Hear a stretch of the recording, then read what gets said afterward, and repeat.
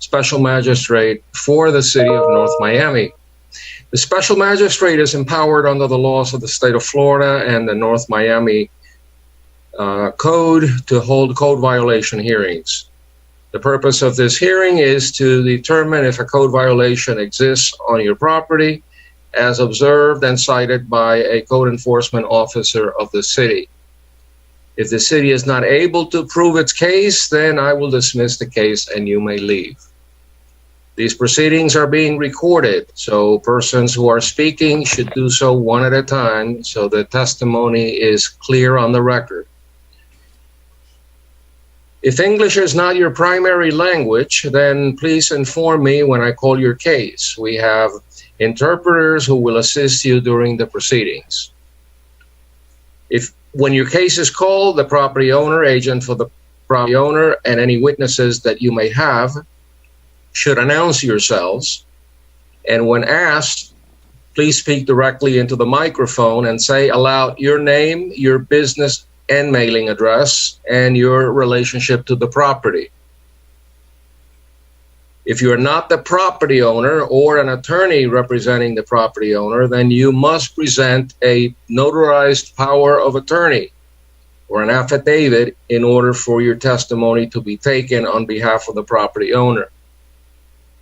For new cases, you will be asked for the record if you are aware of and understand the violation that is being heard today, and if you understand what is required of you to resolve the violation. The city will present its case first, and then the property owner, alleged violator, will be given an opportunity to testify on their own behalf. You have the right to bring witnesses to testify, to present evidence and photographs, and to cross-examine the city's witnesses. Following the case presentation, I will issue findings of fact.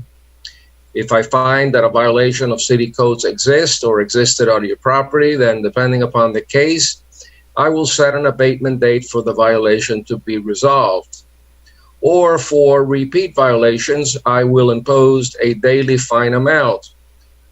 For new non-repeat cases, my order will include an abatement date by which you must resolve the violation and a daily fine amount that I may impose at a future hearing should the violation not be resolved by the abatement date.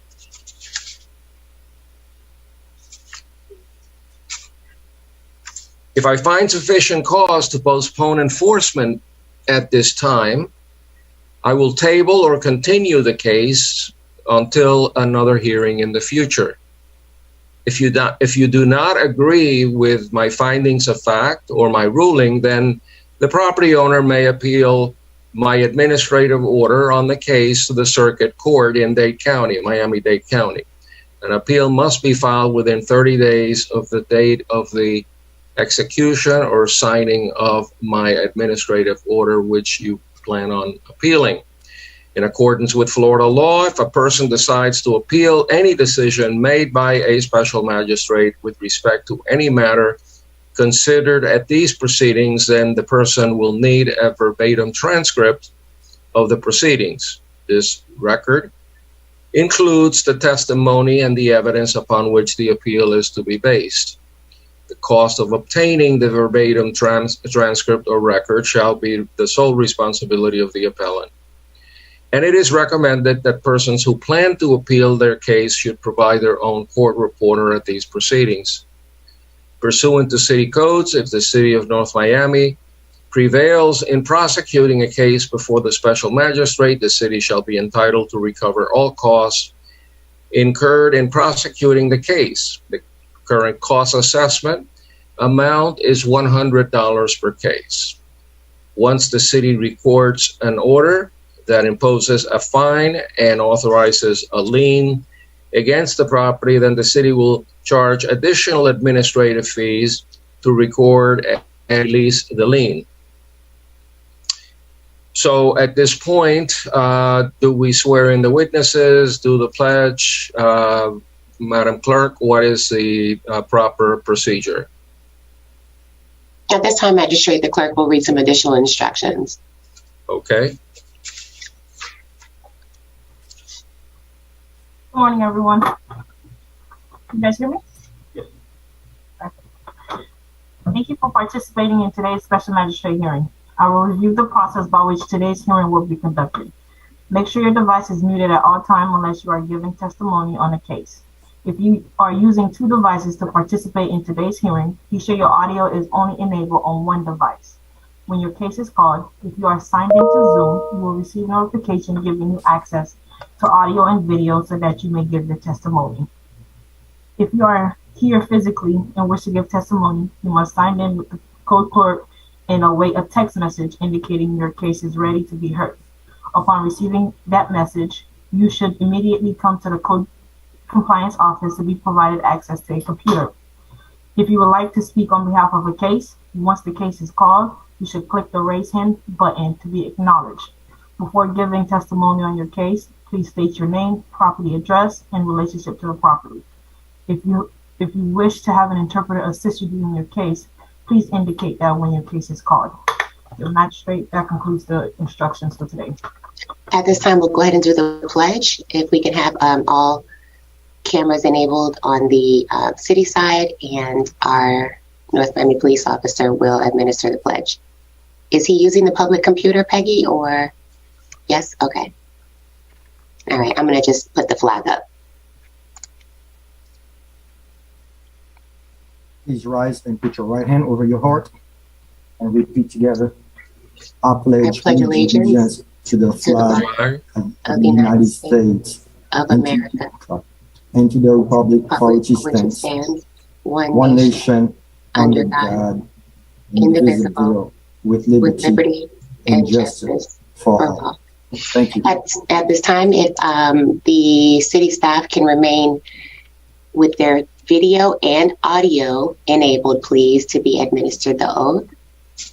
So if you're going to be giving testimony, please enable your camera and your audio to be administered the oath. Building official, are you there?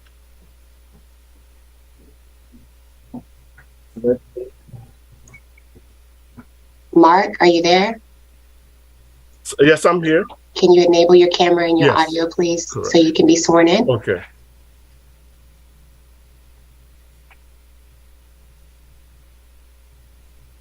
We're ready. All right. Now that you are giving testimony today on a case, please rise and raise your right hand as I issue the oath.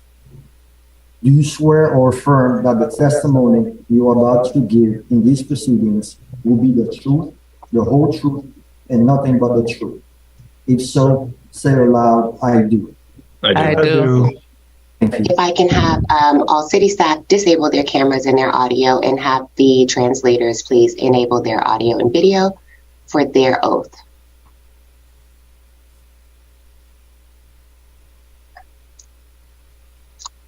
We have the Creole translator.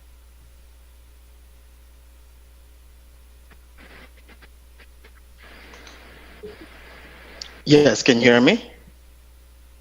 Do you have a camera? I can hear you.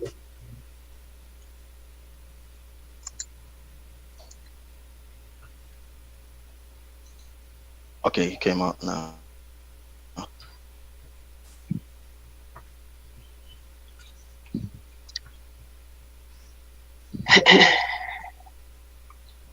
Thank you. All right.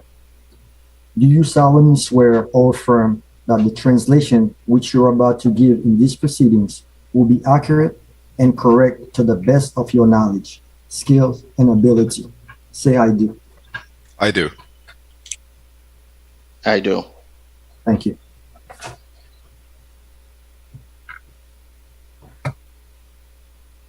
Shannon, did you take the oath? Yes, I did. Okay, thank When you. I pushed our video, it showed that the host had had enabled me, so I did do it. Okay, thank you. You can disable. Peggy, I think we're ready to begin. Ms. Patterson, I'm having a little difficulty hearing. My volume seems to be set too low. I don't know whether I should ask you to speak louder or whether I should go back to my settings and play around with that, because I'm barely able to hear you. and Do your you- staff. Okay. Are you able to toggle with your audio on your end? On the city side, it seems everyone is. Yeah, Great. it's probably me. I just need to find the right place to increase my volume. Can you? I would recommend going all the way down to the taskbar on your computer outside of the Zoom. So at the bottom, probably where you see your time and date, Yeah, probably a little arrow. there should be either like a little speaker right by time and date. There should be a little speaker. Yeah, there's a speaker, but it's for mute. No, probably for it should be an audio speaker that pops up with the volume. Can you One of those buttons near your time and date should be for audio. So if you want to kind of just hover over those buttons and see if any of them. Oh, not clear. Our little attaboy. I'm wondering, Crystal, he's able to share the screen? I guess we can see what he's looking at, or I don't know if it's possible. I can probably sign off. We hear you perfectly. You hear me perfectly? We hear you perfectly. Okay. All right. If it's a matter of. Let's see. Choose virtual background, choose video filter, video settings. Mr. Magistrate, I think you're within the Zoom. You might have to. Okay. See. Yeah, I think I found the problem. Okay, good. Okay. Can somebody say something? Testing 1, 2, 3. Can you hear me? We can hear you fine.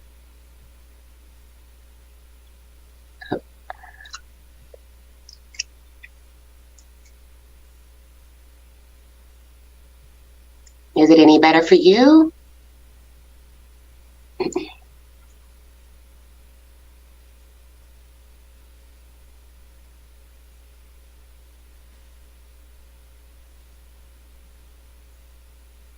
Another option, if it's really really. How about now?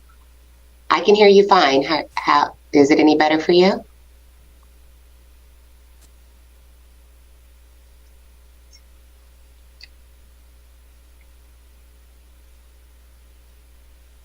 Well, now you've muted yourself.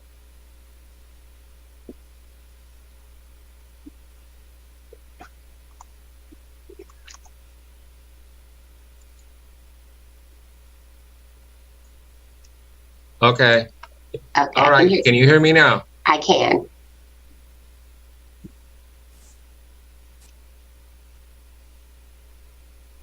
You muted yourself again. I don't think that the mute button is going to give you any more audio. Crystal, what if we share screen and show him what we are explaining to do? How about now? I can hear you fine. Can you not hear at all?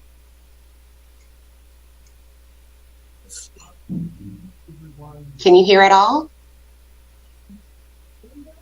No, I don't think he's here. Please leave your message for. I don't think he's. I think he's within the Zoom. I think he needs to kind Nothing? Yes, I can hear you. You can hear me? Yes. I can't hear you. I think maybe you should. I'm gonna chat him, and he should maybe just sign out and sign back in. I'm gonna sign up again. Yeah, I think that's a good idea. All right. For those of you that are here for the hearing, just bear with us as the magistrate looks to get his audio working. We apologize for the delay.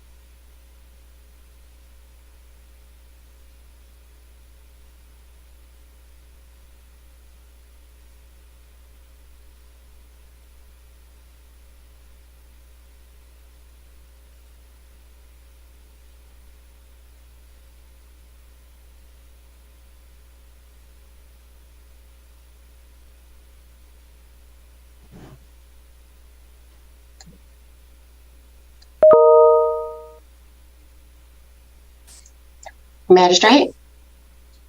Can you hear me? Yes, I can. Can you hear me?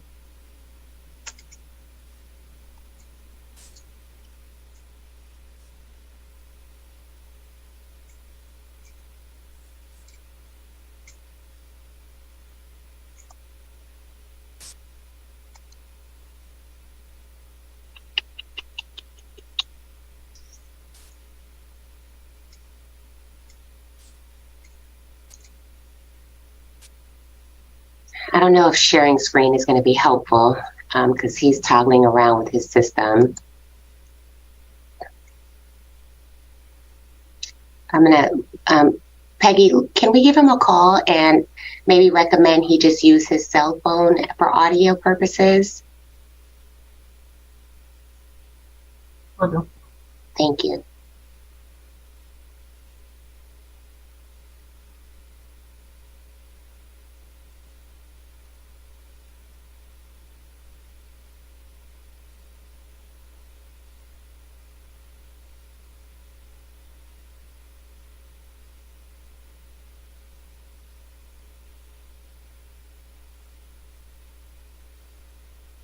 I'm logging back on. I should be there now. Can you hear me?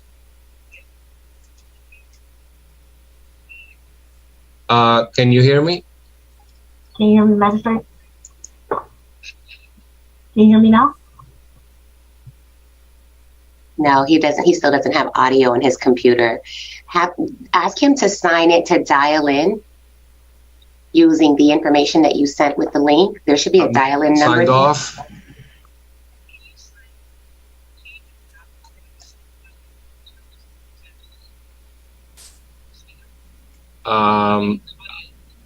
Okay, let me try one more thing.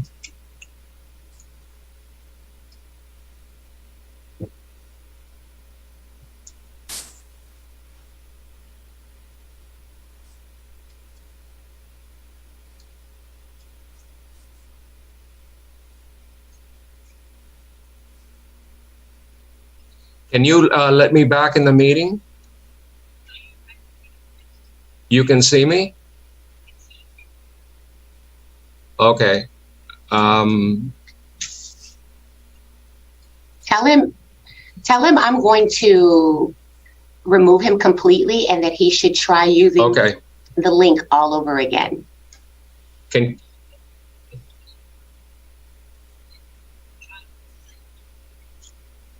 Okay. Yeah, I tried signing back in. I just can't.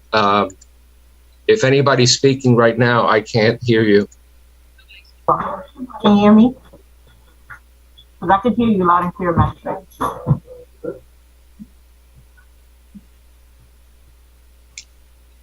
Can you hear me, Magistrate?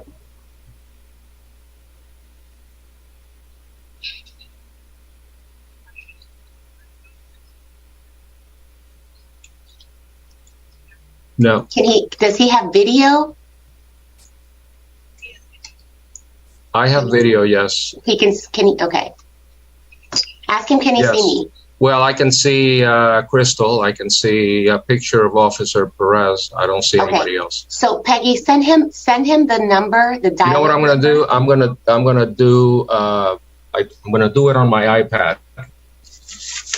And that should solve the issue. Just give me a minute.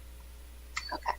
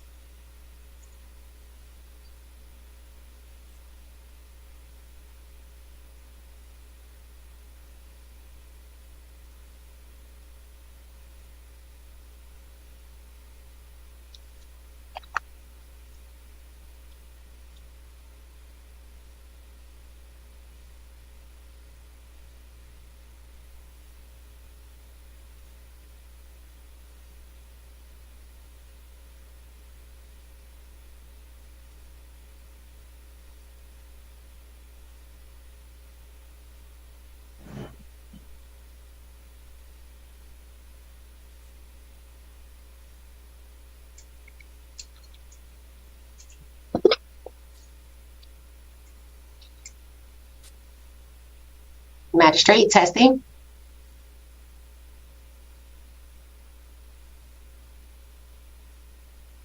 Can you You're hear on. us? You're on mute. Your device is muted.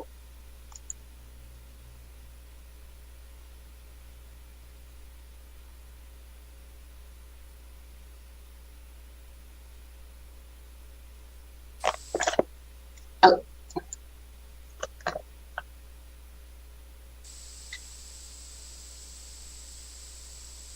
He's unmuted, but I can't hear him.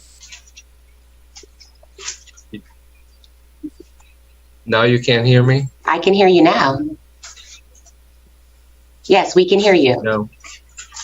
Yes, yes.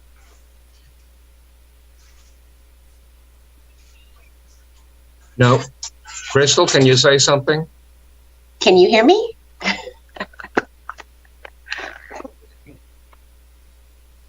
Testing, testing, 1, 2, 3, testing. We'll figure this out.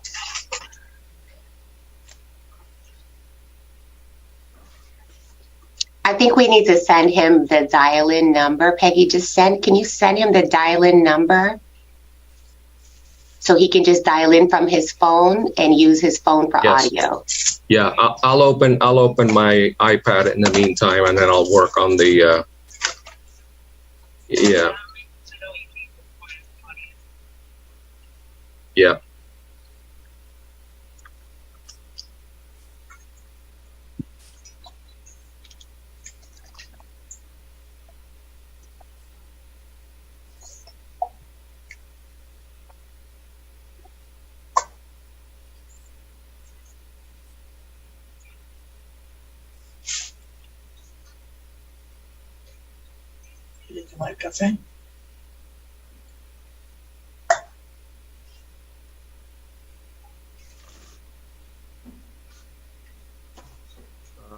I'm signing in with my iPad.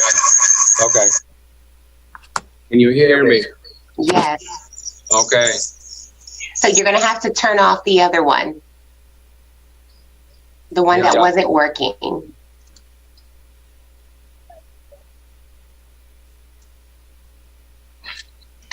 Okay. Are we good? I think so. I hope so. Can you hear us? Yes. Okay, perfect. All right, Madam Clerk, can we get the show on the road? The magistrate is ready.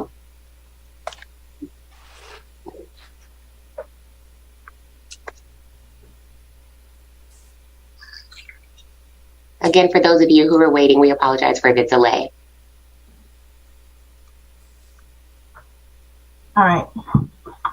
Can you guys hear me? Yes, yes, we can hear you. Make sure.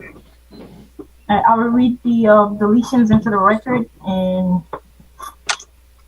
the item number 41 is the item that will be postponed for today from today's hearing. Is Northeast 17th Ave Court, case number MHVIO 2021-0005. This case has been postponed from today's hearing. And to begin with, What's the case number again? item number 41. 41. Okay.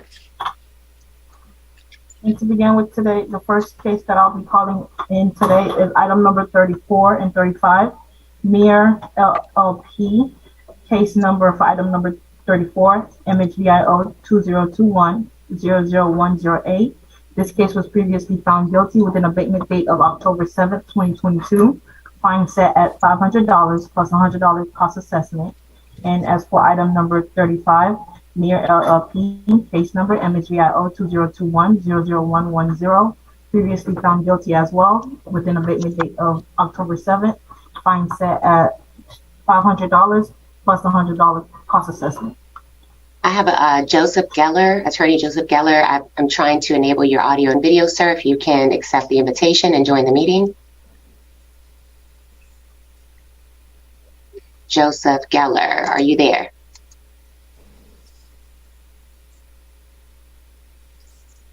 Okay. And then Maxim, I'm also giving you access into the meeting.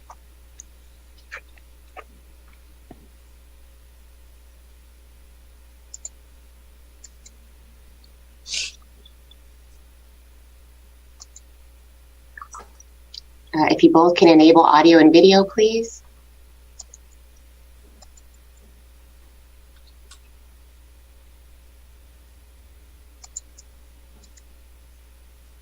Mr. Geller, if you can enable audio and video, please.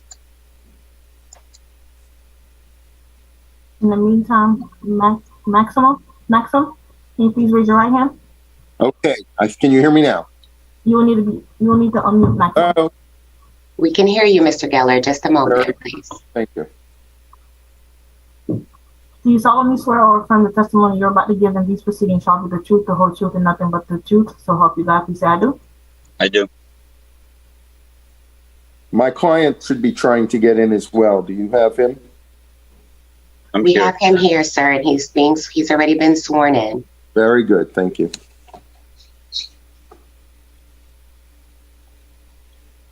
Magistrate? Yes, can I get the name of the client again? I didn't hear it. Maxim Mokolo, and the item is 34 and 35. Yeah, I recall this case. I already issued an order finding the property owner guilty, and with an abatement date of October the 7th. I remember Mr. Geller appearing before me. He had just gone through cataract surgery. I hope he can see us better today. So let me hear first from the city and where we are with respect to the various violations that have been issued. Okay. Good morning, everyone. Code Compliance Officer Jonathan Lemestri. This case is being heard for the second time. So in regards to MHVIO 2021-00108, case number 34, the railings on the stairway, walkway, and the balconies are still sturdy. Are not sturdy, correction. They're still loose throughout the property. On the west end of the property, the railings still are shaking. They're not sturdy. And as for case number 35, the roof is still damaged. And as of October 7th, yeah, it's still not fixed yet. Have any measures been taken to address the two violations on the two cases since I last heard it on Yes. July 21? Yes? Geller, I found these violations last time to be life safety serious, especially the railings. I want to hear from you or your client what progress has been made to bring the building into compliance. Yes, sir. Well, there was a third matter, I will remind Your Honor, that had to do with some concrete spalling. I just want to be clear on the record. We had said at that date that it was in process. It would be done quickly. It was. It took a while to get the final inspection, but that occurred, and that matter was released and closed as we had promised you it was. So I just do want to remind you about that one. As far as the railings, which are right underneath the roof, the apartments underneath where the work is going to be done have been vacated.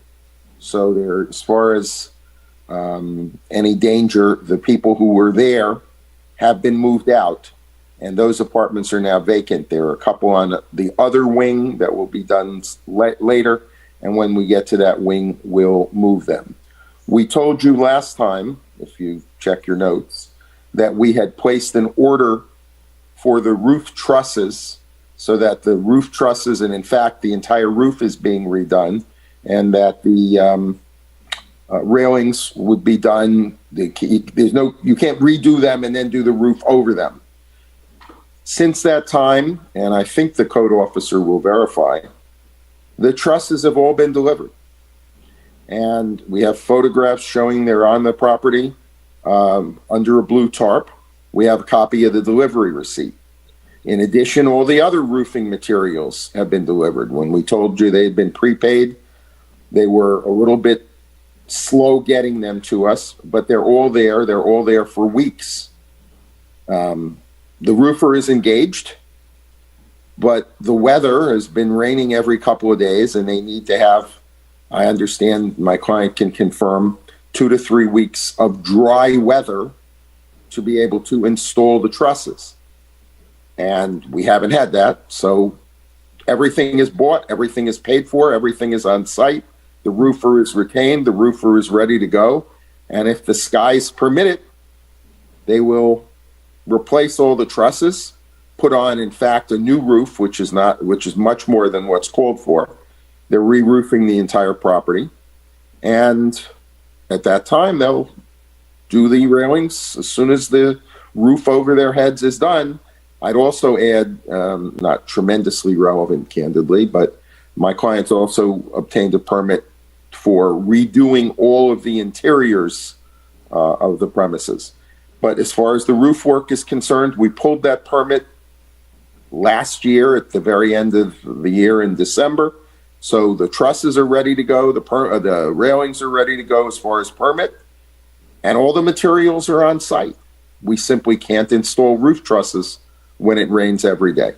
So we would respectfully ask that we've done every possible thing that we can do other than maybe erecting some kind of a bubble over the entire site. We would ask for additional time to get it done, but we're locked and loaded. We're fully ready to go, and we just need a couple, 3 clear weeks of weather so they can, have it dry and do the installation.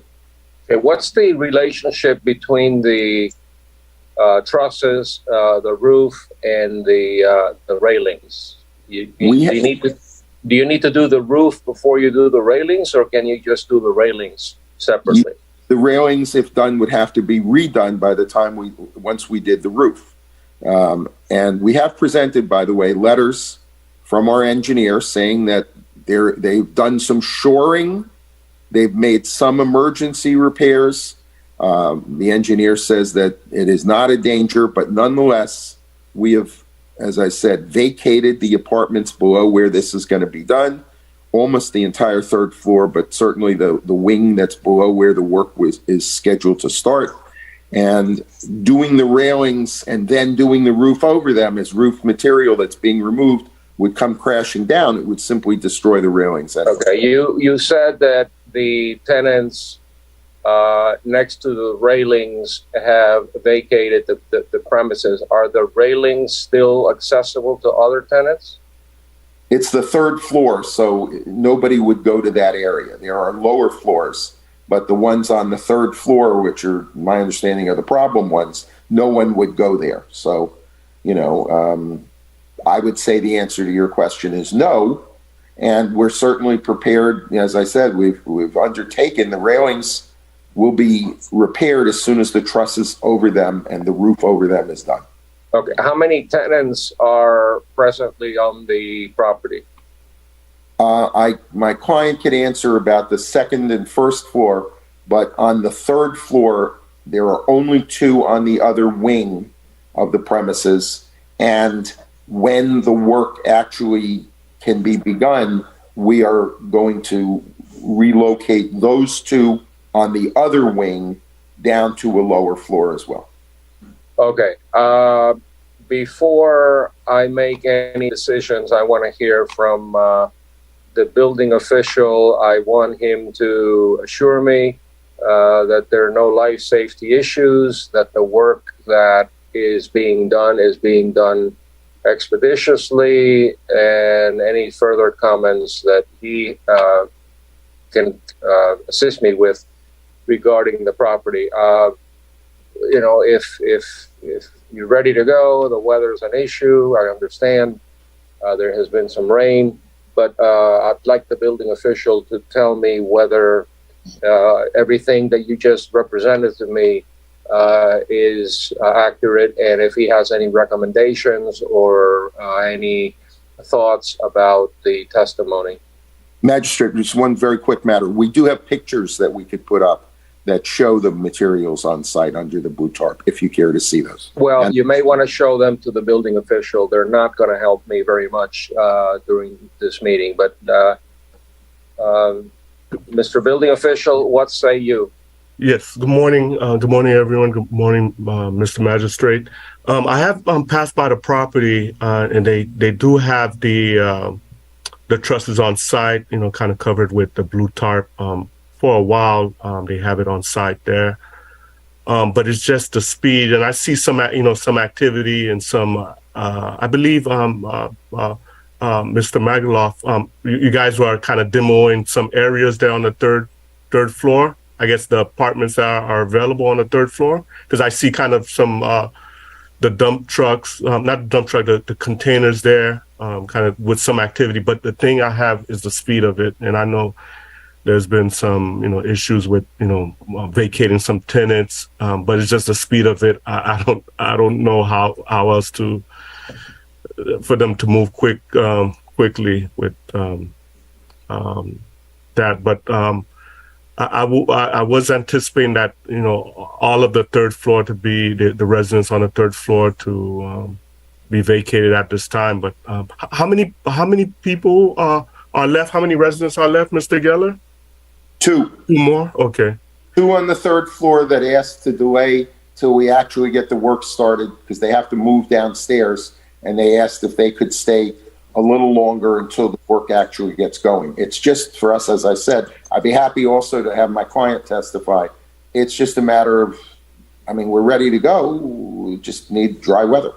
All right. Since your client is at the meeting, ready to go, ready to testify, and we need some evidence on the record as to whether he's dragging his feet or he's exercising due diligence. Briefly, I want to hear from the property owner. Good morning, Your Honor. Can you hear me? Yes. So in the past 60 days, we were able nicely relocate 21 tenants. There are only two, as Mr. Geller, I want to confirm, ask us for additional time. They are not on the way for us to start the roofing process or re-roofing the building. They're on the other side of the building, and we would be able to provide them additional units on the lower floor if they would not be able to move out by that time. Additionally, we already placed the contract, signed, and paid the deposit for the railings to save the time, not to wait until the roof will be installed, and then we can start manufacturing process. It's already in place. As soon as the roof done, the railings will be put up pretty much almost at the same time. Mr. Building Official, do they have all the permits, all the roofing permits ready to go? Yes, they have the roofing permit and the permit for the truss replacement for a while, and also the railings. And I did mention to Mr. Magaloff that about the renewing of some permits that that when the time of expiration, that he has a procedure in doing that. Also, I know he reached out to me on Monday of this week. I have to get back to him about setting an appointment about because the third floor, once they remove the trusses, will involve interior renovation of those units, because the whole ceiling would be exposed, and basically everything would be almost kind of gutted on the third floor. Special Magistrate, can I just weigh in Yes. as it relates quickly to the removal of the tenants? I just want to add on behalf of the city that the removal of the tenants on the third floor was a huge issue. There was no notice. There was very limited notice. The city took extreme measures to try to find and assist with this whole process at this building. Unfortunately, a lot of the people that were displaced had nowhere to go. They weren't giving I don't think they were even given 15 days, not even 10, honestly, if I'm not mistaken. Again, the city came out on a Saturday to... Hang on, Joe. Don't shake your head. I'll hear from you. The city came out, several city staff members, to include, administrative staff, came out on a Saturday to collect phone numbers and to assist those that were displaced as a result of this issue. And so the fact that the work has not begun yet, and I believe the building official is alluding to the fact that permits are near expiration time based on the time that has lapsed and the work has not commenced. We remain concerned, and I just want to remind you that the building has been declared overall unsafe, and there are still people living there. Whereas the top floor may have been to some extent evacuated, the second and the first floor still have people living and residing there. So I just want to, make sure that all of that's on the record as you, make a decision on this matter. Joe, briefly respond on whether or not notice was given to the tenants. My understanding, and my client can confirm, is that we gave 30 days notice to people on the third floor, 60 days notice to people on the second floor, 90 days notice to people on the first floor. It is certainly the case that the city came out and that people were concerned because some of them needed places to go. My client can testify to the fact that the ownership worked with the city. Certainly people did express concern about getting notice to move out of their places. But my understanding is the third floor people got written 30 days notices and more time for the lower ones. But this kind of points up the problem. We know we will need to renew permits if the work doesn't get done before the permits expire. I agree with what the testimony of the building official. That's not until sometime in the latter part of December. And hopefully this will be done, but again, weather permitting. But the inconvenience to the tenants that Ms. Patterson talks about is real. That is, absolutely the case. But that's a catch-22. I mean, we can't leave the people there and not disturb them and still do the work that has to be done. So once the materials were actually, by the way, after some considerable delay, and it is certainly the case that we had long waits because of supply chain issues. We had contracts and they just didn't get them in time. But once the materials began arriving, yes, we had to vacate the premises for the people's safety. So it can't be that we have both been treating the tenants improperly, because again, they did get, I believe my client can confirm, adequate written notice. But yes, they had to be moved for us to do the work. If it's unsafe, closing the whole building at once and making everybody on lower floors where the work is not being done at this time, making them all vacate would have been 3 times the problem if we'd had to do it for all 3 floors. I mean, they have to move. And in fact, the entire building ultimately is going to all be renovated. Now, whether as the renovations go and the third floor, the roof is done and the trusses are done and the railings are fixed, whether it's possible if we can complete all the interior renovations on the third floor, which we've also applied for, as the building official said, is it going to be possible for any of the people who have to vacate the first floor or the second floor when we get to interior renovations to move up to new apartments on the third floor? Possibly. We're open to that. My client can testify that we did work with the city. I mean, Ms. Patterson is completely correct that people, when they got their notices, some of them didn't have other places to go. But that can't be helped. We have to get them out of the way, particularly on the third floor there, to do the work. It would be completely vacant on the third floor if it was up to us. We gave those people notices too. They asked, could their move to other premises, including on site on one of the other floors, be delayed a little until the work is actually underway, and we've tried to accommodate in every way. Joe, your advocacy is very compelling, and it's you're doing a fine job for your client. But I see now, I recall that there's already an unsafe structures board order from last year, a year ago, the Unsafe Structures Board ordered your client to comply and remedy all of these deficiencies within 60 days. And the meeting that we had, the hearing that we had back in July of 22, a year later,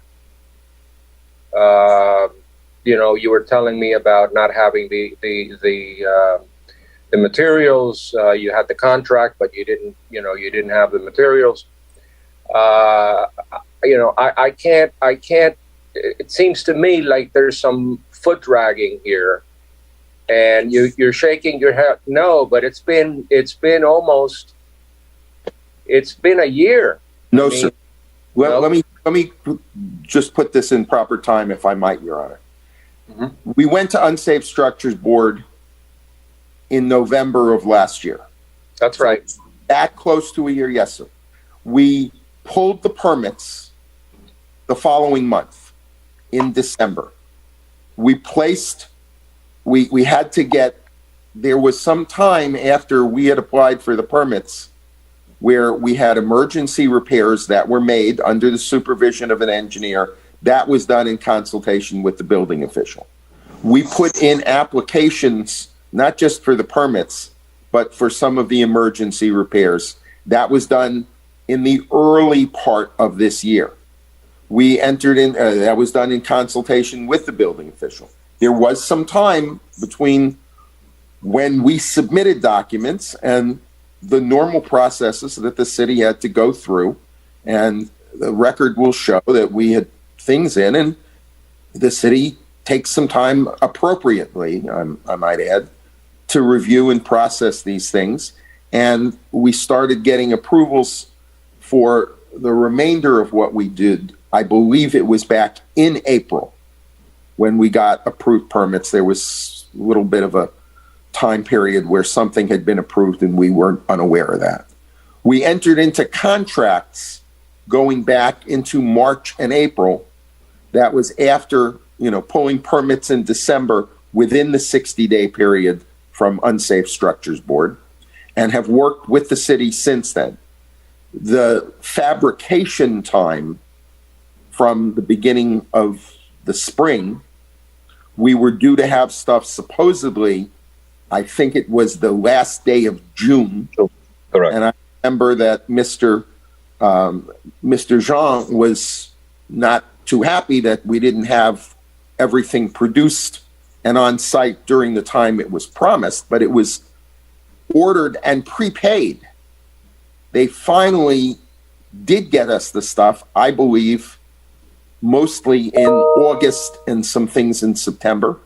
No, August, Joseph. I'm sorry. I'm gonna ask if you might, Your Honor. My client is a little more familiar with these dates, but we've been waiting.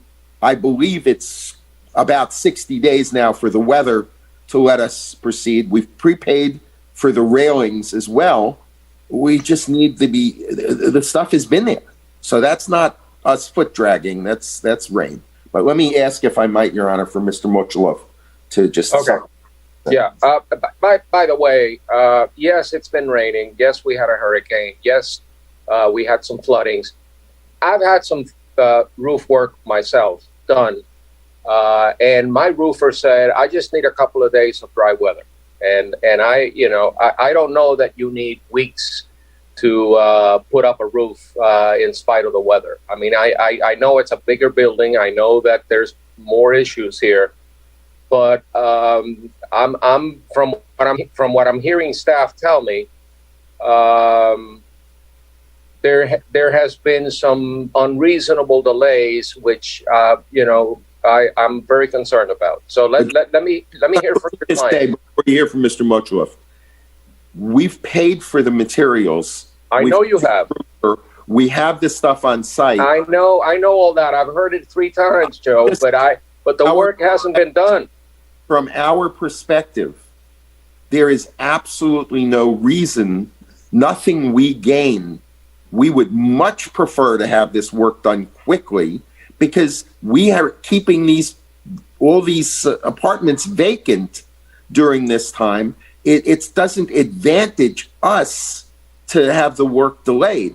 We would love to have it done as quickly as possible. It's just no reason for us to delay. It not only doesn't help us, it's actually harmful directly to us. And, anyway, let me defer to Mr. Marchales. I'm sorry. Max, go ahead. Yes, Your Honor, the main delay, it was ordering the trusses. There are only a handful of companies that produce the trusses throughout 3 counties. And only one company out of all, based on a good relationship through our roofer, we were able to back them and place an order. And they told us that the delivery time at the beginning will be 15 weeks. That could have brought us to June. June, beginning of the July. And they only were able to deliver the trusses to us, the first batch, in August 15th. There is nothing we could have done faster to prevent this. We could have taken a shortcut, not repair the trusses, only just to do the roofing, and it could have been done. But then the problem with the trusses might appear. We responsible owners, we want to keep the property for a long time. That's the reason we decide not to take a shortcut in our investment, but to do the right thing and to do it right. To remove the trusses that's been sitting on the property and neglected by previous owner, that the roof was leaking and they got all damaged. All right, let me bring this home, okay? Because we can't spend all day on this file. We have a heavy agenda. May I make a request?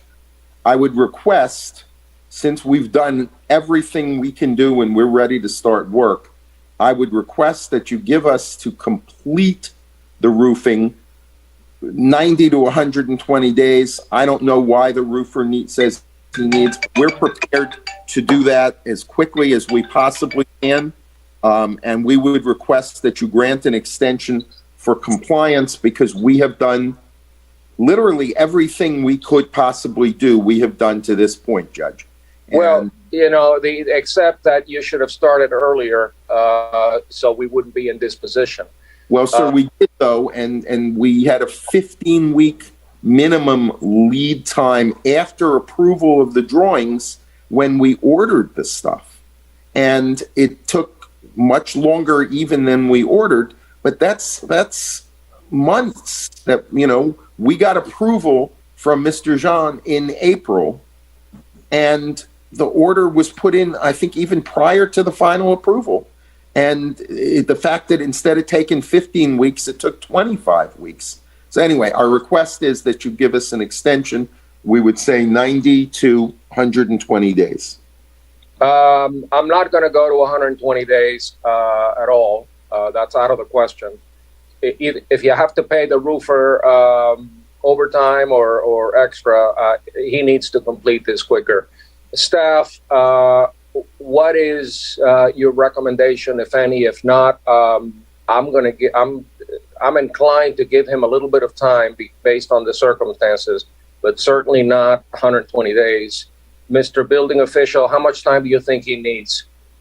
I want to see some movement as quick as possible. Yes. I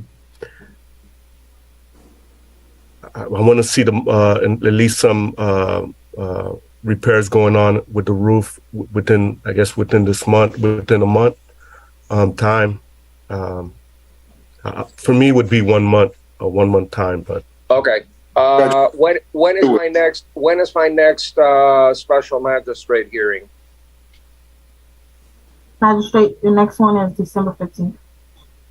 When? December 15th.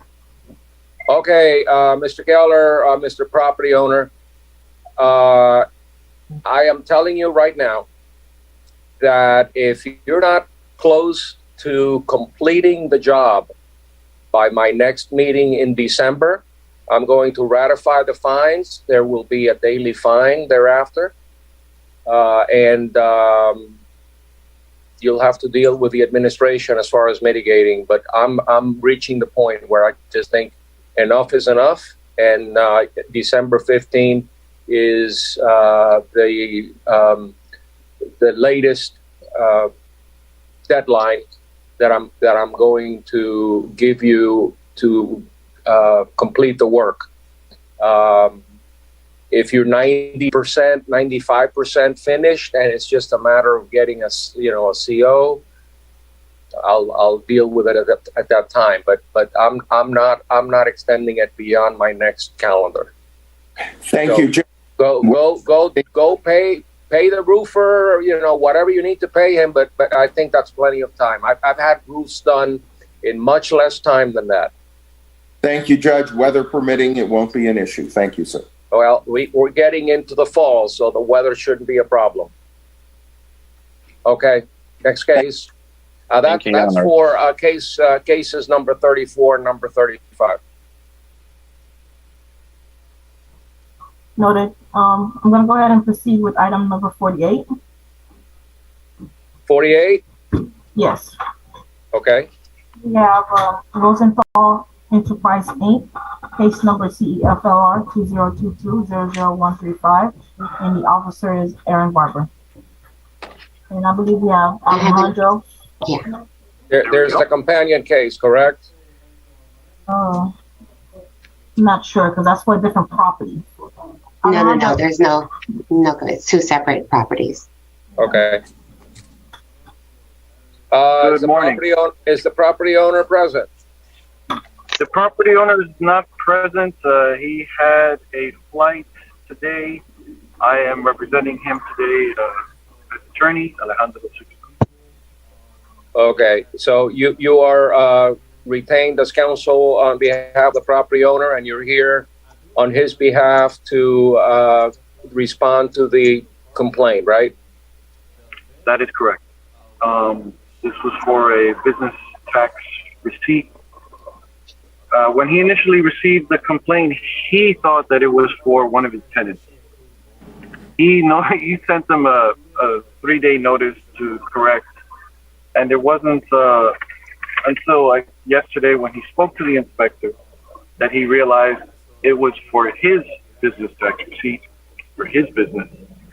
So I'm requesting a minimum period of time, maybe 10 or 15 days. He should have it done, and we can provide it.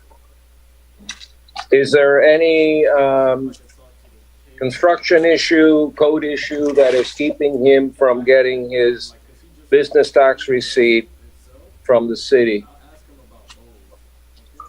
No, sir. Okay. So he's just requesting, and this is for his business, Rosenthal Enterprises?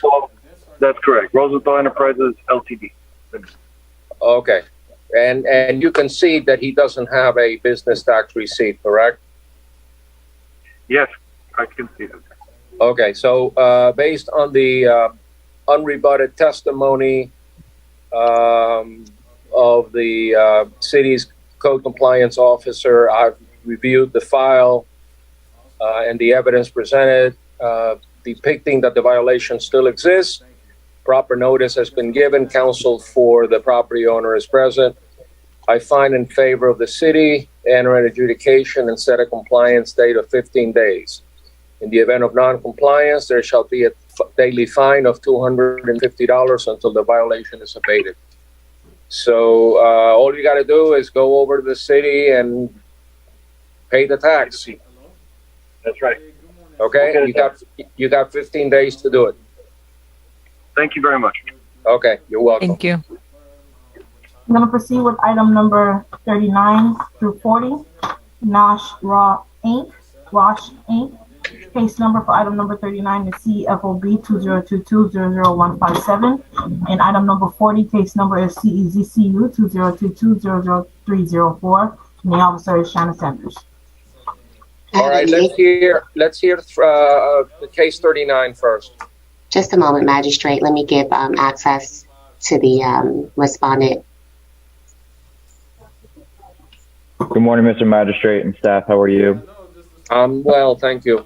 My name is Nick Noto from Bills and Sundberg. I'm appearing on behalf of the tenant, Goodwill Industries of South Florida. State your name for the record. Nick Noto. Okay. You're an attorney? Yes, sir. And I you're Go here ahead. on behalf of who? I'm here on behalf of the tenant, Goodwill Industries of South Florida. Okay. Do you want the This is a business tax receipt issue. You understand the nature of the violation? Yes, Mr. Magistrate. If I could provide you some context, I would like to request that we table or continue this to your next hearing. This is an interesting property. This site was recently annexed into the city. The county approved an ordinance annexing this property in addition to approximately 9 other parcels into the city of North Miami in 2020. It wasn't until only a year ago or so, in September of 2021, that the city passed its own ordinances assigning a zoning and land use designation to this site. Goodwill has maintained an active local business tax and certificate of use with unincorporated Miami-Dade County since 2009. It only recently became aware that this was an issue in late September when the property was posted with the notice to appear for this hearing. The client has actively, she's filed the application for the certificate of use. There was some confusion as to, we thought we were done at that point.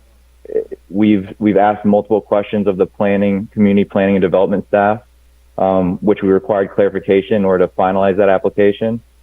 We cannot apply for the local business tax application until the certificate of use is issued. I was recently retained on this. I got involved on Monday. I've been in contact with the code officer. I've been in contact with Mr. Padron, who handles local business tax. I have multiple emails and phone calls and voicemails out to the community planning and development staff trying to effectuate the issuance of their certificate of use so we can bring this home and get them fully registered within the city of North Miami. Understanding all of this context and the annexation and our efforts, I still have not received a call back or an email response from community planning and development. So we're kind of on hold until we can have that conversation and figure out what it is we need to supplement our certificate of use application with, and then get it issued and then ultimately apply for the local business tax. For all these reasons, I would respectfully request we just table this until your next hearing. By that time, I am hopeful that both the certificate of use and business tax issue will be resolved. Goodwill intends to get this wrapped up as soon as possible. All right. Goodwill is not the owner of the property, correct? That's correct. The owner of the property is another entity, Nashra Inc. Yes, and that probably is part of the reason why we just recently found out about this. As you know, state law would not have required the city Recording in progress. to notice my client directly. It wasn't until we got the posted notice to appear that Goodwill Corporate was made aware of this issue with this location and has worked diligently since finding out to make this right. It is our responsibility to apply for and stay compliant with local laws. So even though this is a case against the property owner, Goodwill would respectfully request that the matter be continued till your next hearing so that we can wrap it all up without any finding of fact against the property owner or the tenant Goodwill. Okay, so when was the annexation? The annexation was in October of 2020 was when the county passed its ordinance. The city didn't pass its ordinance assigning a zoning or land use designation to the site until about a year ago. It was the end of September 28th, 2021. Okay, so because of the annexation, you need to go through a rezoning or just get a certificate of use? We just need to go through get the certificate of use. I tell you all that for context purposes because Goodwill at this location has had a Miami-Dade certificate of use and local business tax since 2009. It's been active. We were not aware that the annexation even occurred, that we would have to then go and get a certificate of use and business tax from North Miami. Because we have been maintaining that current certificate in local business tax with Miami-Dade County. And that doesn't work after the annexation? That's correct. My understanding is this whole case I'm before you now because North Miami now requires a certificate of use and local business tax for goodwill, because now it is within the corporate boundaries of the city of North Miami. Okay, I understand. Let me hear from Officer Shanna Sanders on both cases, the business tax receipt and the certificate of use. Any objection to a 30-day delay in view of the annexation and the lack of notice? Special Magistrate Shanna Sanders, City of North Miami Co-Compliance Officer. Yes, I would object to giving a 30-day extension if possible. I would like to get an adjudication assessed today. As he stated, there was that area was annexed 2 years ago. It was passed last year, October, that it was officially written on the books. And on that date, when it was, we gave them a courtesy notice for the not having the business tax receipt and certificate of use. Again, we gave them a courtesy notice, gave them literally about 5 to 6 months because of the recent annexation to come in, obtain whatever documentations they needed. Upon not obtaining them with the courtesy notice, we then cited them March of this year with a notice of violation. As we all see, it is now October. As of October, not even an application has been submitted to the city. So, I don't want to say, if it's the property owner in or the business that's dragging their feet, but they've had over a year with courtesy notices and with notices of violations to obtain in or at least submit the applications. And again, as of my last reinspection, as of even yesterday, I've had conversations, emails, everything between the property owner, the attorney, and the business, and not even, an application is on file. So again, I would like an adjudication to be placed that maybe, that will get the ball rolling a little bit faster and get something done in order to, get these certificates and documents obtained. Okay, Ms. Sanders, 1 second, counsel. Sure. I did review the file, and I did notice that there was a request for an extension as far back as March. And at that time in March, the request was denied. Is that not part of the file, Ms. Sanders? And I'll be honest enough to say is in March, it was, I had recently became the officer of that area, and it was denied because at that time, it was only a courtesy notice that they were giving. The violation had just been opened at that current time, and we don't usually give, not even usually, we don't give extensions until it becomes a magistrate case. There was no need to grant an extension for a case that was just posted with a notice of violation. Okay, I've heard from both sides, and Mr. Magistrate, yes, may I just one a brief reply. Thank you, sir. On October 4th, Goodwill did submit its application for certificate of use. So an application was submitted on October 4th. At that time, my client received a follow-up email saying thank you and thought they were done. It wasn't until October 10th when Isaiah Valcine of Community Planning and Development sent a follow-up email, which was confusing. It just said, "Good evening. Has the request been resolved?"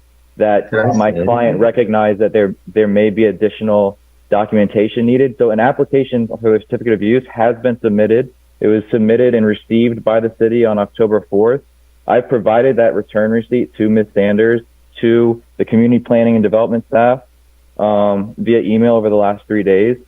So there is an application that's been submitted. We're really just waiting on community planning and development to follow back up with us and give us some answers to some questions so that we can finish this process. This is nothing to do with delay on behalf of Goodwill. We're really actively trying to get this thing done as soon as possible. And respectfully, again, I would just request that we, understanding the application has been submitted and all the context with this being a unique situation with this particular parcel, and Nick, I want to I'm going to interject this stuff, whatever, and state, it wasn't an application that you submitted, and I believe Lorna from Community Planning and Development sent a email stating that it was an inquiry. The tenant called or submitted something online asking questions of what needed to be obtained for them to submit their certificate of use. She responded yesterday. She CC'd me on it as well, explaining very much detailed that was not an application. She even attached the application to the email stating, please move forward with submitting it but no application is on file as of yesterday.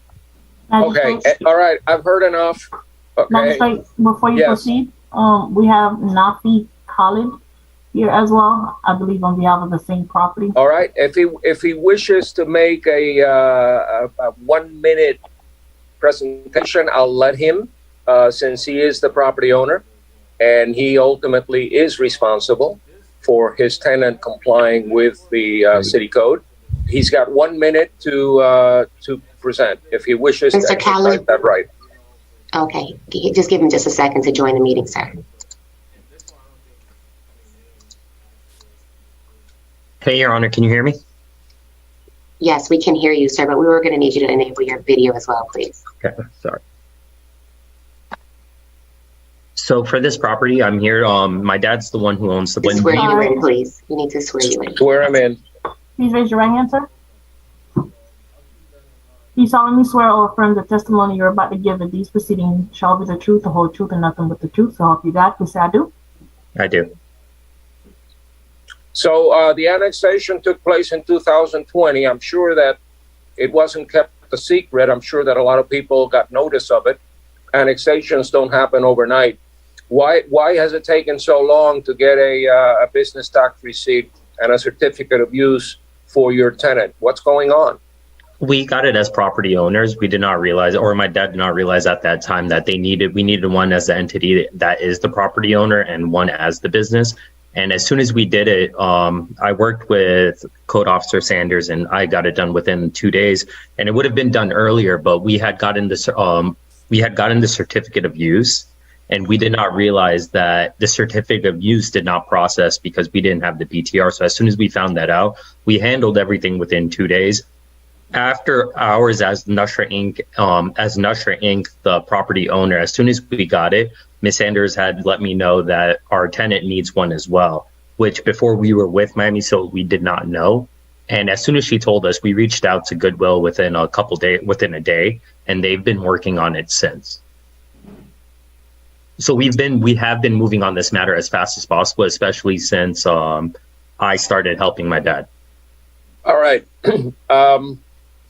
Based on the testimony that I've heard from the city, from counsel for the entity, Goodwill Industries, and all the evidence presented, I find in favor of the city.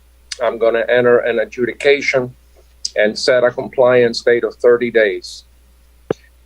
You got 30 days to get your certificate of use and your business tax receipt. In the event that you do not, in the event of non-compliance, there shall be a daily fine of $250 until the violation is abated.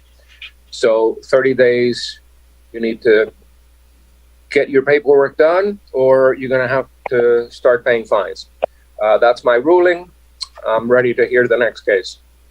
Thank you for your time. Okay. Magistrate, I'm going to go ahead and proceed with item number 57. Say that again. Item number 57. Okay. That is Susanna Miranda, case number CERCV 2021-00051. This resident is here in person. Anybody on behalf of the owner, Susana Miranda? Susanna, please raise your right hand. Do you solemnly swear or affirm the testimony you're about to give in these proceedings shall be the truth, the whole truth, and nothing but the truth? So help you God. Please say I do. Yes, I do. Do you need a Spanish translator? You want someone that speaks Spanish? Sí, una que habla español. Spanish translator? Okay. Spanish interpreter.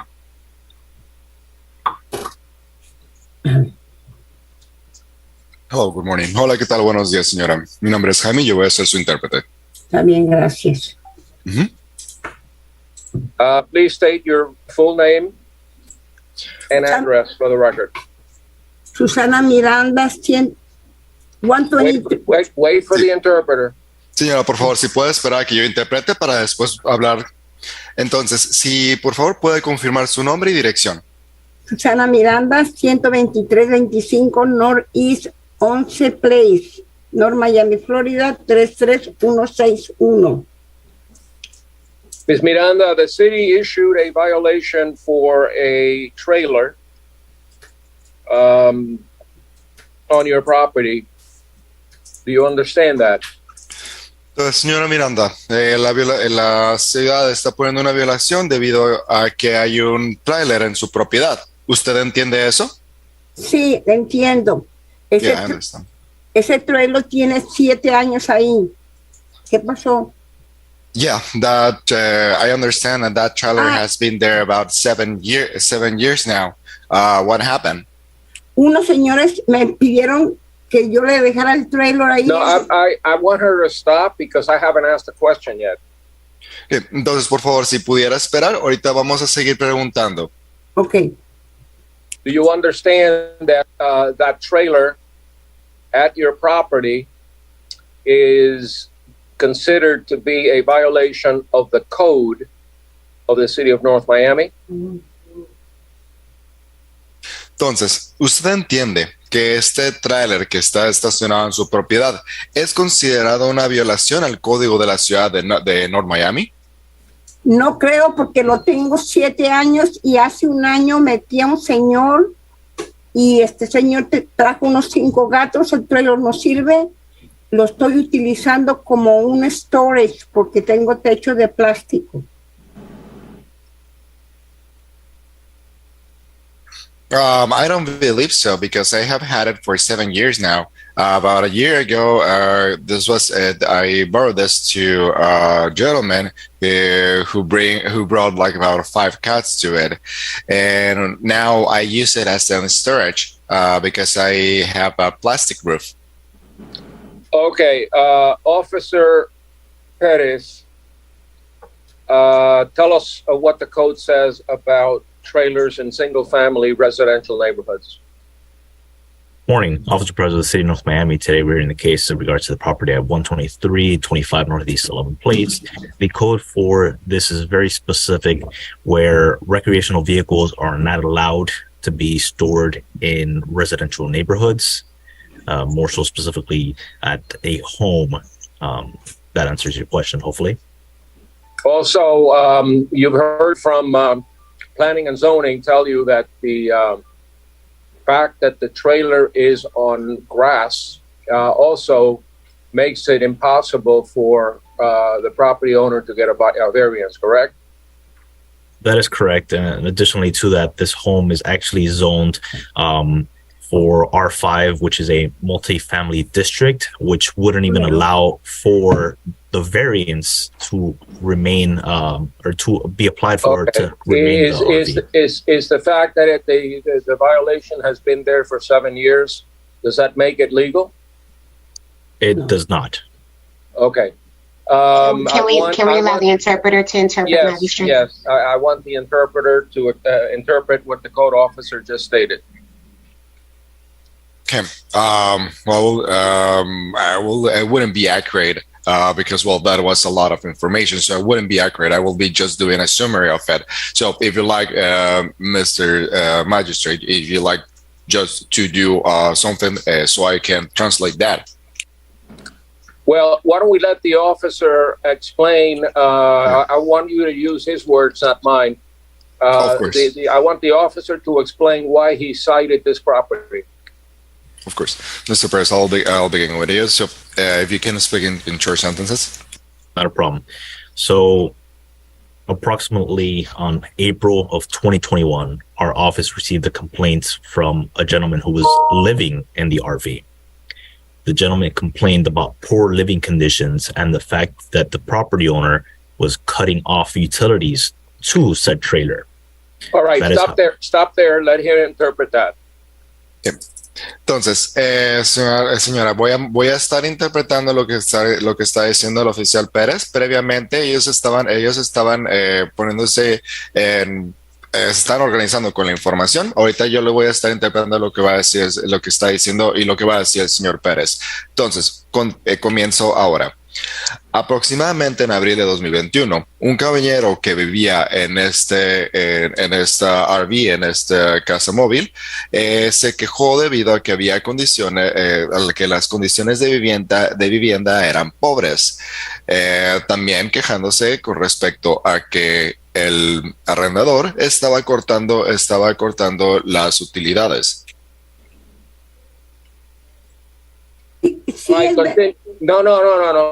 We're going to let the officer keep going before she responds. Deme un momento para que el oficial Pérez continúe y ya después le estaremos dando la oportunidad de responder. Sí, señor.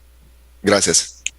At that point in time, we reached out to Miss Susana Miranda with the violation, and she expressed that she had extreme hardships. At that point in time, the city tried with the best of their efforts in order to assist Ms. Susana Miranda. And we went above and beyond. We went to different departments and reached out to the community oriented policing to see if maybe we could even remove the trailer. Ms. Susana Miranda refused. And I'll cut there so you could translate that. Thank you. Entonces, bueno, en ese entonces nosotros nos pusimos en comunicación con la señora Miranda con respecto a la violación a la que estaba cometiendo, a lo que ella expresó que ella estaba teniendo dificultades extremas. Entonces, el departamento hizo de los mejores esfuerzos para asistir a la señora Miranda, donde se estuvieron acudiendo a diferentes departamentos hasta comunicarse con el departamento de refuerzo para la comunidad, donde se le solicitó, donde se estaba buscando que el departamento policíaco estuviera removiendo el RV, la casa móvil, a lo que la señora Miranda se rehusó. Wait, we're not done yet. Todavía no terminamos, por favor, un segundo. It was at that point in time that Ms. Susana Miranda became a little aggressive towards this department for the violation. She made several threats, not only to me personally, but to the department itself, threats that were pretty severe. She came to our department and we had to even call the police to have her escorted off the properties. Additionally to that, with that set of the threats, I went ahead and I granted a 6-month extension to try to allow her some time to try to resolve this. Entonces, en ese punto, la señora Miranda se puso bastante agresiva con respecto a la violación. Ella me hizo amenazas a mí personalmente, así como a gente del departamento. Estando cuando ya vino el departamento, continuó con estas amenazas, que tuvimos que llegar al punto donde le hablamos a la policía para que la acompañaran fuera del edificio. Aún después de estas amenazas que se hicieron, nosotros otorgamos 6 meses de extensión para que ella pudiera tratar de arreglar la situación. Is that it? As of my final reinspection, unfortunately, compliance has not only not been met, but it appears that someone may also still be living there, which would not be the original tenant, which is a big concern for the city due to the poor conditions. Como desafortunadamente en mi reinspección final, todavía no se está en cumplimiento. Así como también existe la posibilidad de que alguien esté viviendo ahí, que no es el mismo inquilino, a lo cual a nosotros nos preocupa debido a las pobres condiciones de vivienda. So at this point in time, Officer, are you done? I was just going to make my closing statement here. So pretty much at this point in time, the city is just requesting the adjudication and to consider with the facts of the matter of the case that may still be leading to possible deplorable conditions for someone, the severity of the violation itself. Thank you. Okay, interpret that. No have no oigo. audio. Sorry, como declaración final, estaré a este punto y tiempo. Lo que estoy solicitando es que se haga una determinación teniendo en cuenta los hechos y la materia en el caso. Que esto apunta que probablemente haya una persona que esté viviendo en estas pobres condiciones, lo cual esto pues hace una violación bastante severa. Okay, I'm going to say a couple of things quickly, and I'd like you to interpret that for her. Tell her that that's what I'm going to be doing right now. Entonces, ahorita el magistrado estará haciéndole saber un par de cosas que también yo estaré interpretando y estaremos haciendo la misma dinámica, donde yo estaré interpretando lo que él diga por partes. Pero yo le quiero decir algo. Not yet, todavía, señora, por favor, déjeme hablar. Okay. Okay. Number one, there's a code violation. Tell her that. Number one. Número uno, hay una violación al código. Sí. Because you're not allowed to have a trailer at this property. Porque no es permitido que usted tenga un tráiler en esta propiedad. Number two, or number three, Number two. Number two, the fact that it's been there for 7 years doesn't mean anything. It just means that you were lucky you were not caught earlier. Número dos, el hecho de que usted haya tenido el tráiler ahí ya por 7 años no significa que esto sea permitido. Significa que usted tuvo suerte de que esto no fuera visto por la corte.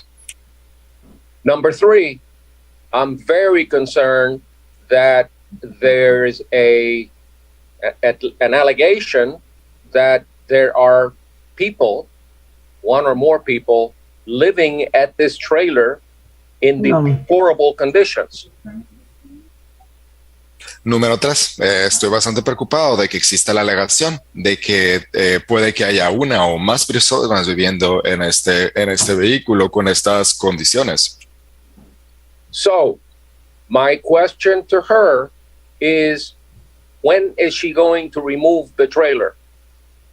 Ahora, mi pregunta para ustedes, ¿cuándo va a mover el tráiler? Mire, dígale al señor que yo tengo 2 reportes de la policía que me van a dejar el trailer como storage. Ahí no vive la gente, ahí no se puede vivir. Es como storage para almacenar mis cosas que tengo adentro de mi casa porque tengo techo de plástico por 3 años y la ciudad no me ha ayudado, nadie me ha ayudado.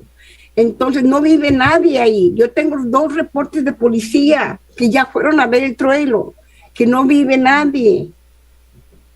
Ok. Dame un segundo. Eso no es verdad. Dame un segundo, por favor. Entonces, so I have 2 police reports that those 2 police reports establish that I can use it as a storage.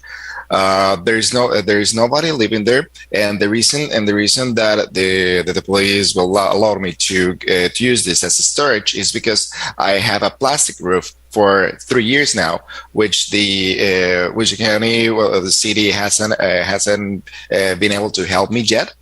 But these police officers, they already went and see the trailer. They already made sure that no one was living there.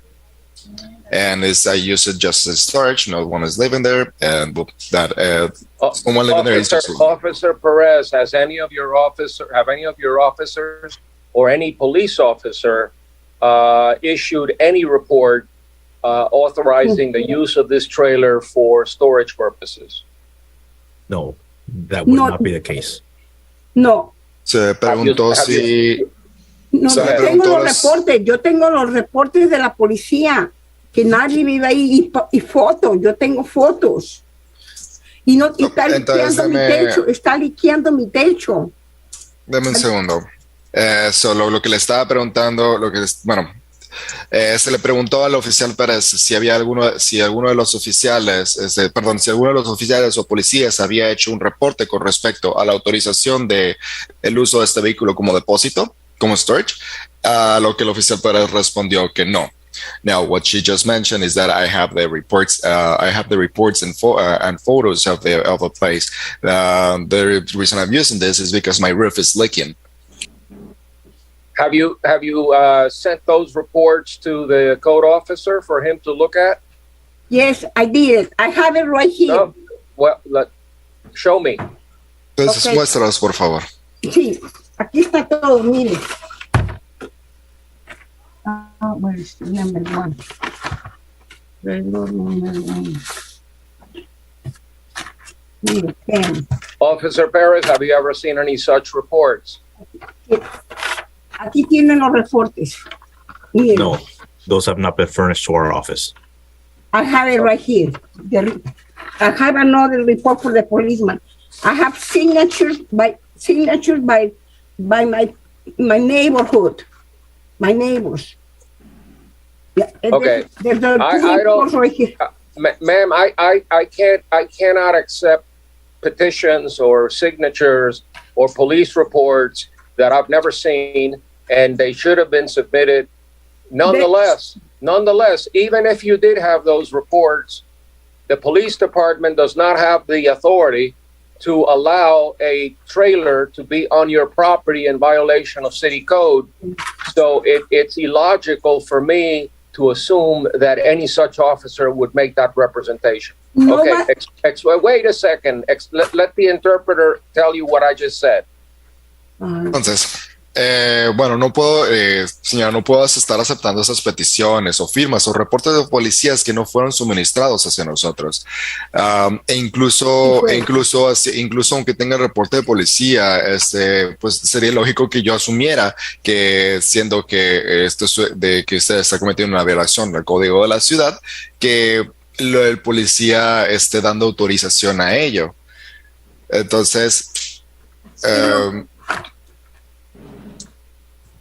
¿quién lo va a quitar si yo no tengo a nadie? Yo no tengo familia, nadie lo quiere. ¿Cómo se lo van a llevar? and so what can I do to take it out? No one's wanted. I did not have family. I did not know or have a place to place it somewhere else. I don't know how you remove a trailer from property, but the code requires you to do so. Perhaps the code officer can speak with you and give you some ideas. Perhaps the city has staff that can help you. I can only rule No on one what helped is. me. Don't interrupt me. It's not going to help your case when you keep interrupting me and you keep saying things that I'm sorry. Okay, and I'm concerned too about you going to code enforcement and threatening the code officer, requiring the police to take you out of there. I'm not happy to hear that. So let's put this to an end, okay? Sorry. Okay, I'm going to put this to an end. You're a property owner. You have responsibilities, okay? Mr. Interpreter, why don't you interpret that for her? Entonces, no sé cómo es que se remueva un tráiler, pero el código requiere que remueva ese tráiler. Usted puede estar hablando con la gente aquí de la ciudad, así como el oficial de código, para que ellos le estén dando ya sea ideas o les puedan ayudar con respecto a eso. Otra cosa es que esto me preocupa bastante, el hecho de que usted haya ido a la oficina, haya amenazado al oficial. Esto pues realmente no me hace feliz. Entonces ahorita voy a poner un punto final a esto. Usted pues tiene responsabilidades. Okay, so based on the testimony of the city's code compliance officer, the photographs that I reviewed, which are part of the file, I find that the violation still exists. Proper notice has been given. I find in favor of the city, enter an adjudication, and set a compliance date of 30 days. In the event of non-compliance, there shall be a daily fine of $250 until the violation is abated. I want you to interpret that, Mr. Interpreter. Entonces, basados en los testimonios, bueno, voy a estar haciendo mi adjudicación, mi decisión. Entonces, basados en en los testimonios que nos dio el oficial de código, así como las fotografías que he revisado que vienen desde del expediente, encuentro que todavía existe una violación, que esta ha sido notificada apropiadamente y esto se determina en favor de la ciudad. Por lo tanto, se le estaría dando 30 días para que usted cumpla. Una vez pasando los 30 días, después de eso se le estaría dando una multa de $250 por día hasta que esta violación sea enmendada, sea arreglada. Special Magistrate. If I can just request, with respect to, we're not hearing the matter on an occupant possibly in the motorhome today, but I would request as a part of your ruling that she give the city access to do an inspection as to ensure that there is no one residing inside, as that is a direct violation of our zoning code. So Okay. As is my authority under Chapter 162 of the Florida statutes, I authorize the city to pursue whatever steps are necessary, including working with the police department to look in the trailer and determine whether or not there are occupants illegally residing therein, whether this is by way of this order or by way of any subpoena, which I authorize. I approve that request from city staff.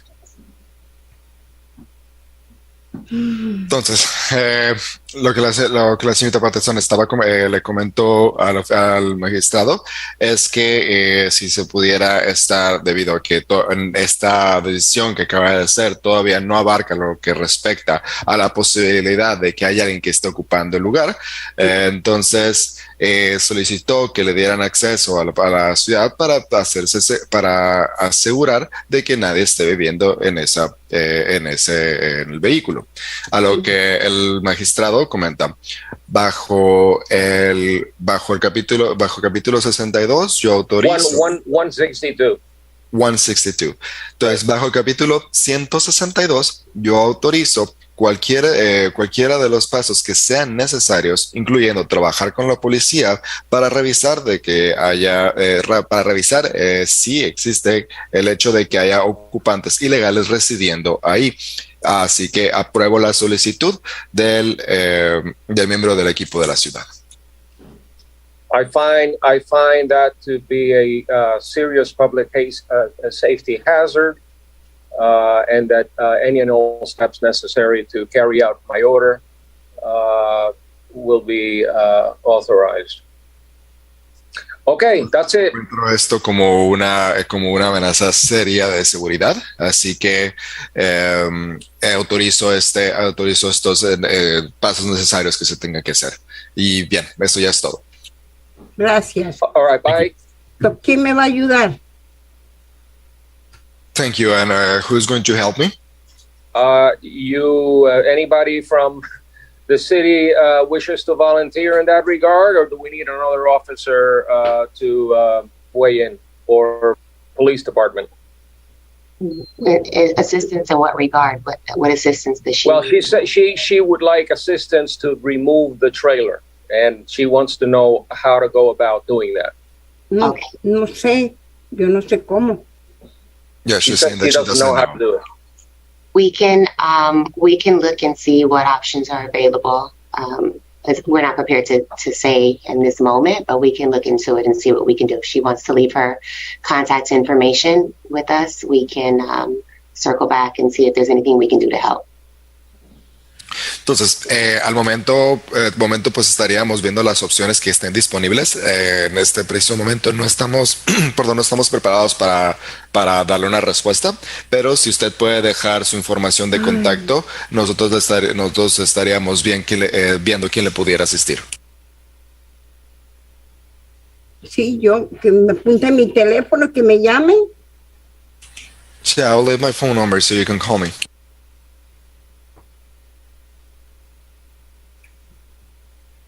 Sorry, that sounds good. Jose, if you can just get that information in court, see if there's anything we can do to coordinate. Okay. Not a problem. All right, next case. Muy Item number bien. Ahí le estarán hablando con usted, señora. Item number 3, 1560 Coral Terrace Condominium, case number CEMHS 2022-00411, and the officer is Shannon Sanders. I have a Farron Abbasi. If you can accept the invitation to join the meeting.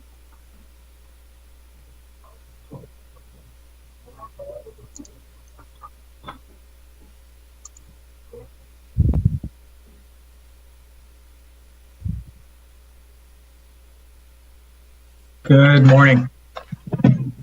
Good morning, Mr. Abbasi. Morning, Special Magistrate. My name is Farhan Abbasi. I'm with the law firm of Peters and Peters, PA. We are general counsel to the association, which is 1560 Coral Terrace. Okay. Do you understand, or does your client understand the nature of the violation? Yes. Have you had a chance to discuss this with the city, and or do you have any position one way or the other as to whether or not the violation exists?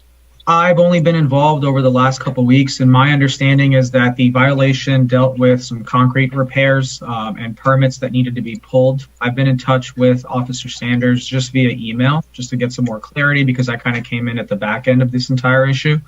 My understanding is that it was issued in May. There was an engineer retained who provided some drawings and a scope of work. There was a contractor retained thereafter. This was in June. And since that time, the engineer had issues pulling the permit. So I believe the violation now is that the permit hasn't been pulled. So the association, it's a small association, 2-story building, 27 units. Funds are obviously an issue for them. But since that engineer has essentially backed out and said he cannot complete the work as far as what's required to pull the permits, I received yesterday new drawings from a new engineer that was retained on October 10th. And we anticipate that the permit application will be submitted by next week, is what I was advised this morning. So I'm here today to ask for either a deferral or an extension of time in order to have the permit pulled. And I did submit some evidence, including the email from the engineer dated September 1st, advising that he's not going to be able to do it because of personal issues in his life. Okay. I reviewed the file. I noted that a 1-month extension was granted back in June. And we're in the middle of October. I want to hear from the code officer, Ms. Sanders. Please present, show us pictures reflecting the cracks. Shannon Sanders. I'm sorry, go ahead. Shannon Sanders, City of North Miami Code Compliance Officer. This case was originally opened May. I'm showing here May 5th of 2020, as you're seeing in the pictures here. I originally started the property doing an annual housing inspection, whereas I've noticed several cracks throughout the building. I, at that time, opened up a violation, mailed it out. About a day or two later, met with the association or an individual. I think he identified himself as the president, who we fully walked the property together, pointed out, all the issues that were going on. Several was corrected, but, in this violation, as you'll see here in the pictures, the cracks throughout the building, they were along the staircase, they were along the balconies, along the walking area. I'm not familiar with the term, but along the walkways, when you step outside the units. He stated that he would obtain permits and get the work completed. As of my last reinspection, we've had several conversations with the, at that time, engineer, with the building official, with the representatives from the association and or the building. And as of my last reinspection, no permits have yet to been obtained. As you've already stated, they did ask for an extension back in, I believe, June or July, whereas we granted it. I believe we gave them 2 or 3 months.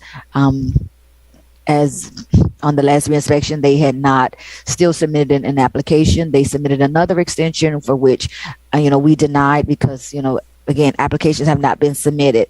They have stated the work has been done, but upon my reinspection and upon my conversation, and I believe the building official visited the property as well.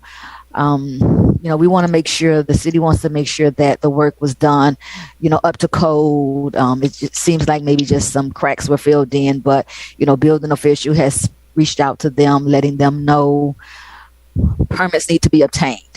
So, at this time, the violation still remains. Again, no applications have been submitted to the city. I have been in contact with everyone, but we need to get some movement going with those permits being obtained. Okay, what was the issue that came up with the original contractor where he walked out because he couldn't get his permit? Can you explain that?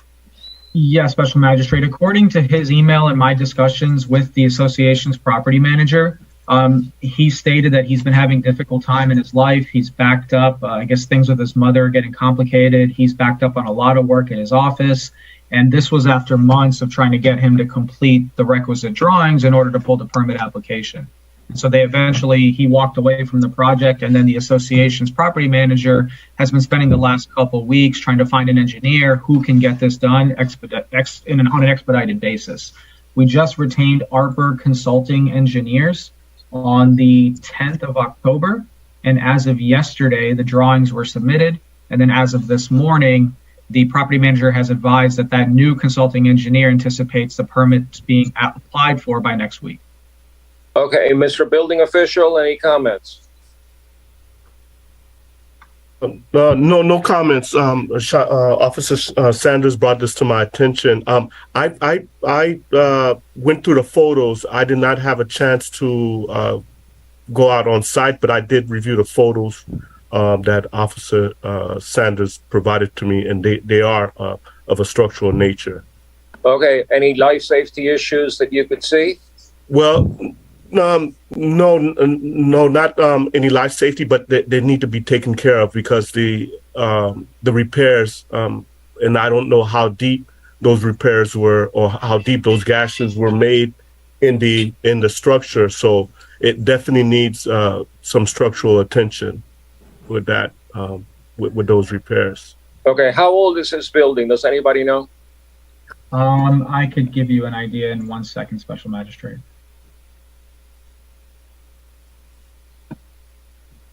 Crystal, if you can pull up the Dade County record, we could tell from there. Yeah, the governing documents I have show a date of being recorded in 2000. As to the cracks, the prior engineer who had to walk away back in June did attest in his report that those were superficial cracks and that they do need repairs, but this isn't a situation where they are a present danger or a life safety issue. If so, then, we'd be here in a different position. Well, we will, the city will be making sure that we don't get to that level, but nonetheless, the violations exist, and I'm amenable to giving you some time to have your engineer secure the necessary permits. Doesn't look like the work will require that much time. So unless something happens that makes it impossible for you to complete it within 60 days, I'm going to grant you a 60-day. I will adjudicate the violation and give you 60 days to comply. So based on all the testimony, the photographs and evidence presented, depicting that the violation exists and proper notice has been given, I find for the city, enter an adjudication and set a compliance date of 60 days. In the event of non-compliance, there'll be a daily fine of $250 until the violation is abated. If some unexpected, unforeseeable act of God situation comes up and 60 days have elapsed, you can come back and tell me about it, and I'll consider it. But my expectation is that work get done, permits get issued, permits get closed within 60 days. Understood. Thank you. Okay? Thank you. I'm going to proceed with item number 19. That is Gerardo M. Rodriguez. Officer Perez is the officer, and case number CFOB 2021-00061. Mr. Rodriguez, if you can enable your audio and video.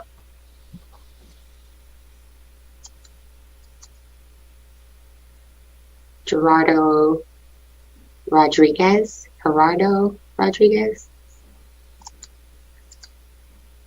Just a reminder to those that are here on behalf of a case today, when you hear your case called, please be attentive to the meeting and accept the invitation to join the meeting as soon as possible so we can move the agenda forward quickly.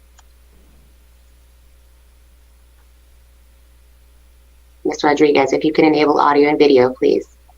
I got it. Can you hear me now? I can hear you. I just need your video, sir. I don't know how, because I had an idea. Start video. Okay. There you go. I got it. Thank you, sir. Okay. Mr. Rodriguez, please tell us your full name. Please tell us your full name, your address. Gerardo Rodriguez, 1685 Northeast 124th Street. Okay. Your Honor, I would like to have a translator. I do speak English, but I prefer to get the help for that. Okay. By the way, has he been sworn? No, not yet. Please raise your hand, sir. Mr. Rodriguez, we're going to swear you in. Please solemnly swear or affirm the testimony you're about to give in these proceedings shall be the truth and nothing but the truth, so help you God. Please say I do. Señor Rodríguez, ¿usted jura que o afirma que estará diciendo la verdad y nada más que la verdad en nombre de Dios? Sí, señor. In God I believe. Magistrate. Okay.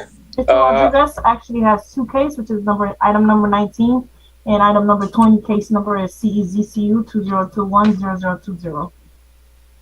All right. So we have companion cases involving the same owner. Yes.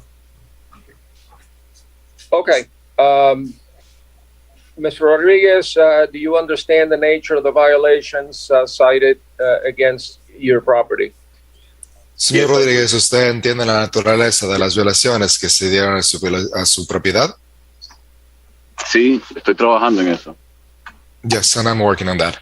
Okay. Item number 19 is about your failure to have a business tax receipt on your 4-unit apartment building. Okay. Is there a business tax receipt can you please repeat that statement? I'm sorry, you want me to repeat it? Yes, please. No, okay. I did understand. No, wait. If we're going to go, look, if you want to do it in English, we can do it in English. If you want no, let's do it in Spanish. I'm sorry, sir. I'm sorry, Your Honor. Okay. Sí, señor. We can't have it both ways, okay? Si vamos a hacerlo en español, vamos a hacerlo en español. Si no, lo hacemos en inglés. Gracias, señor. Vamos a hacerlo en español. ¿En español? Sí, en español, por favor. Okay, vamos a hacerlo en español. Okay, translate that, Mr. Interpreter. Okay, what is it exactly that you want to translate at your conversation with him? I gave him the option of doing it in English or Spanish, and he prefers to do it in English. Okay. En Spanish. En Spanish. Okay, gracias. En español. Bien, bueno, está bien, señor. Entonces estaremos llevando a cabo esto en español. Para ya poder llevarlo a cabo en español, necesitamos que estemos pues parando después de cada respuesta, me deja interpretar y después responde, por favor. ¿Está bien? Correcto. All right. Okay. You were cited for lack of a business tax receipt on your property, correct? Entonces usted fue citado debido a la falta de comprobante fiscal a su propiedad, ¿correcto? de su propiedad. Correcto. Correct. All right. You understand that you need to have a business tax receipt in order to operate? ¿Y usted entiende que usted debe de tener un comprobante fiscal para poder operar? Para poder funcionar. Correcto. Correct. Okay. How much time do you need to comply? ¿Cuánto tiempo más necesita para estar en cumplimiento? Ok. Ya apliqué para la ciudad. Ok, apliqué cuando fui a la oficina y me dijeron que tenía que aplicar para el Fire Department, la anual operación. Ya tengo ya la proof aquí. Ya tengo la aplicación. Me dijeron que tenía que aplicar para el City de Miami County, el apruebo para el certificado de zoning, que ya lo tengo ya, lo acabo de recibir ayer. Ya pagué la mitad del fee, entonces Deme un segundo, por favor. nosotros teníamos, sí. So I have already applied for it when I went to the office to have the what I was instructed about the annual operation. So I have the proof here with me of that application. Then I was told that I needed to apply with the city of Miami, the county of City of Miami, and I was referred to planning and zoning to have a certificate from them, which I already got one from them. All right. Let me hear from Officer Perez. Okay, deme un segundo para escuchar al señor Pérez, al oficial Pérez. Officer Perez with the City of North Miami. Today we're hearing the case in regards to the property at 1685 Northeast 124th Street. This case was brought to the attention to our department on Monday, November 22nd, 2021 by Isaiah, who works at the Community Planning and Development and oversees certificate of uses, as well as working with Rafael Pedron, who oversees business tax receipts. Violations still exist? Oh, yeah. I was allowing the moment so they could translator could translate. Okay. Thank you for that. Entonces, nosotros escuchamos de esta, tenemos aquí que la dirección del lugar es el 1685 Northeast, calle 124. Nosotros escuchamos de esta propiedad en el día lunes, noviembre 22 de 2021, a través del Comité de Planeación y Desarrollo, quien fue referido a nosotros con el señor Rafael Pedrón. It was referred actually by Isaiah, who works with Rafael Pedron. Sorry. Whom? Sorry. Isaiah. Entonces fue referido por Isaiah, que fue referido a su vez por Rafael Pedrón. Okay. They were they emailed us in reference to the violation. So on the 23rd, which was the day after, on Tuesday, the violation was open. The property owner was notified in regards to the business tax receipt and certificate of usage that was in lack thereof at the property. As of my final reinspection, complaint has not met. There is no certificate of usage or business tax receipt on file. Entonces, ellos nos enviaron un correo electrónico referenciando esta violación. Para el día siguiente, el día martes, se abrió la violación con respecto a la falta de comprobante fiscal y el certificado de usufructo. Entonces, al día de hoy sigue existiendo la violación, sigue sin haber en el expediente el certificado de usufructo o el comprobante fiscal. Correcto. Okay, yo he estado tramitando tramitando, tenía una violación por puertas y aire acondicionado, electricidad. Se contrató un arquitecto y una contratista, María, y ella resolvió todos esos permisos que tenía, los cerré, las violaciones que tenía las cerré, reapliqué para la licencia una vez más. El edificio, cuando nosotros lo teníamos hace muchos años, es hereditario por familia, y originalmente estaba convertido en 6 unidades, porque uno de los cuartos estaba cerrado, ya eso se reabrió, porque eso estaba aprobado por el juez una vez atrás, que tuvimos que un meeting con el juez y nos dijo que si en alguna ocasión se fuese a vender o hubiera un cambio de propiedades, tendríamos que abrir de nuevamente la pared que estaba que tenía separado los apartamentos, que era una violación que tenía. Ya eso se abrió. Mandé a pedir una inspección. Estoy esperando por la inspección que vengan. Y ya lo digo, ya reapliqué, pagué todos los procesos de la aplicación. Estoy esperando por una inspección que me digan, porque tenía que convertirlo nuevamente a 4 unidades. Y ya All se right, arreglaron I'm going to cut Un segundo, por favor. I'm going to cut it off right there because that is not relevant to the matter at hand, which is the building tax receipt and a certificate of use. Construction issues, that may exist or did exist or may exist has nothing to do with this case. Explain that, and then I'm going to make a ruling. Bien, señor. Entonces, la razón por la que lo pararon es porque todas estas situaciones con respecto a construcción, esto no es algo pertinente a lo que estamos tratando el día de hoy. Nosotros el día de hoy estamos hablando respecto al certificado de usufructo y al comprobante fiscal. Entonces, eso, pues, como le digo, no es relevante para el momento del día de hoy, por lo que voy a hacer mi decisión. Voy a dar mi decisión. Okay, based on dígale que yo apliqué, ya yo Señor, estoy espere. esperando la. No, I understand. I understand, and that's great that you applied. Okay, based on the testimony of the city's code compliance officer, the evidence presented, noting that the violations exist today.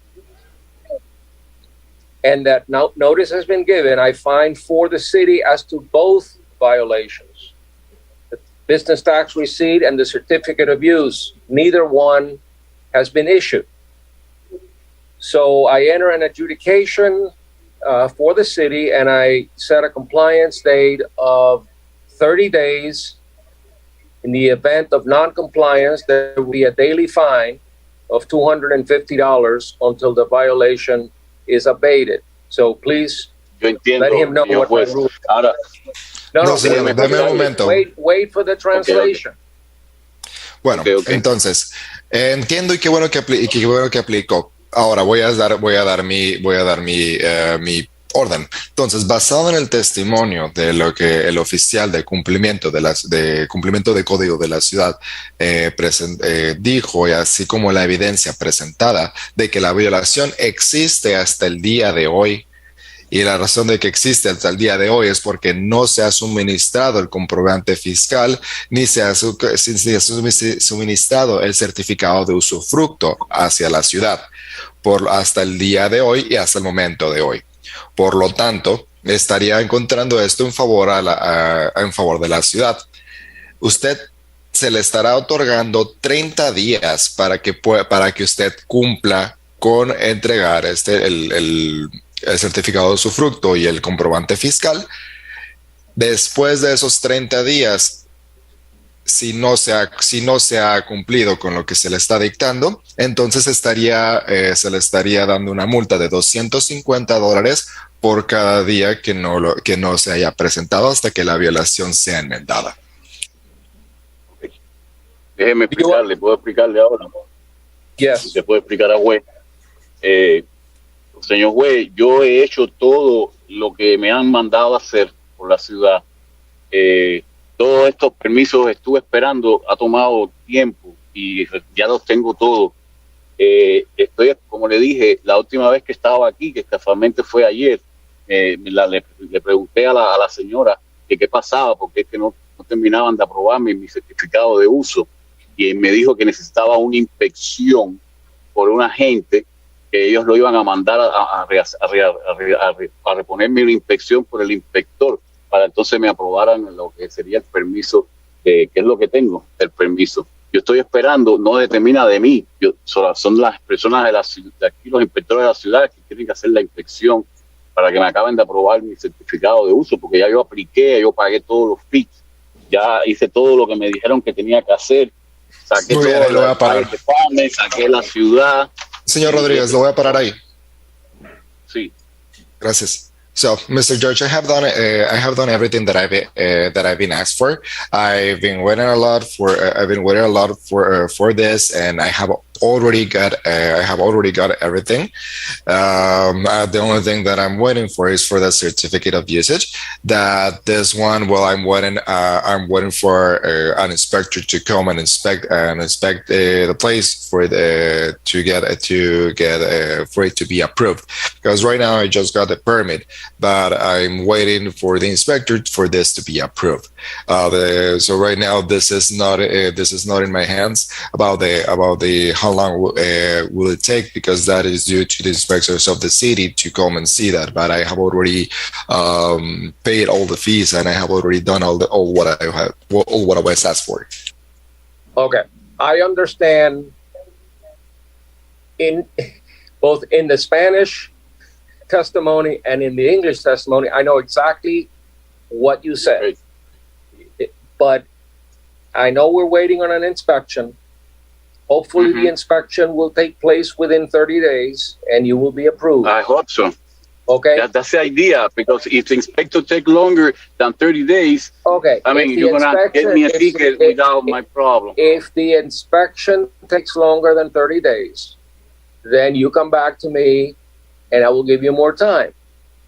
Okay, but great.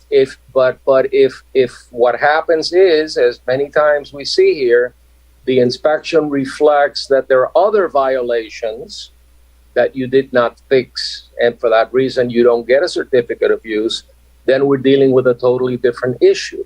Okay? So we'll see where we are 30 days from now. I'm giving you 30 days. I'm sure that the inspector will be out there before 30 days, and if everything is good, you'll get your certificate of occupancy. I mean, your business tax receipt and your certificate of use. We'll see. Let's not speculate what happens. I hope you understand. I hope you understood what I said. Okay. All right. I know. I know that it depends on another inspection, and an inspection will be made. Is that right, Mr. Perez? That would be done by the building department, but yes, they go ahead and do that inspection. Typically, I could say that it doesn't take 30 days for them to do that inspection, so you should have ample time. Okay. There you go. All right. Next case. Okay. Gracias, señor juez. Okay. All right, I'm going to proceed with item number 44 through 45. We have Carolyn Turner. Case number for item number 44 is CBPR 2022-00547. And item number 45, case number is CRCV 2022-00199, and the officer is Gennaro Murillo. Anybody here on behalf of the property owner? And again, are we doing 44 and 45? That is correct. Okay. They are here in person. Okay. Perlene R. Turner. Yes. Anybody here? Click on the video thing. Sorry. He's calling Perlene Turner. Okay. We see some faces. Please raise your right hands. Okay. You guys. Are you the property owner? Perlene Turner. You say you're the property owner. Do you need an interpreter? I am here to help her out. Who's the property owner? Perlene Turner. Her. Okay. Okay. Can both of you guys raise your right hand, please? Does she speak English? A little. Understand a little. I believe they speak Patois. Yeah. Do you solemnly swear or affirm the testimony you're about to give in these proceedings shall be the truth, the whole truth, and nothing but the truth? So help you God, please say I do. I do. You hope to speak the truth, the whole truth, not but the truth. You can hear them? Well, do you hear me? I can hear you, yes. Okay, you're being cited for a building permit violation. Do you understand the charges? He said you've been cited for a building permit charge, if you understand the charges. No. She said no, she don't understand the Because charges. Okay, did you build a fence? Did she? I'm sorry, Magistrate. Say a bill of fence. No, I didn't build a fence. Tell me Ma'am, that. can you Yes. give her the headset? Okay. Please. Give me the, I think she understands well enough to be able to have the conversation. Okay. Can you give her the headset, so the property owner the headset, please? Oh, okay. So she think you understand. So you can't talk. But still, if you don't know. You can come, because you're repeating it. Can you All put right. put down the microphone? English and patois. Put down the microphone on the side. It's on your hair. The microphone. Yes. Turn it down. There you go. Okay. All right. Did you build a fence without a permit? No. No? All right. Let me hear from the code officer. Good morning. Good morning. Good morning. Code Officer Murillo from City of North Miami. On May 26th, I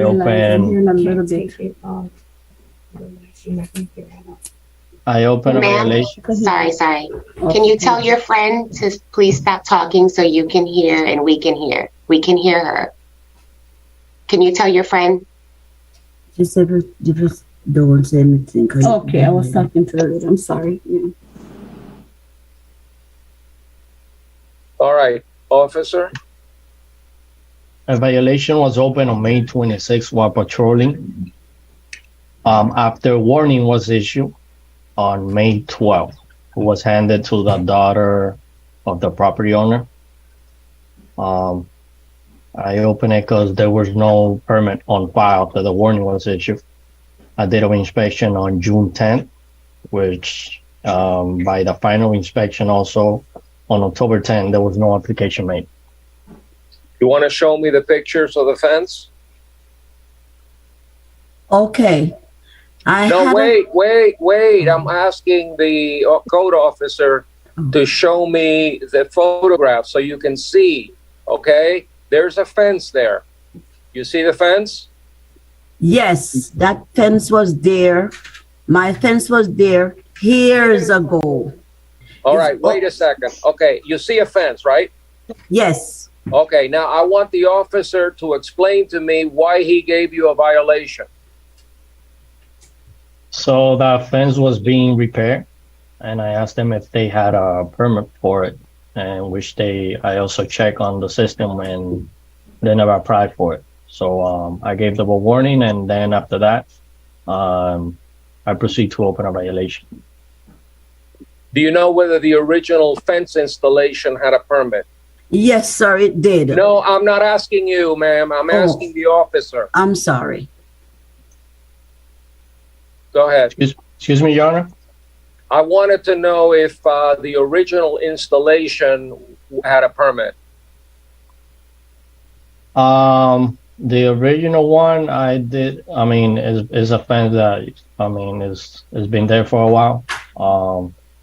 I opened a violation for the repair that they were doing to the But we can check. It doesn't seem like all right. we're not sure. Okay, I was just curious, but as a code officer, you observed that there were repairs being done to the fence without a permit. Yes, sir. Okay, and the code requires that type of repair to that fence to have a permit from the building department. Is that correct? Yes, sir. Any building repairs and it needs requires a building permit. Okay, and who says that? Is that just your opinion, or is that in the code, or is that in the building code, or where does that come from? It's on section 5-32, which requires. Okay, and that section says that you cannot do work without a permit, correct? Yes, sir. Okay. Whether it's new construction or repairs to old construction, you need a permit. Yes, sir. Okay. Okay, property owner? Yes.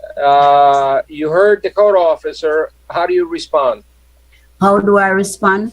I did not know that when you build a fence and have it there, if if a car run into your fence and break down a pane of it and you put it up back, I did not know you have to have a permit for that because I already have the permit for my original fence. Okay, well, the fact is that whether a car runs over it or it deteriorates or an act of God happens and you have to repair the fence, the code says you have to get a permit, and you did not get a permit. I did not know that. I understand, but your contractor should have known. Right? Maybe, yes, he should have known, but he said he have a permit for the original fence. He was the one that built the original fence. So you say you already have a permit for that. It's just this pane that the car has knocked down. We're putting it back. Okay, So now, Mr. Code Officer, what do they need to do to come into compliance? I explained to her that she needed to go to the building department and request an after the fact permit. And yes, Your Honor, they had a permit for the fence in 2007, but as of now, well, this violation went off for the repair. Right. Okay. So we understand that the nature of the repairs required a permit. So you're telling her that the way to correct the violation is to go to the building department, get them to go out there. Maybe she needs a new plan. Maybe they need more engineering drawings, whatever. But there has to be an inspection done by the building official or his designee to make sure that the corrections that were made were in compliance with the building code. That's why we need an inspection from the building department. So that I am going to give you 60 days to get all of that done, okay? I'm not going to fine you today, but if you, after 60 days, you don't have the right permit for this fence, then I'm going to fine you, all right? You understand that? Yes. All right. So how do I get the inspection? What do I do to do that? How do I do that? I can't tell you what to do. I think you should have a conversation with the engineer, the contractor who put up the permit to put up the fence, to have him do it legally, because he can lose his license if he does work without a permit. So ma'am, you're just going to, the building right next door to where you are right now is the building department. You're going to go over there and someone over there will be able to assist you on how to obtain the permit. Thank you. Okay, we'll help you through it, but we got to do it right. Okay, thank you very much. I really do appreciate that. Based on the testimony of the city's code compliance officer, the photographs of the fence and the evidence presented depicting that the cited violations still exist, proper notice has been given. I find in favor of the city, enter an adjudication and set a compliance date of 60 days. In the event of non-compliance, there shall be a daily fine of $250 until the violation is abated. Okay. Thank you. Good Thank luck. you very much. All If the something terrible happens and you can't get it done within 60 days, you can come back to me and tell me what the problem is, and I may give you more time. But as of right now, it's 60 days. To get the permit. To get the permit and get it done. Get the permit legalizing the work that has already been done. I assume the fence is already finished? Yes. Okay, so all you need to do is have an inspection done by the building department certifying that the work was done correctly. Thank you. Okay? Thank you. Thank you. Next case. She has two cases. Oh, the other case, case number 45, if she's still here, there's an RV, right? An RV issue. Yes, sir. Is she still here? Heading out. 1 second. Please get her back.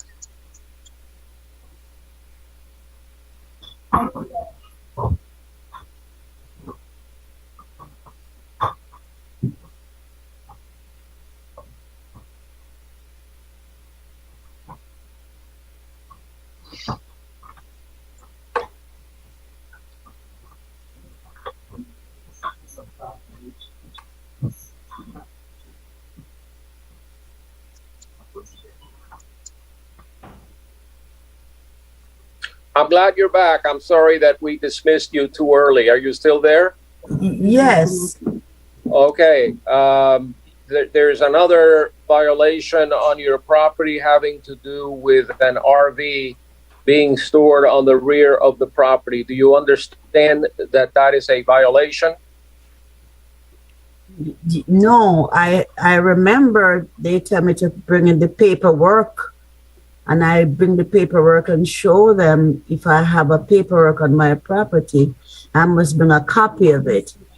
I bring the old thing and show it to them, and they says to me, I must get a copy of it and bring it back to them. I didn't do the copy as yet. Okay.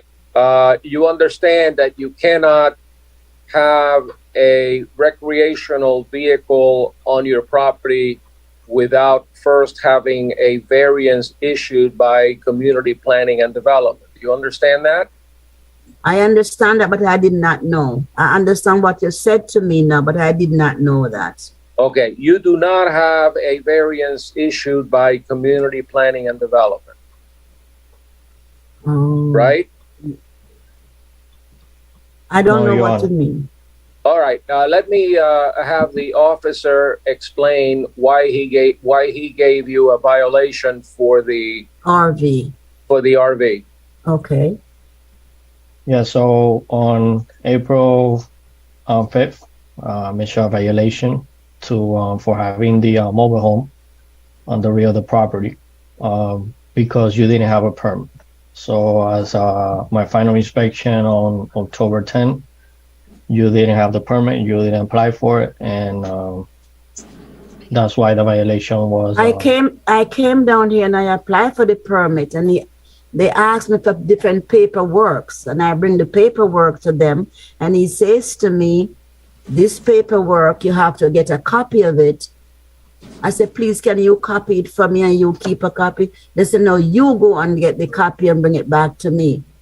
I went to all office marks, but they said it was too large. I was to come back to get it copied. I didn't get it copied to bring over to them, but I did come for the permit, and they gave me the paper and say I must get the copy because I have it in my possession, which I Okay. Officer, I believe that she is explaining the variance process that she has to go through in order to get a variance to have the mobile home there, correct? Yeah. Yes. Mhm. Do you know whether she went through that process? I don't know about that. Yes, I did. It sounds like she's going through the process, Magistrate, Okay. but she just hasn't completed it yet. Okay. The city would just ask that, if you would just align this abatement time with the prior case. And ma'am, if you have the paperwork with you now, we can make those copies for you here, and you can go next door and hopefully finalize whatever it is that's pending. I don't Okay. have the paperwork with me now. I have it at home, but Okay. because it is so large, I didn't get it nowhere to copy. So if you can photocopy it for me, We yes, can try. We can try. You can bring will it back here and we'll I try. can bring it back to you, and you do the copy for me in order to get my permit, because I try to do that. Sounds like it's the survey. Okay. I understand. It's a difficult process. Not everybody understands how it's done. Yes. But what I'm going to do is, just like with the fence, I'm going to give you 60 days. I'm going to enter an adjudication, find in favor of the city, because you haven't shown me a variance. So I'm going to give you 60 days to go through the variance process and show the city that you got the necessary variance to allow you to keep the RV in your premises. Yes, If you I get- do have it. Okay, so all you have to do is show it. Okay. You got 60 days to come into the city, show it to the code department, and then the violation will be closed. Thank Okay? you. All Yes, right. I did bring it down here, but because they say I cannot take this from you, you have to have the original. I need a copy. Go get a copy and bring it back to me with a picture. All right. Somebody at the planning department must know How to copy Whether- it from me. whether you have the variance or not. If you have the variance, the city will have a copy of it. The code officer will take a look at it, and if you have the variance, you're in compliance. Thank you. Okay? All right. Thank you very much. I You're welcome. appreciate it. You're welcome. All the best. Have a blessed day and thank you, and I will do so. Thank you, ma'am. Appreciate that very much. Bye-bye. Item number 21, we have Gina A. Vargas, Juliet D. Manette, case number RCCOR 2019-00041. This case was previously found guilty with an abatement date of February 4, 2021, fine set at $250 plus $100 cost assessment. We have building official Mark Jean to represent this case. Is someone here on behalf of the property? Yes. Giancarlo Moscoso? Okay. We're in 21? Yes. That's correct. Giancarlo Moscoso, if you can accept the invitation to join the meeting.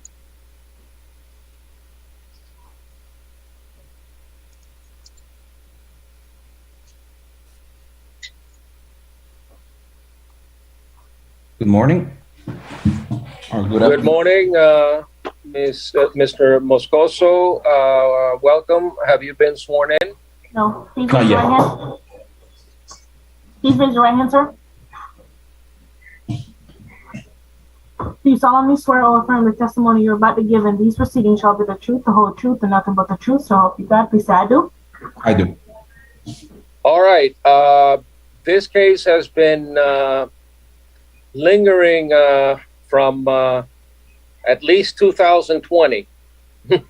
I don't know that I've seen a case where I imposed a fine or found the property owner guilty in, I believe, was it November 20th of November 12, 2020? I believe is when I heard this case, and I gave you until February 4th, 2021 to abate. This is a reoccupancy certificate necessary when there's a transfer of the property. Sir, what's going on? Yes, good afternoon, Your Magistrate. I actually, looks like I missed a meeting. I was out of the country with my wife due to a family illness for about 3 months, from June through end of August. Beginning of September. We were out of the country, and it looks like we missed one meeting. I actually tried, was given by a family member a notice that was found on my mail, but it was too late. I actually tried to join the last meeting while I was abroad, and I just couldn't sign in. Looks like the link to sign in was not activated, or I was getting a not found page when I tried to sign in. And I did send an email to previous email addresses that I had, from which I received the hearings links, just to notify them that I was trying to get in. I was trying to get into the meeting, and I just couldn't because I was abroad. And that was the very same day in the morning that I tried.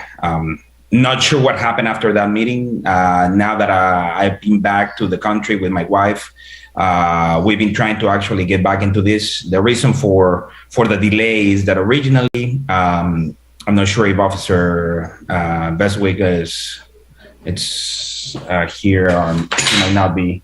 But originally, due to the minimal, I guess, requirement that I need to receive issue, I try to contact different contractors, and this is part of, I guess, previous meetings, in which for some reason some contractors didn't show up. One showed up and then never came back. And then ever since I came back, I've been trying to actually get back to everything I need with my wife regarding of work, regarding about going back and going to get these issues resolved. And we're in the same process. I already came into the house. Basically what I need here is to get an engineering letter to provide a review of the plumbing that was done on the house after the fact, because when I purchased this house, all the renovations had already been done. And that's been my struggle, actually, trying to find someone that just takes care of that, and obviously without charging thousands and thousands of dollars. And I've been trying to get different people, and sometimes it's just a fact that they are not reliable. And I've been pushing this along with my wife, which is being a concern for us in the past month, trying to get this done ASAP. And believe me, Your Honor, I've been trying to get this because this is preventing me from making other improvements on my house for hurricane reasons. I cannot even put impact windows in my house yet until I get this resolved. And this is something that is very concerning for me. But I've been actually trying to get this resolved ASAP. Well, it doesn't look that way because we've been back and forth since November of 2020. You've known about this, and you may have missed one meeting, but you knew you had to do it at some point. You bought the property without a certificate without a reoccupancy certificate. He found out about it, and you needed to do some work. So I'm not all that convinced that you've taken every step necessary to resolve the issue. Let me hear from the code officer, Mr. Beswick. Are you around? I'm stepping in for. Hello, Mr. Magistrate. I'm stepping in for Gary Beswick. What's the problem? What's the problem with the inspections and the engineering? What does he need to do to get his reoccupancy certificate? Well, he needs to. I see a permit was issued, but he would need to final that permit in order and call for a reinspection to close out the reoccupancy. What is the permit for? The permit is for after the fact bathroom renovation. After the fact alteration / renovation of kitchen, bathroom, electrical panel, and central AC upgrade, tank water heater, 9 windows, 3 doors, 9 shutters. That's a lot of stuff. And Your Magistrate, if I can just provide some more input on that. Those were all the changes that were made after before I purchased the house by the previous owner, and when I purchased the house, that's how everything came renovated. And based on your comment from when we actually started with these hearings back in November of 2020, I actually had some progress because back then I didn't even have the permits. The permits, after dealing with a title company, dealing with different engineering companies and contractors, I obtained the permit, if I'm not mistaken, in mid-2021, which showed progress on my end. And I started closing all the observations from that permit, from the structural to electrical and everything else. The only thing that got pending towards late 2021 that I was trying to wrap up was the plumbing side. And but I did make some progress since 2020 when we first started with these hearings. Well, not enough. Mr. Real Building Official, what's the main issue right now? Is it the plumbing? Well, I see that there was a failed inspection. There's a failed inspection, I believe, for framing. But I quickly checking, I don't see other inspections on this permit. I had electrical and structural inspections done that were approved. I'm not sure about framing. Maybe that's part of the plumbing that was combined together. I see a failed framing inspection from February 9th, 2021. I'm looking at the electrical. I don't see anything in the electrical. Let me see. Nothing in plumbing. I see a approved mechanical inspection, a final inspection from April 9th, 2021. And that's all the inspections there. So there's some work to be done there to try to close some things out. Mr. Moscoso, let me understand something. The property owner is Gina Vargas. She's my wife. Get up, Manet. How are you involved? I'm also registered as a property owner. They are part of the finance, I guess, but I'm also registered as a property owner. Okay. Gina Vargas is my wife. Julieta Manet is my mother. Okay.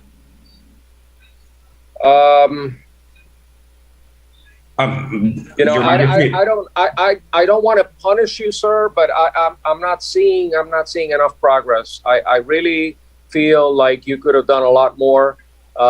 If there's a failed inspection, then we've got a problem with one of your contractors or subs.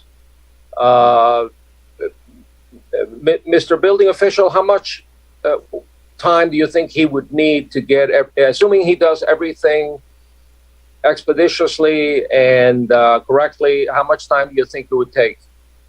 To get that, it may take between 30 to 60 days, depending what the corrective actions that need to be done. Because if there's something that needs, being that it's after the fact, there's some concealed work. So if one of the inspectors feels that they'll need a certification letter, then he needs to try to obtain that. Okay. That's my issue. Yeah, I hear both sides. I'm inclined at this point to give you the 60 days, but I'm telling you right now, I promise you that unless there's an act of God that makes it impossible for you to finish it within 60 days, I'm going to run the fines on a daily basis, and it's going to cost you a lot of money. It's going to cost you $250 a day for every day that you don't comply. So you got to get on it right away and get it done within 60 days, or else the fines will run at $250 a day since the abatement date, which was almost 2 years ago, 1.5 years ago. That's a lot of money if I ratify the fines. I don't understand. So you better get the best engineer, the best contractor you can find to get this thing done quickly. And you're lucky that the building official is here and is giving me some a time frame within which he believes all the work should be done.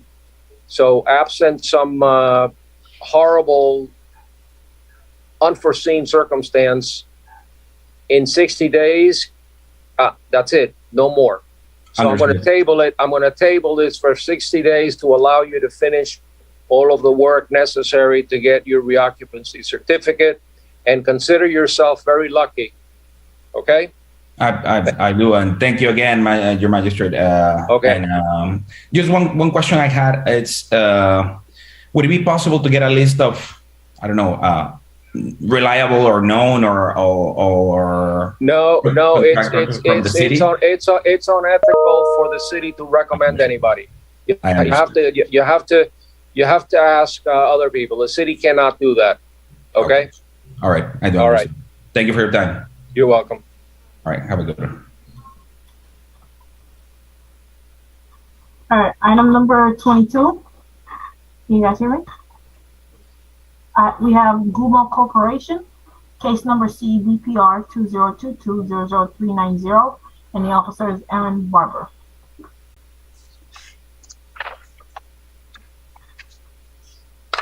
Mr. Piloto in the audience.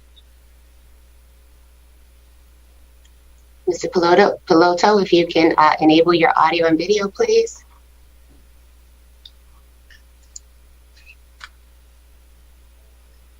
Is that you, Mr. Piloto? It is. Okay. You need to be sworn.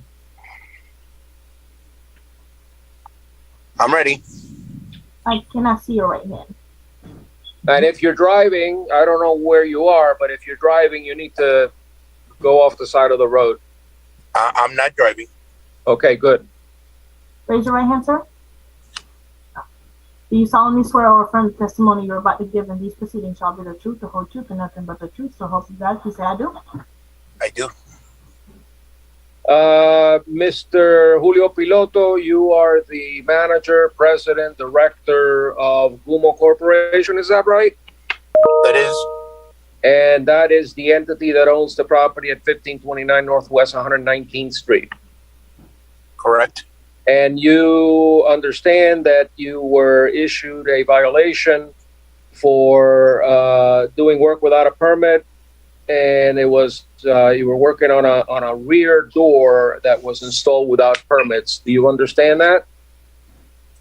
Well, it's the tenant, and I believe that the tenant is present as well. Do we have a name? Can you provide me the name of the tenant, or the tenant, if you're here, if you could hit the raise hand feature? Victor. Victor Montanez? Yes. Thank you.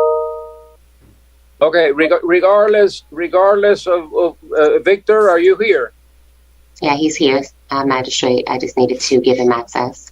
Okay, I'm questioning Mr. Piloto first, and then we'll get to the tenant. Whether it was done by you or done by the tenant, it's your property. You understand that there's a violation issued by the city of North Miami for doing work on a door without permits. You understand whether you did it or not, there was work, right? Yes, sir. Okay, and the code says you've got to have a permit to do that work. So the city's asking for an after-the-fact permit and a reinspection. They've asked for it, and apparently, as of today, there's still a violation. So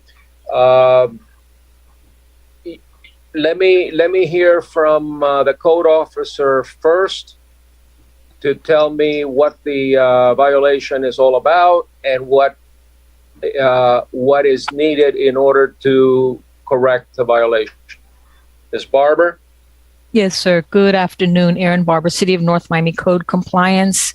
This is a new violation. It was opened back on March 8th of 2022. This is at the in the plaza, 1529 Northwest 119th Street at the 1551 Northwest 119th Street location in the plaza. During a routine inspection, I noticed that there was some activity at the property, and when I drove around the back, is when I saw that the rear door had been changed. Notice was sent to the property owner, and I have been in contact with the property owner as well as the tenant. But as of the final recheck date, the after-the-fact permits have not been obtained. When were you last there, officer? I went by October 7th was when I checked our system for permits, and there is nothing in the system as of that date for the door. Okay, Mr. Montanez, what's going on? Good morning, Mr. Magistrate. Good morning, board. I just went yesterday and submitted the permit application for the frame and also for a partition wall that was built inside, which was the one that Ms. Barber discovered when she did her routine visit. Yesterday, I have the receipt. I was trying to submit it as part of the evidence to show support. Before you proceed, please raise your right hand. Excuse me, I'm sorry. You need to be sworn. I'm sorry. Neglected to tell you that. I'm sorry. Raise your right hand. Do you solemnly swear or affirm the testimony you're about to give in these proceedings shall be the truth, the whole truth, and nothing but the truth? So help you God. Please say I do. I do, ma'am. Okay, so repeat what you just said about coming to the city to get a permit and comply with the requirements of the code. Yes, upon Ms. Barber's notification of the violations, yes, it has taken time, but yesterday was finally done. that the drawing for the partition and the frame door, the door frame in the back, which you mentioned, was submitted yesterday.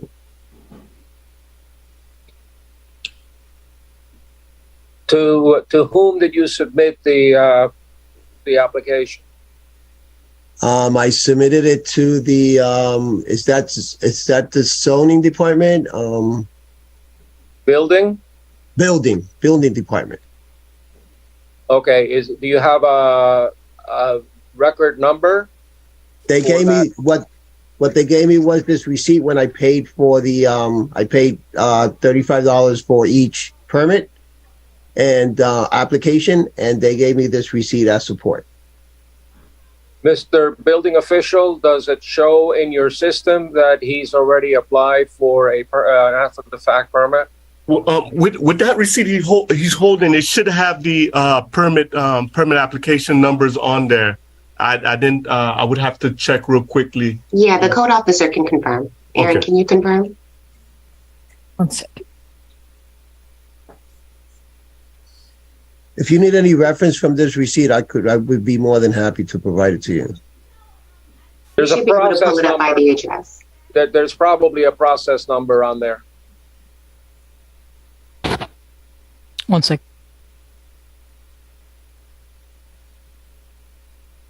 But it does look like he has a city issued receipt, magistrate, just for. Okay. All right. Mr. Building Official, how much time do you think you'll need in order to resolve the issue of the unpermitted work? No. We're not dealing with a whole big structure. We're dealing with framing and a rear door built without a permit. It should be 30 days. It's just the rear door, right? Yeah, installed without a permit. Yeah, that should be 30 days. So I'm asking both the property owner who's on this call and the tenant. I'm letting you know that I'm giving you 30 days to get the after the fact permit. If the work was done right, passes inspection, violation goes away. If it hasn't been done right, then we'll deal with it. But right now, I'm going to give you 30 days based on the testimony of the city's code compliance officer, the photographs, the evidence that was presented showing that the violation still exists. Proper notice has been given. The property owner is here. The tenant is here.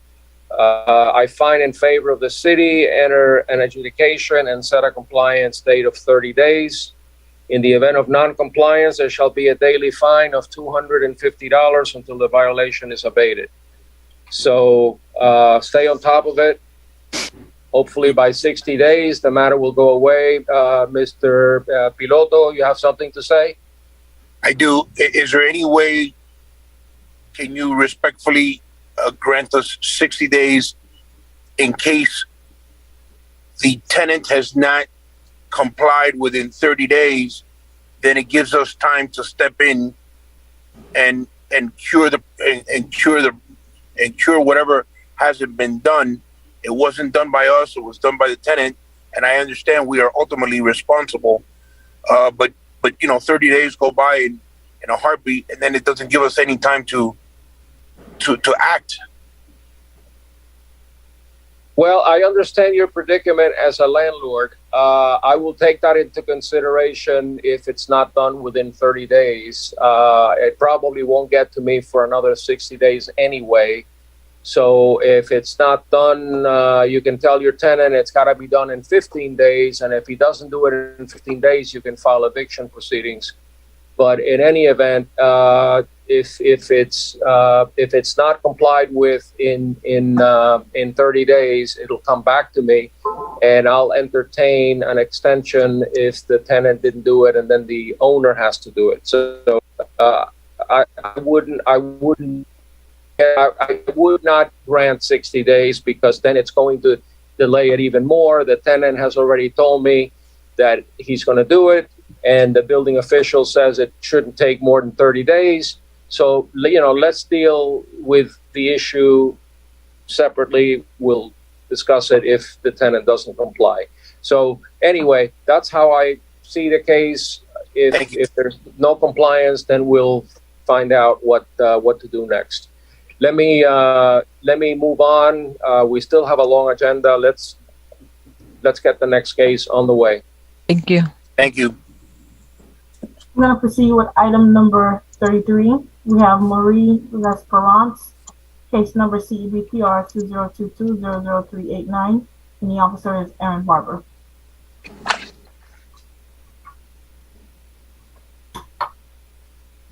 Is the property owner present? Yes, give me just a second.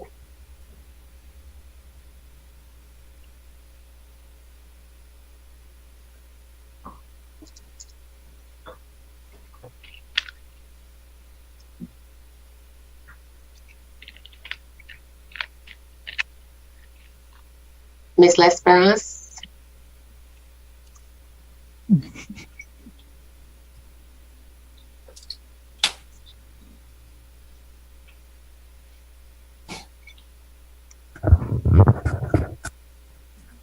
Ma'am, can you enable your audio and video, please? Marie, can you enable your audio and video, please?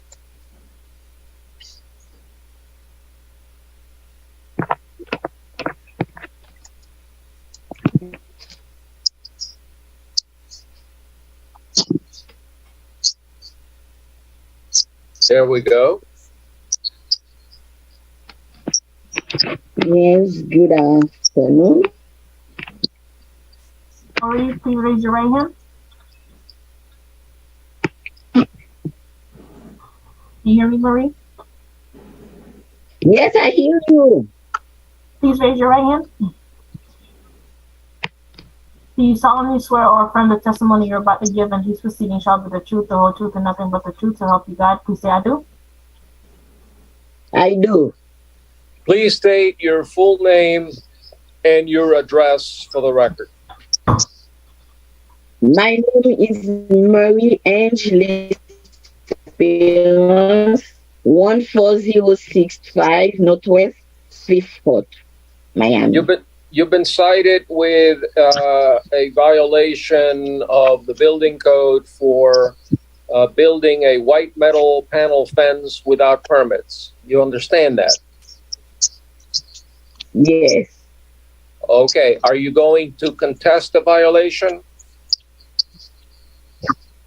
No, I'm not going to contest it because I know the fence is there. But because I already had a fence, I didn't know that I need a permit for that. But now I understand that I need a permit. Okay, so you understand what this case is all about. Let me hear from Officer Barber and briefly show me some photographs and tell me why you cited the property owner. Aaron Barber, City of North Miami Code Compliance. This is a new case. This case was opened in March, initial inspection March 7th, 2022.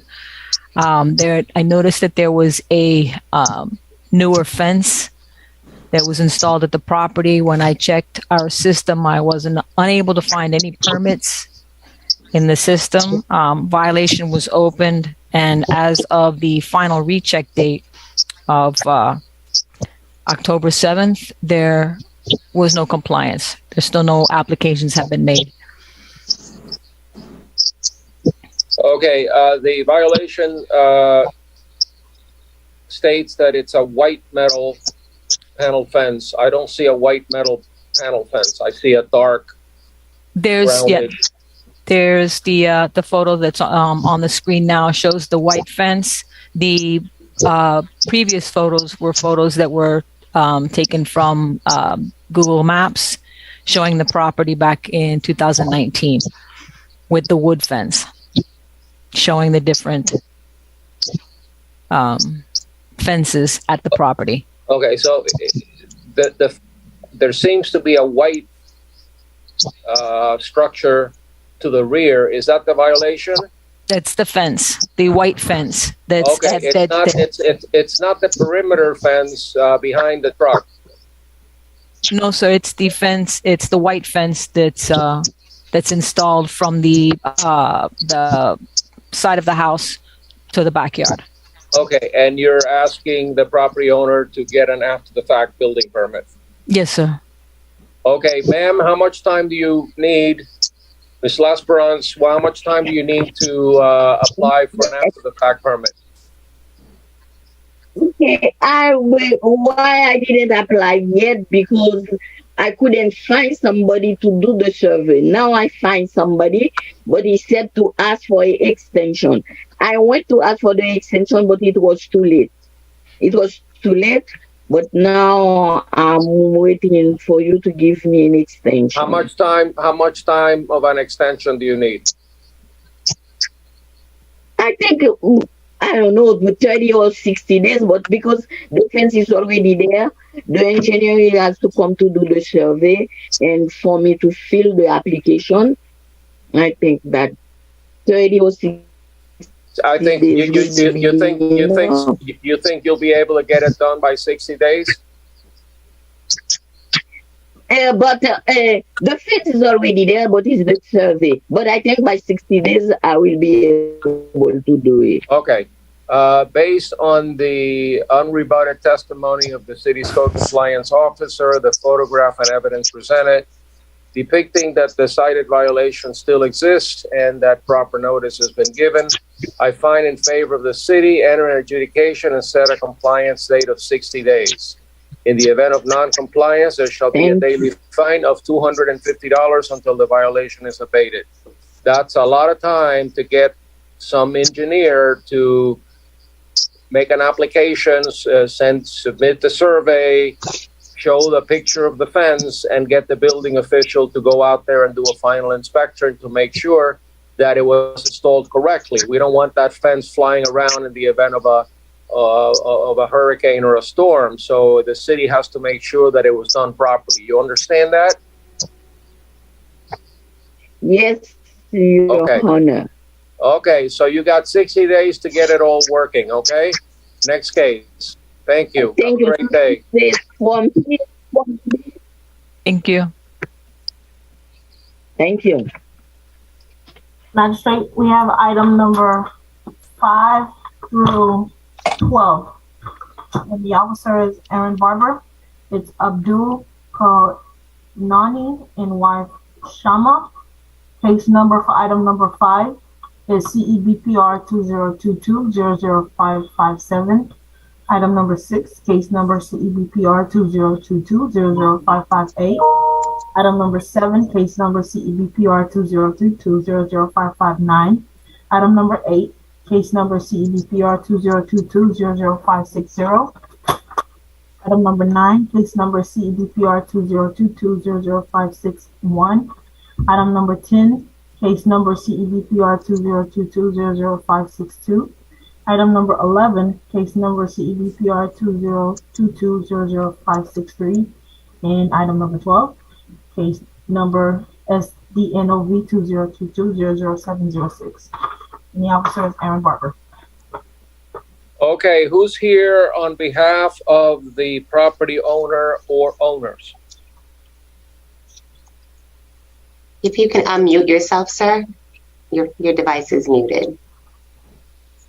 And we also have Ibrahim.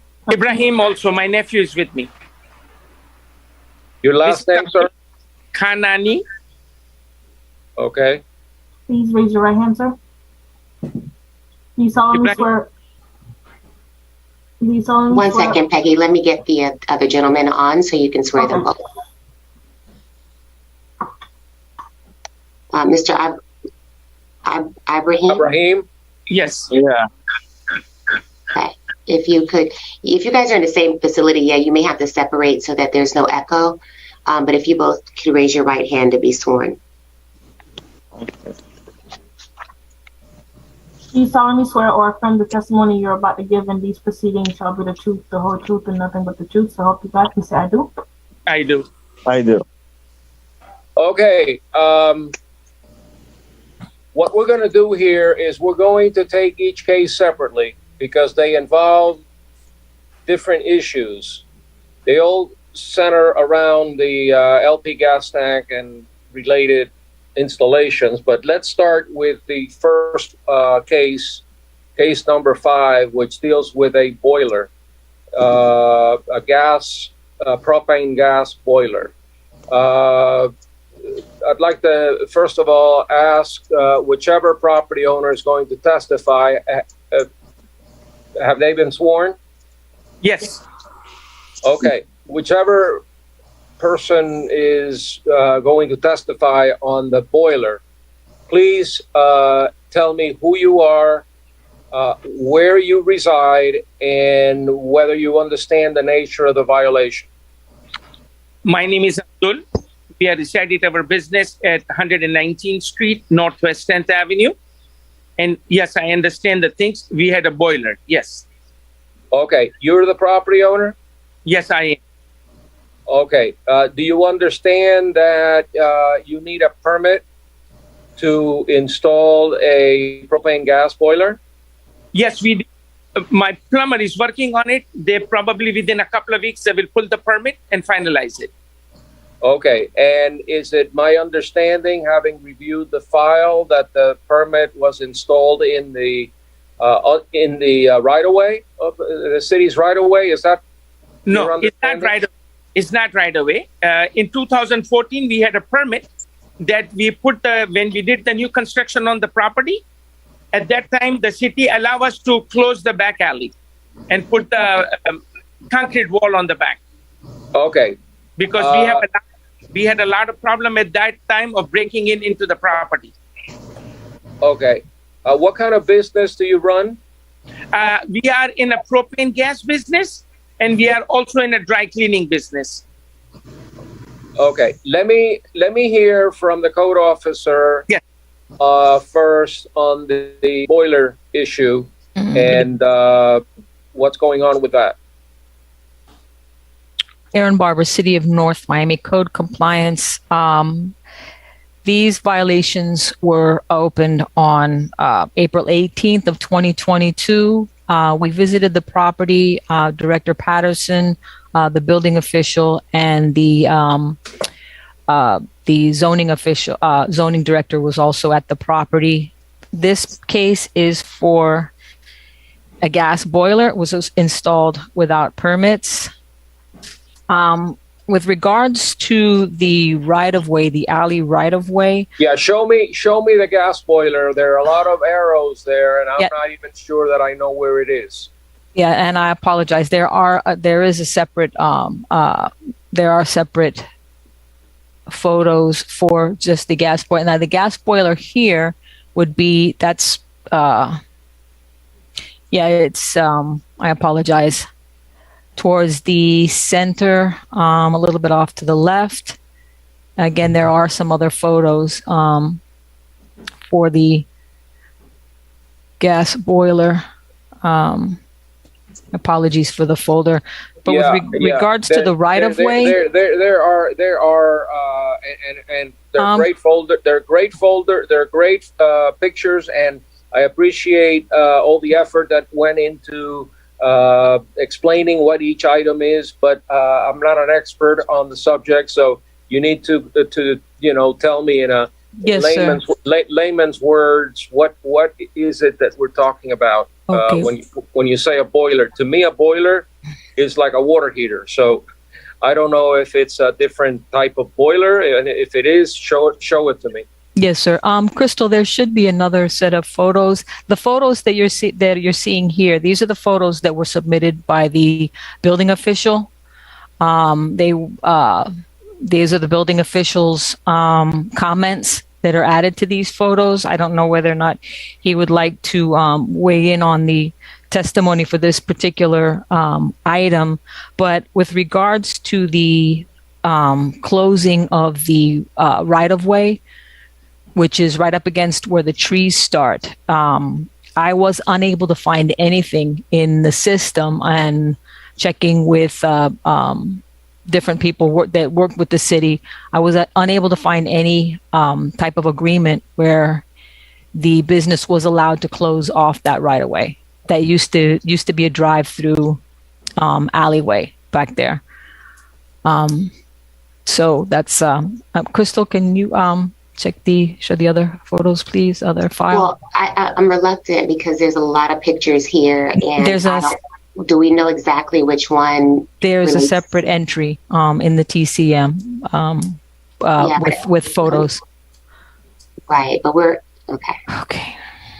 There's a lot of stuff in that photograph. Yes, sir. Yeah, I understand. I apologize, Magistrate. The file is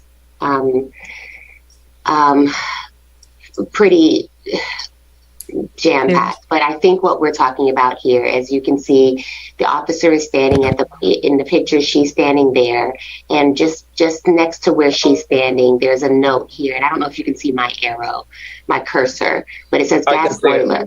Okay, so this is the gas boiler.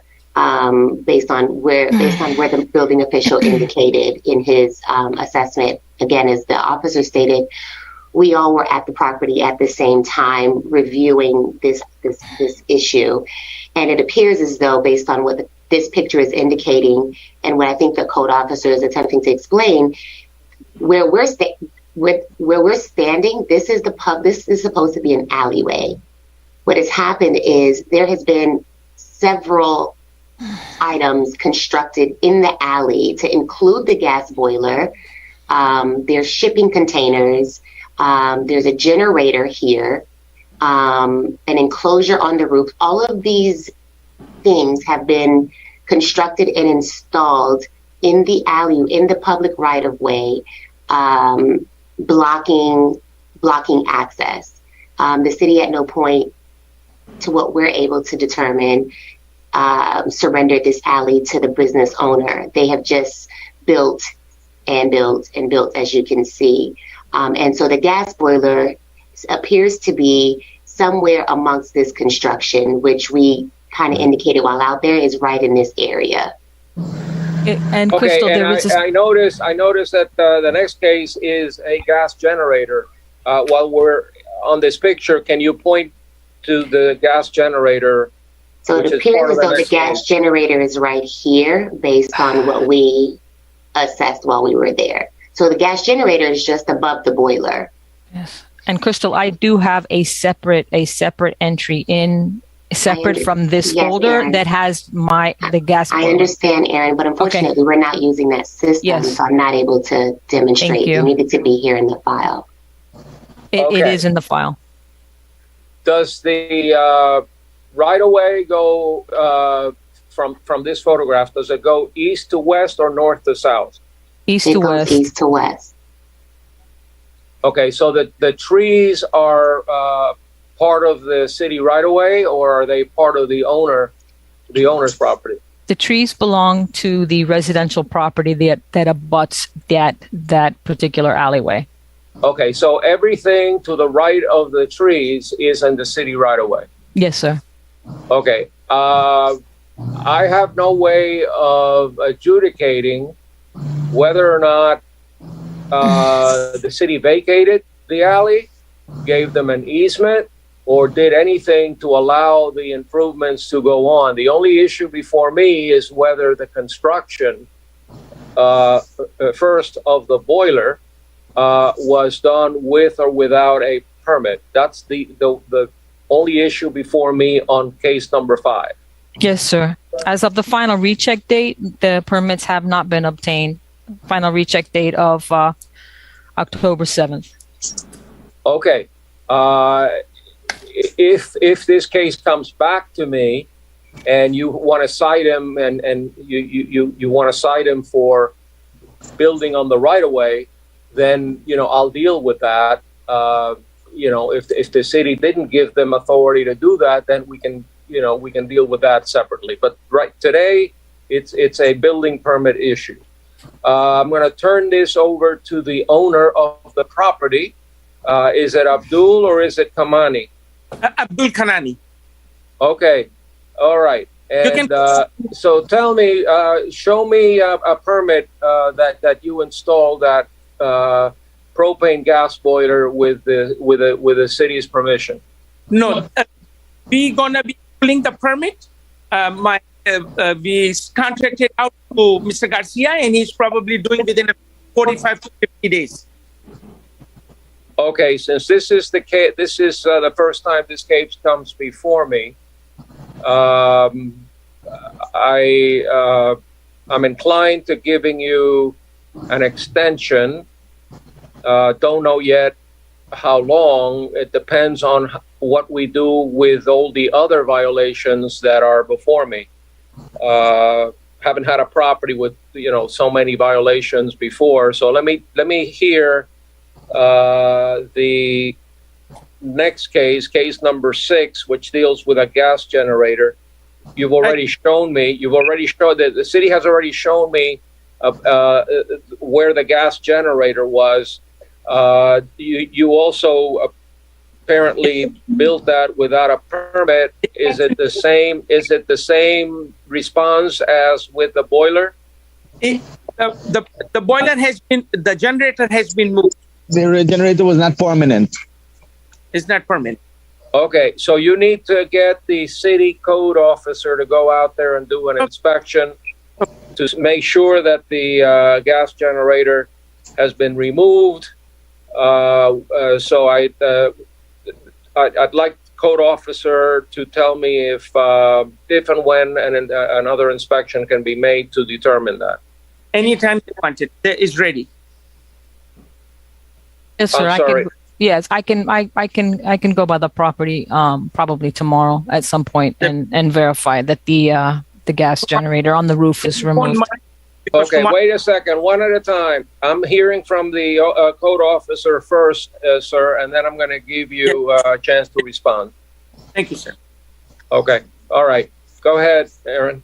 No, with regards to the gas generator that's installed on the roof, I would be able to reinspect that property tomorrow.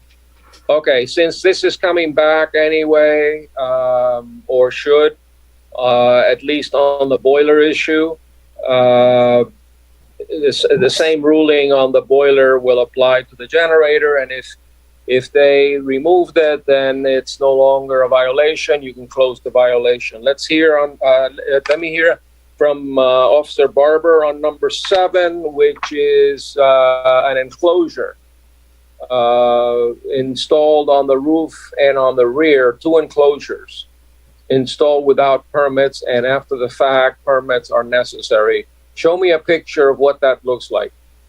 Okay, 1 second. For Director Patterson to pull up the photo. I'm not sure which one it is.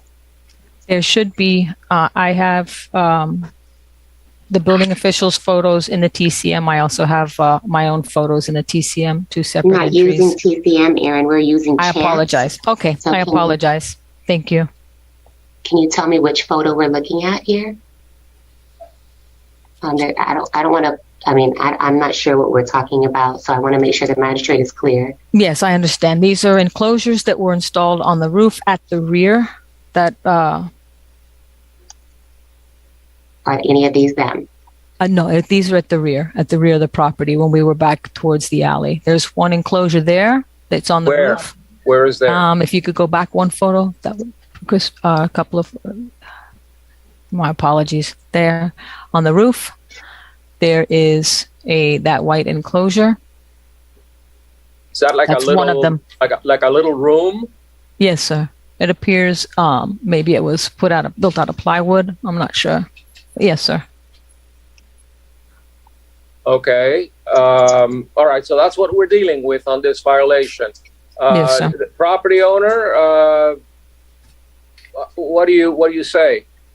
This is the one, we just have a structure for keeping our supplies into the inventory. I just sometimes think. Well, you built a room without a permit. What are you going to do about it? Okay. I already. Go ahead, Ibrahim. No, you go ahead, Ajay. We already went on what we do, we upgrading our building. We do a second floor added to it. At that Sir, time, your phone is great. It sounds like he's going in and out. I'm not sure. Yeah, I can't hear him. this is Abdul. On August the 8th, 2022, we appear in front of the zoning board and we get the zoning approval for do the setback and parking for our new building construction.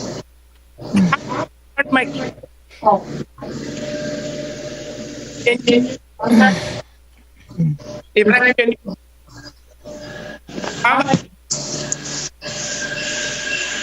You want to turn your camera on? Yeah, put the video. Show the video. Check the video.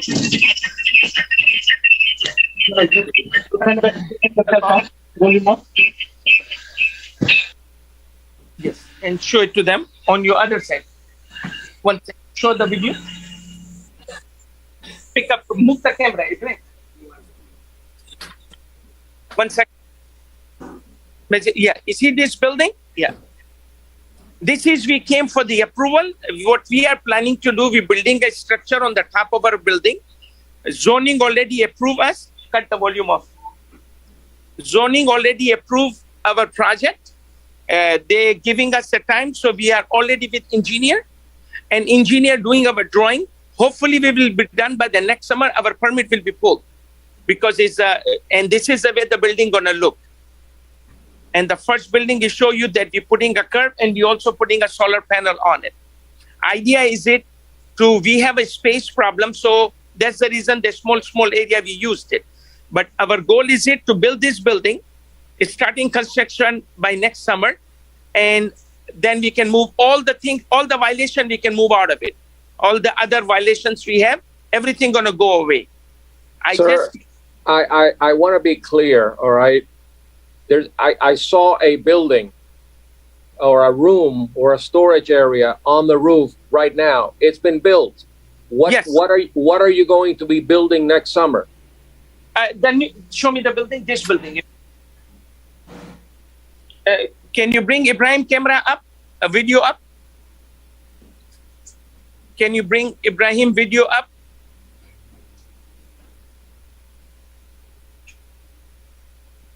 We are not on the video calls. Can you, this is me, this is Abdul. Can you bring Ibrahim up? Yes, all right. So that, that's a nice structure and you've gotten zoning approval and you're going to have to go through permitting. Yes, so but that's not what we're talking about. We're talking about something that is already there that was built without a permit. Are you going to tear it down? Mr. Magistrate, right now we have a space issue and the safety and security of my merchandise. If you can just grant me enough time that I can do this construction start. Soon I started, I will move it right away, everything. I have no problem. I just requesting you give me enough time. My engineer already been issue on this project. I already had architect. We already working on it. I already pay $5,500 to the zoning to just give me this approval. So we pay the fee and everything.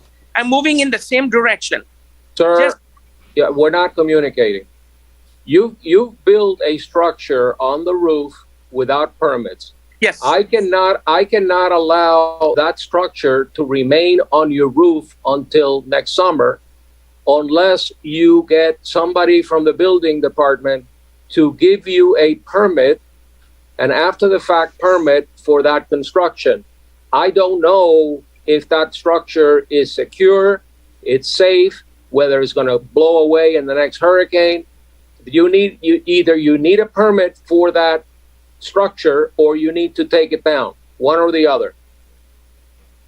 Let me go apply for the permit. Okay. So like with the boiler, I'm going to give you time. Yes. To consider applying for a permit with the understanding that you may build a structure next summer, next year, next 2 years, which will replace or render that structure that you built irrelevant or moot, and then at that time you can keep it or take it down. But that structure needs to be inspected, a permit has to be issued, and it has to be legalized. Otherwise, you need to take it down. Fair enough. Okay. Ms. Barber, please continue. Is this for the shipping containers? The shipping containers, yes, sir. Because I know we were discussing the items on the roof. Yes, for item number 8, 4 shipping containers were installed. There was a lift also that was installed at the base of one of the containers without permits. And again, as of the final recheck date of October 7th, there has been, there's no compliance, no permits have been obtained. Where show me specifically by arrow or otherwise? Yes, sir. These are the shipping on the photos here. You can see these are 2 of the shipping containers. There are, like I said, there are at least 4 shipping containers. And at the base of the shipping container in the photo that's on the screen, there is a mechanical lift that was also installed. So are these movable containers? Yes. Portable.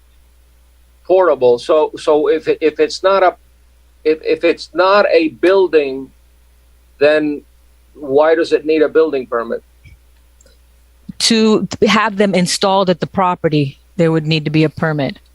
Again, if I don't know if the building official wants to also. Yeah, I can't. I don't know that shipping containers are necessarily. Well, he would need magistrate. If it's not, I mean, bear in mind during the inspection, all the city can see is that the containers are there. We're not aware of whether or not they're permanent structures or if they're temporary in nature. But if in the event they are temporary in nature, there's still a requirement to obtain some type of variance from our zoning department to have them placed. Based on what we can see, though, these containers are stationary at this site. They don't move. So whether it's permanent, if it's permanent in nature, it would need a permit, a construction permit. If it's temporary in nature, it wouldn't be allowed to sit stationary long term, and it would still be subject to some form of a variance that would be obtained from the zoning department. Okay, so either way, they're in violation of the code. Correct. All right, so. Mr. Abdul Kanani. Yes, sir. You understand what the code department just stated, that if it's a container, you need a zoning variance. If it's a building, if it's a building, you need building permits. But either way, you got a code violation. So I'm going to give you, like with the boiler, I'm going to give you 60 days to get your act together on those containers. If you can remove them, you can come into compliance. If they're a structure, if they're a permanent structure, then you need a permit to keep them as a permanent structure. So there's so much for the 4 shipping containers. Next, you got electrical issues, and I saw some pictures. Some of them installed in the right of way. Ms. Barber, you want to show me again what those pictures look like? Yes, sir. These were in the swale right of way. There were some display items set up, some lighting, concrete pads with some display items attached to them that were in the on the swale. You can see here in this first photo. This is actually the swale where this tree is. The electrical fixtures were attached to the tree. In addition to, I think the photo right above that, photo number 9, thank you, would be this display item with that's solid concrete block lighting and the propane tank as a display. Is that just a tank without propane inside for advertising purposes, or is that a usable propane tank? It's a demonstration. We took the valve out. There's no gas. We put the water in it, and we take all the residue out. Nothing in it. It's okay. So there's no gas inside. No harm. Okay, but you placed it on a concrete block in the city right away. Yes. Okay, I mean I also did the landscaping on the city right away because they never cut the grass, and it always looked bad. So I did all this landscaping on the same city property. Yeah, but that's not your property, though. I understand, but I still spend over $1,500 landscaping on both sides. And I also do the landscaping across the street on the post office property on my account. Yeah, well, that's admirable, but you can't take over city property unless the city tells you it's okay. Okay. So you know, Yep. you know, there are ways of getting the city to give you some kind of a license. Okay, I will apply.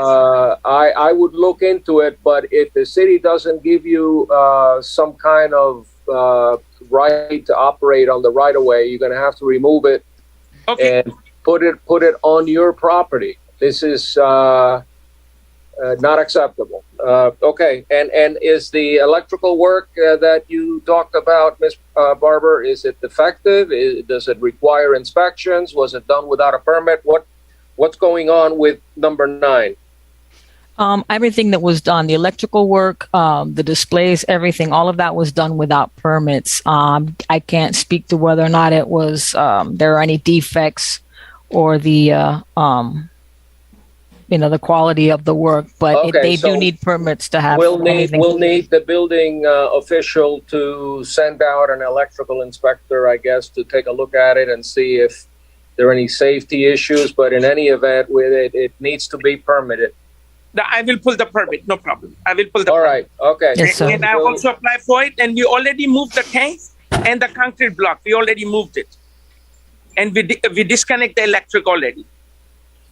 Whatever whatever you need permits for, you need to pull them because the inspector is going to go out there again, and if it hasn't been permitted, we're going to give you some violations. Okay, we're going to give you some fines. But the concrete block, and the tanks and electric has been moved from there, and the generator already moved from there. Okay, but the inspector needs to make sure that happens. Yes. Number 10 is storage cages, decorative metal features, concrete and propane tank sign. What is that about? There was a let's see. Bear with me. I apologize. After this case is done, by the way, we're going to take a 5-minute recess because I think some people may want to stretch, go to the restroom, get a drink of water. So anybody who's behind this case will take a few minutes recess. Okay. All right, let's go. Yes, sir. The storage cages, as you can see in the photos here, there is also a above the storage cages. There is a metal sort of almost like a pergola that stretches across the front of the property. That all of these items here, the storage, everything was installed without permits.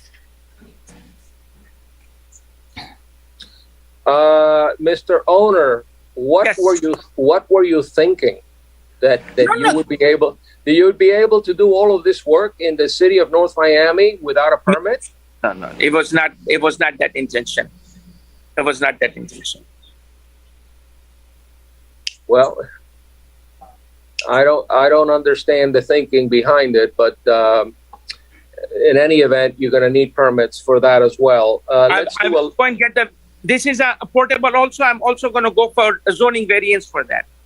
All right. So you get some good experts to present before the planning and zoning. Yes, sir.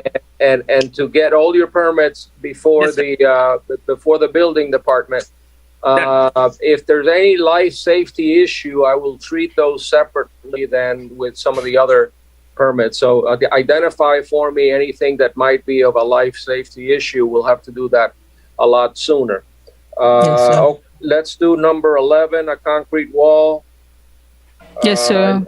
Installed in the right of way. I see that's a very good picture. I saw the concrete wall again done without a permit, and it's in the alleyway. If it turns out that the wall encroaches on the city right away, please let me know. Yes, sir. Again, I was unable to verify whether or not that alleyway was surrendered to the property owner, but I will get with the building official and with zoning It as well. hasn't been. I confirm that it has not been. Okay. Magistrate, can I say? One second, folks. I need to get more. I need to get a charger because my iPad is running out of power. So I need to charge it up. Hang on 1 second.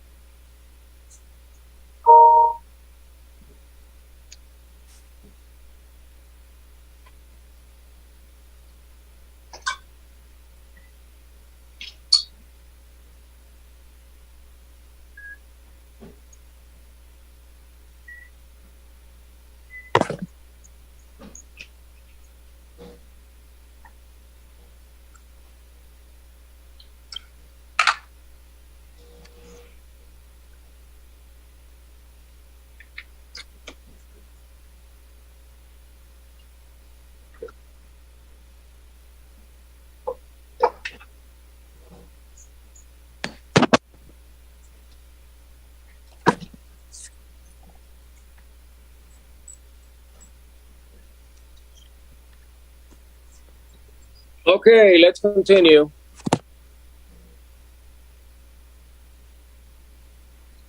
Hello?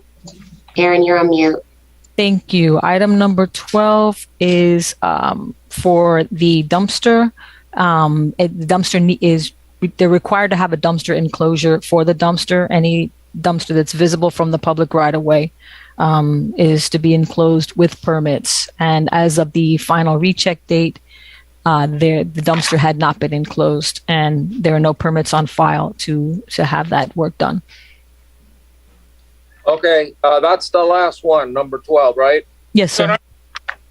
Your Honor, I can go this thing for the variance for the zoning department. Just for the short time, soon the building is starting. We have all this space to put it on. If I'm requesting you, if you can grant me, I can go to the zoning variance and I'll get the variance without any problem. Can you get a variance for a dumpster enclosure? Yeah. So what we're gonna do? We're gonna move the dumpster. No, inside. I'm asking the city. Can you get a variance? No, he's going to need a construction. He's going to need to construct an enclosure, which would require a construction permit. Okay, you're clear. You're clear on that, right? Mr. Magistrate, well, yes. Depending with his permit for his proposed dumpster, he can it may possibly, depending on the location of where it's at, he may need to go through a variance as well too. Depending. So he's referring to his proposed plans and remedying the issues through proposed future plans, site plans of the location. I don't know. Have you been to the Board of Adjustments yet? Board of Adjustment. We went to the zoning board. I think so. There was a Board of Adjustment. The one I attended the meeting on August 8th. Oh, you went to the planning. Were your plans approved? Yes. No, where my variance was approved for the setback and for the parking for the new building. So so where do you stand with the plans in terms of the future site plans? Is in the hand of engineer. Engineering probably need at least 2 or 3 months to do the engineering calculation. Once it's done, we submit to the building department, go through the building department review. I think so next summer we should be starting a construction. We are ready, funding and everything's are available. Ms. Patterson, he went through, I believe, the board of the DRC. So it seemed like he has a approval for that to proceed for the permitting. So, Magistrate, based on what it appears as though he intends to completely rehab this entire site, the city would ask for an adjudication on all cases and give him a 90-day turnaround so that we can determine where he lands with addressing the construction or beginning the construction at the site. or probably 60, I would say. I'm sorry, not 90. I would say 60 days. I would expect that he should be able to begin construction, seeing as DRC has already approved his plans. He ought to be able to begin construction within 60 days. No, not engineering drawing gonna take at least 3 months. We have to put at least 12 concrete second floor, and then we have to go up to 50 feet in the height. It's not building a 1-bedroom apartment. So, my question was, where are you in the process? And you said that you were approved. I'm in the process. Give this job to the engineering company. Engineering company said. So the city has not approved any of your plans at this point.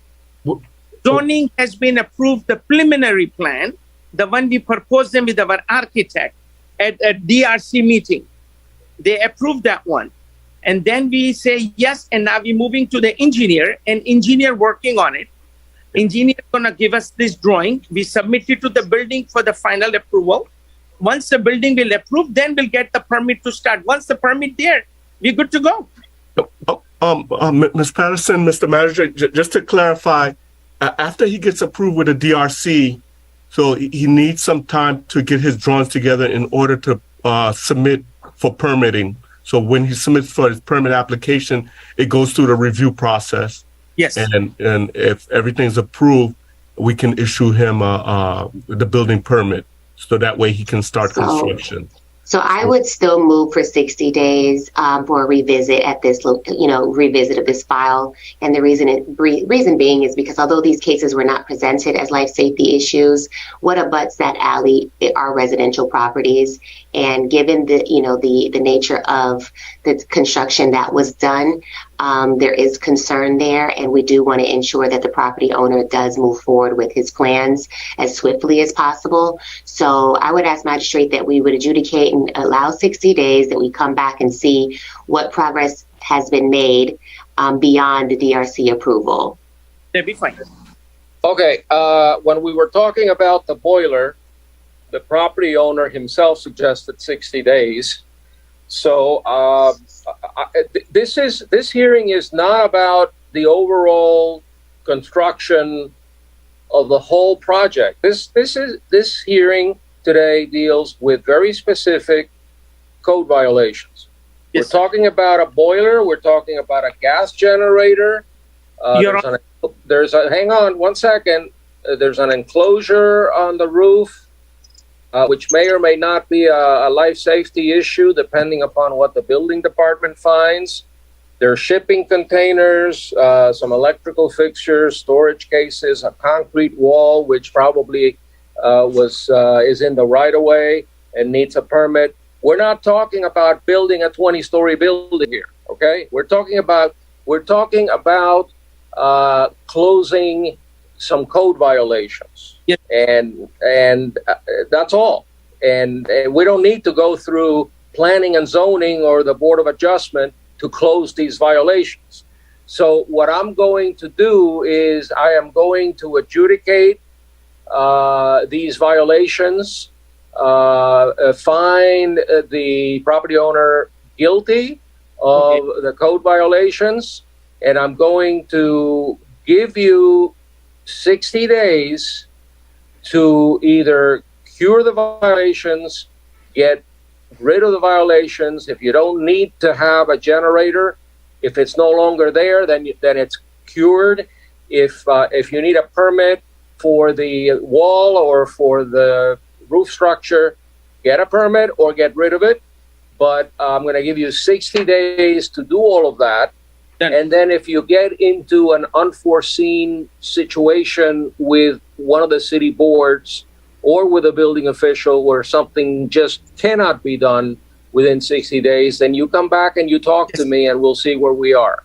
Yes, in the event that you do not comply with the violations and comply with the code provisions, then we're going to find you as to each one, because we're going to treat them each separately, $250 per day for those that you do not comply with and for which you do not get an extension.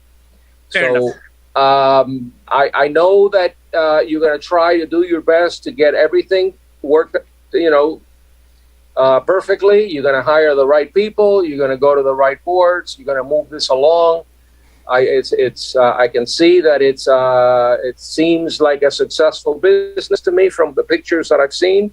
So you need to do everything necessary to be in compliance with the city codes, and we'll see you in about 60 days. Okay? Yeah, Your Honor, we are on this property for last 35 years, and we enhance the neighborhood ourselves.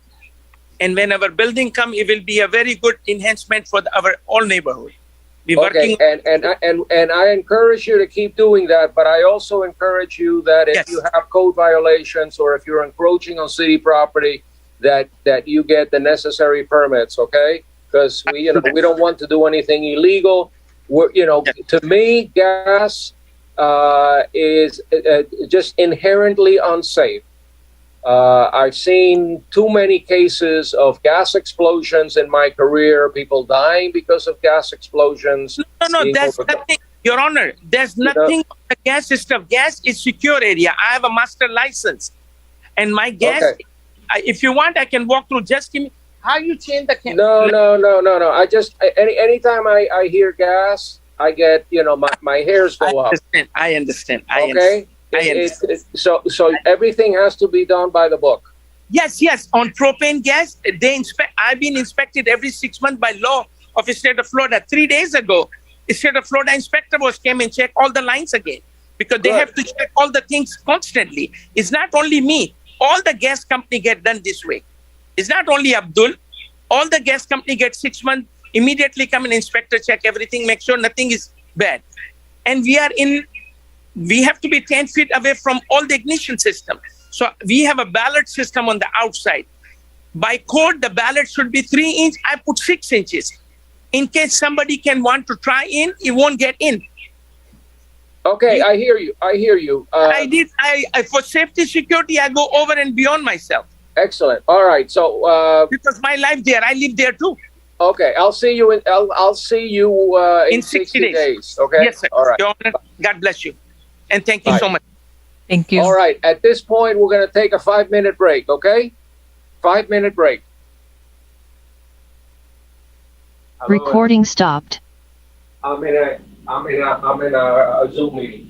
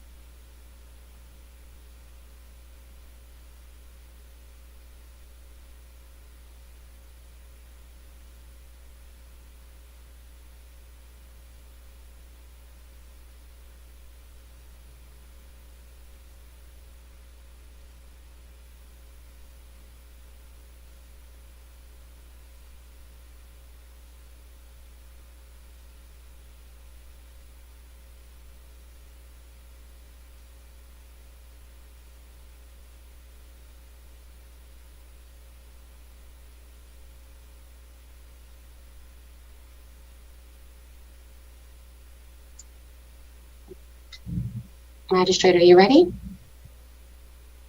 Recording in progress.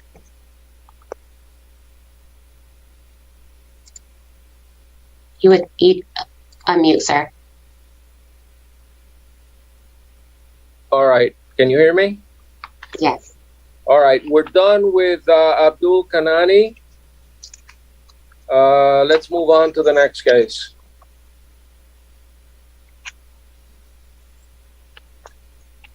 Item number 36, Mona Terenzi, case number CEBPR 2021-00215. This case was previously found guilty with an abatement date of October 7, 2022. Fine set at $250 plus $100 cost assessment. And the officer is Aaron Barber. Mona, are you there?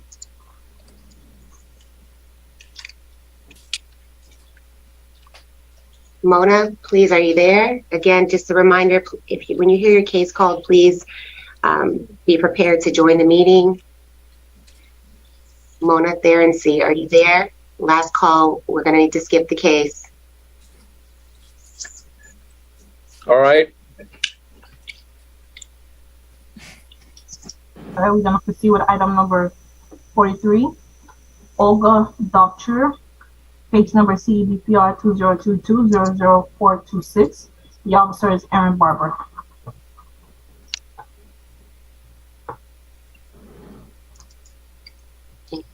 Right. Anybody here for the property owner? Yes, Olga, please just unmute yourself and enable your camera now.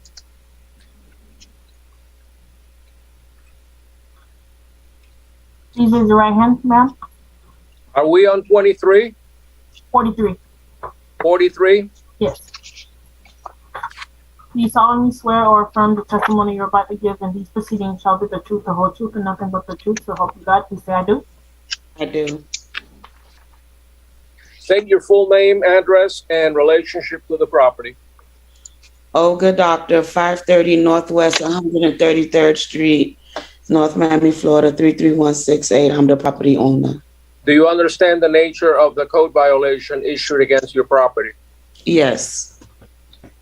A brown metal fence was put in without a permit? Yes. How much time do you think you'll need in order to correct the violation, get an after-the-fact building permit, and have the city approve it? I don't know, because I don't know what the steps are to do that. Okay, let me hear from the code officer, Ms. Barber. Yes, and sir. Tell me how much time do you think she'll need in order to get the after-the-fact permit? Yes, sir. Aaron Barber, City of North Miami Code Compliance. This is a new case, as you stated, for a brown metal panel fence that was installed without permits. The property owner, she would need to go to the building department and apply for those after the fact permits. They would provide a list of the items that you would need, survey and things like that. But that would be the first step, would be to go to the building department. Okay, you want to show me some pictures of Yes, sir. the fence? There's the back side of the property. And this is the fence that was installed.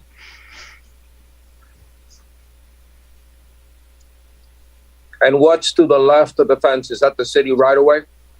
Yes, sir.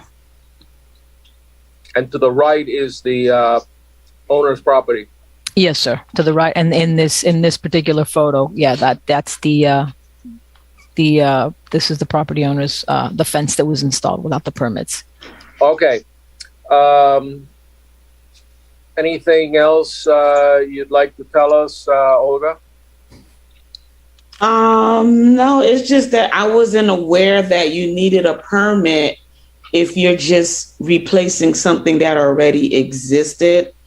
So when I asked the guy, like the company guy, like, look, they sent me a violation. And then he was like, you don't need a permit because you're just replacing something that was already there. It was just an ugly fence. So we just put a prettier one there. So I wasn't sure. Okay, so based on that logic, you could demolish your house entirely, build a new house in its stead, and not need a building permit for it. That's why the argument doesn't make sense. It depends on what you're replacing. Right. Even a door, when you replace the door, sometimes it requires a permit. But in any event, I think you ought to have another conversation with your contractor and perhaps get him to pull the permit as he was supposed to do. Yeah. And the leverage that you have over the contractor is that he did illegal, unpermitted work, and he could lose his license if somebody reports him to the county or the state. So I think you have some leverage, and he may very well do it for you at no charge. If he doesn't, then you got some different options that you can follow. But at this time, I am going to find you guilty. Testimony of the officer and the photographs depict that the violation is still in effect and that you don't have a permit yet. I find in favor of the city, enter an adjudication and set an abatement date of 60 days, giving you plenty of time, 60 days to get your after the fact permit.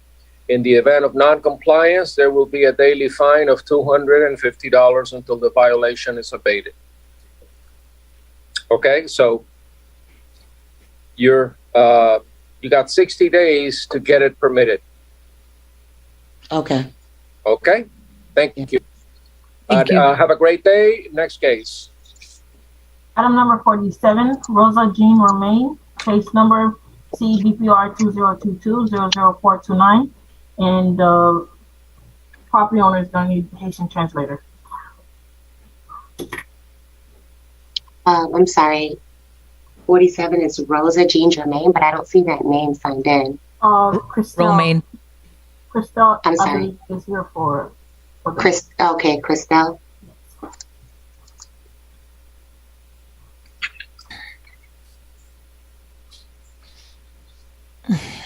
Christelle, are you there? Christelle, là?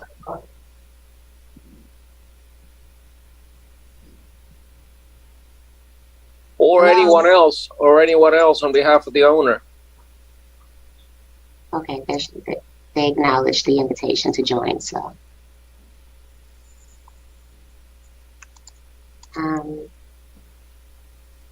All right, let me know what you want to do.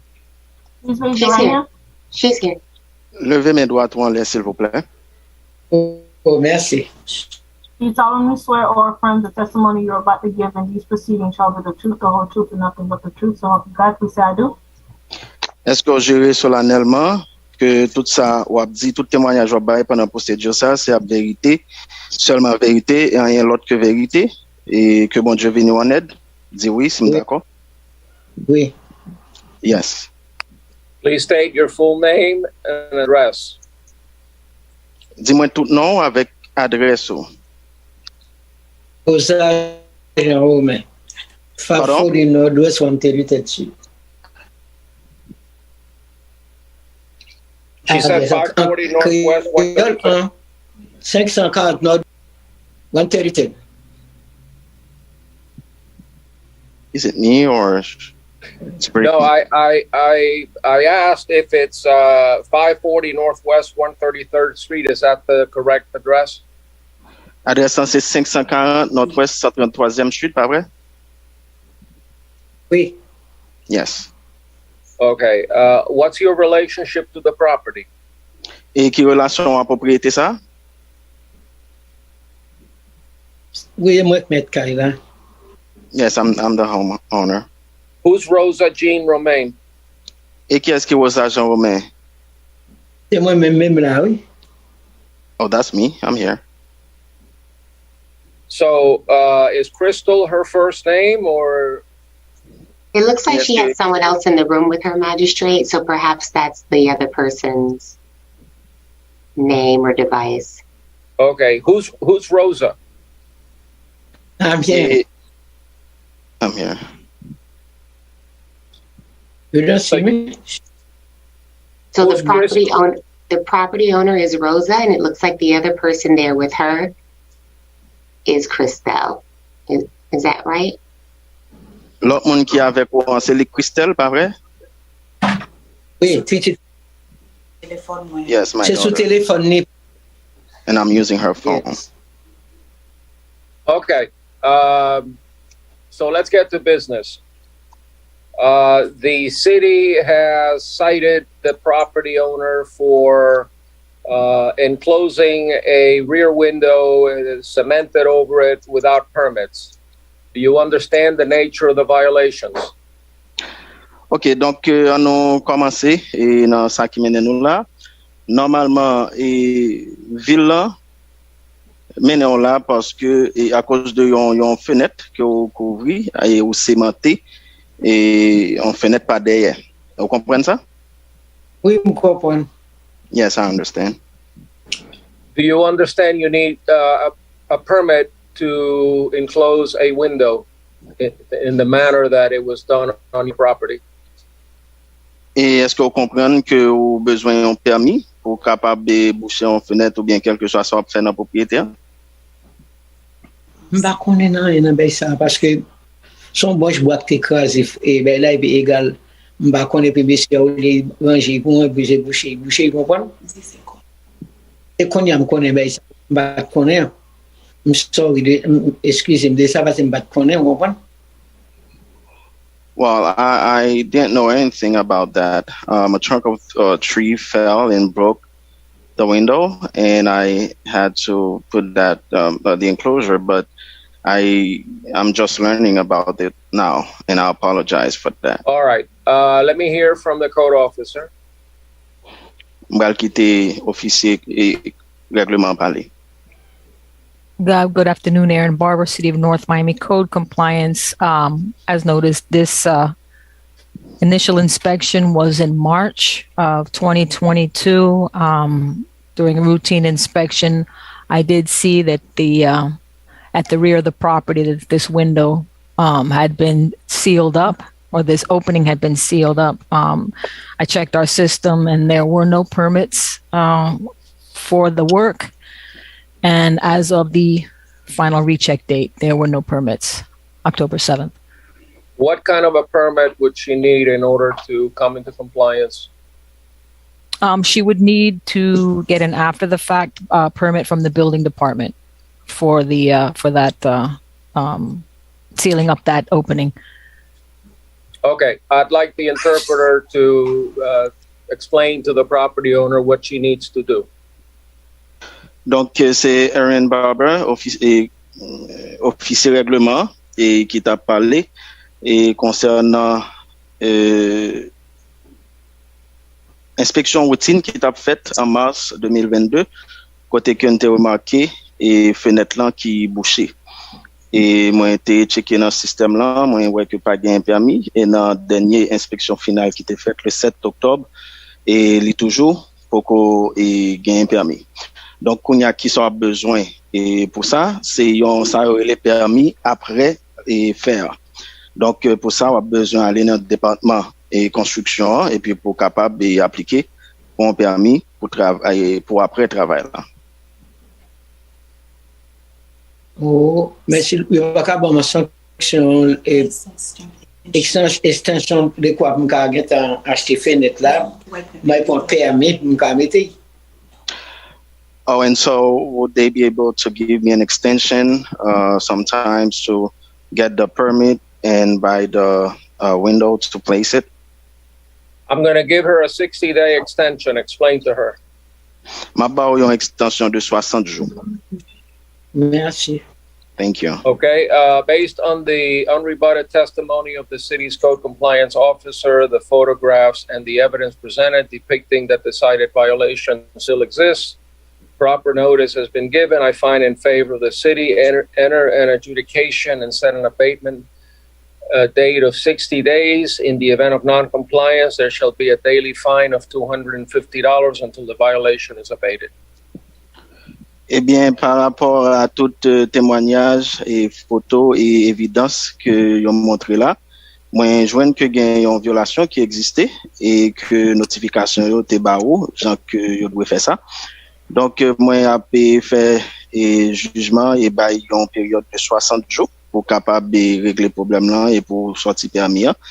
Et si toutefois date l'arrivée n'est pas faite, on a gagné une amende de $250 et qui a commencé à monter chaque jour que ça pas réglé. Non, m'a occupé ça. Oh. No, I'll take care of that. Thank you. Next case. Thank you. Merci. Thank you. I'm going to go ahead and proceed with item number 50, St. Julian Anelius, case number CETRA 202200010, and the officer is Shanna Sanders.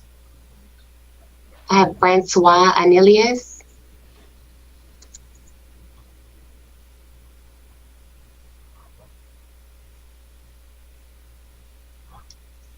Sir, if you can enable your video, please, and your camera. Oh, I'm sorry. Hello. My father and my mother, they're at work right now. My mom was here, but she had to start work. Leave. And they're the property owner. All right, you're the daughter? Yes. Okay, did your parents give you permission to speak on their behalf on this violation? Yes. Okay. Do you understand what the violation is about? For the tree being trimmed to the point where it's hat racked. Okay, that's what the citation is for. Yeah. Let me hear from. By the way, do you agree with the violation, or do you contest it? Magistrate, let me swear in first. Your Honor, if I may, when I guess she has to be sworn in, but if we can ask her for her age if she's not a minor, as long as she's not a minor, that's fine. How old are you? 21. Okay, she made it. Please raise your right hand. Do you solemnly swear or affirm the testimony you're about to give in these proceedings shall be the truth, the whole truth, and nothing but the truth, so help you God? Yes, I do. Yes, I do. Okay, what I asked earlier is, you know what the violation is about. You can either agree that it's a violation and not contest it, or you can contest the violation if you feel that it wasn't issued correctly. Which would you like to do?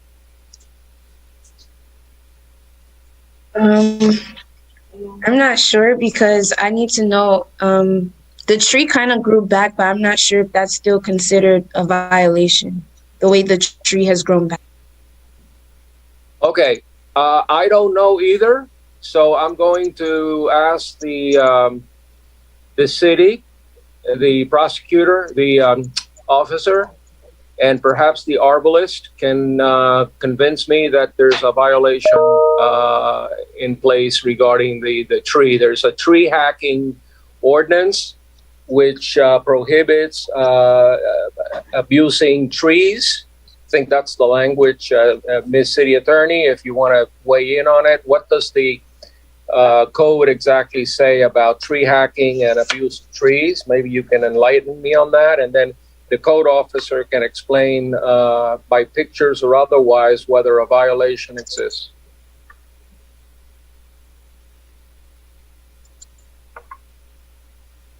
I'm sorry, Your Honor.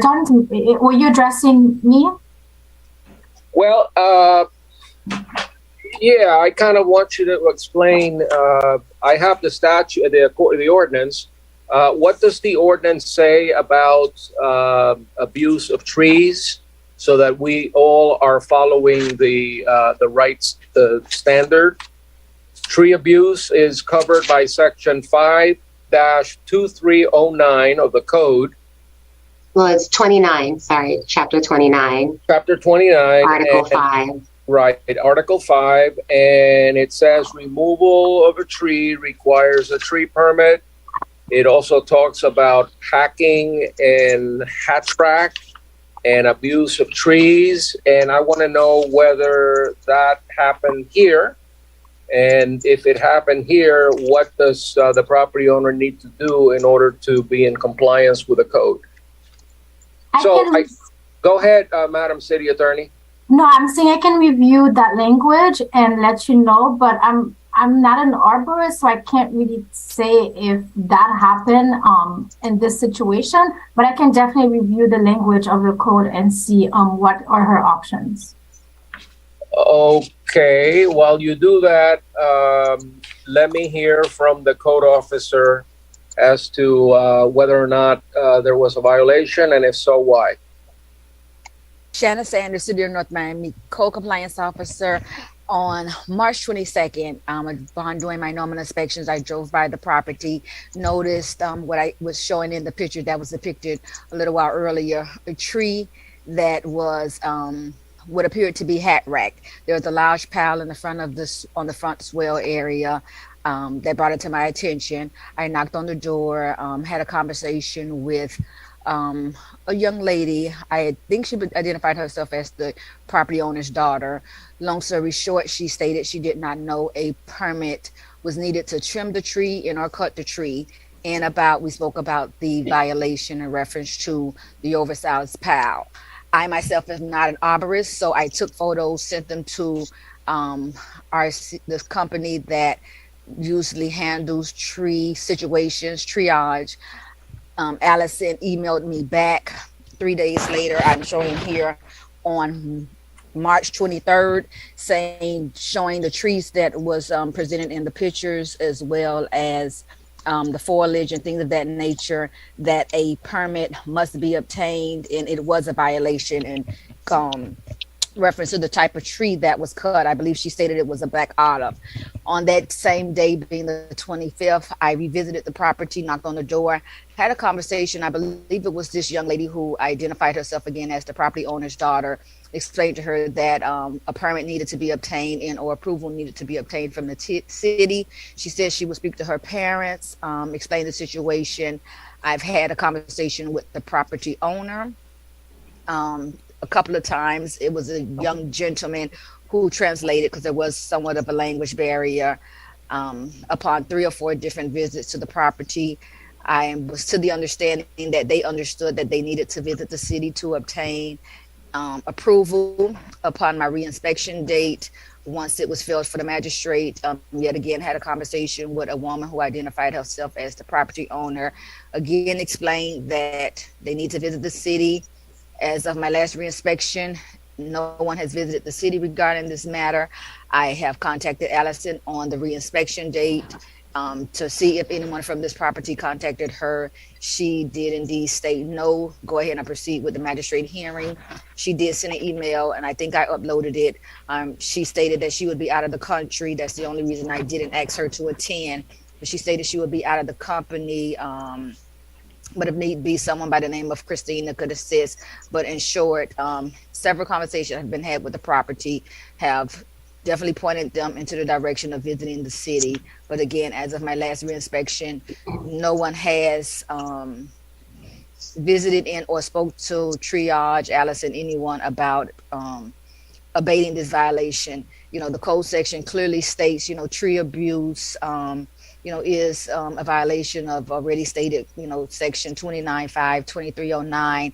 It further states, pursuant to section 2176, that for tree abuse and for tree cutting, that it shall require trees to be replaced and or some type of mitigation needs to be made through the city under, different things that they would have to, deal with community planning and development. But it clearly states replacement of trees and or other compliant measures need to be made.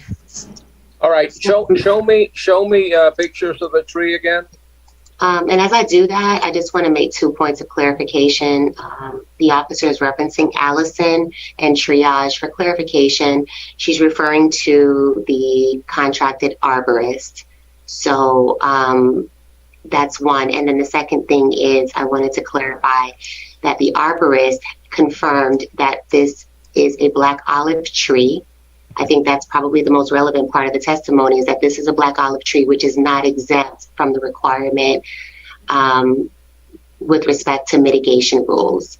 So in order to remove a black olive tree, or to, unless you're going to just do regular, maintenance of the tree and properly prune the tree, you would need to obtain what we consider a permit in this matter. So what I know, my dad, on October 11th, he said that he went to the city to actually get the application for the permit. And from what I'm told, he sent it in already, but I'm not sure if it's processed. Okay. Again, I want to see the picture of the tree again. Is it one tree? Yes, it's one tree. It appears as though she has a picture of what the tree looked like prior to it being removed. Is that correct, Shanna? Is that what this is? Yes, I have what the tree looked like prior to being removed, and I have what it looks like as of my last reinspection. Please show them to me. So this is the tree prior to the alleged hat wrecking or tree abuse, and this is what the tree looked like after they finished. And this appears to be... I'm not seeing anything. Oh, I'm sorry. Okay, so I'm sorry. So I didn't realize I wasn't sharing screen. So this appears to be what the tree looked like prior to anything being done. And post the that was cutting, the pile. That was cutting. I'll clarify, Crystal. That's the pile where they said that was brought to my attention upon doing my normal re-inspections on sanitation day. That was what it looked like, again, the day of initial inspection. Okay, so help me here, Madam City Attorney. Is this a obviously it's a one-time incident? You can't do the tree, so there's some mitigation requirements. Is my option to fine the property owner for the illegal hacking? If so, what are the fines that the city imposes? Or alternatively, may I require the property owner to mitigate by putting up another tree or doing something? What options do I have? So my understanding is that this case needs to be treated just like any other in terms of the way you're ruling. But it's not for her to replace it. It's for the city to do that. The section said that the city shall require any abuse tree to be replaced. And my understanding is that it's something that needs to be done by themselves. But I don't know if Crystal, what has happened in previous cases. So typically what would happen is, it's your discretion, I guess, magistrate. You could rule how you see fit, but the property owner could be given the option to, address the issue, which would be through mitigation through the Community Planning and Development Department. So whatever application it sounds like her father has submitted, it's a process that they would need to go through. And this is the Sustainability Department, together with the city's arborist, would work with them on mitigation options. And as such, they would be then in compliance with, the requirement. In terms of your ruling, you could address this from a one-time, first-time violation, and assess an adjudication and give them time to abate. And I guess. Well, there's nothing to abate. The tree is hacked. Technically through the zoning code, they are provided an opportunity, or can be provided the opportunity for a mitigation. All right, so here's what I'm going to do. I am going to rule in favor of the city. I am going to adjudicate that a violation exists on the property, or existed, or was committed. Proper notice was given, and I find that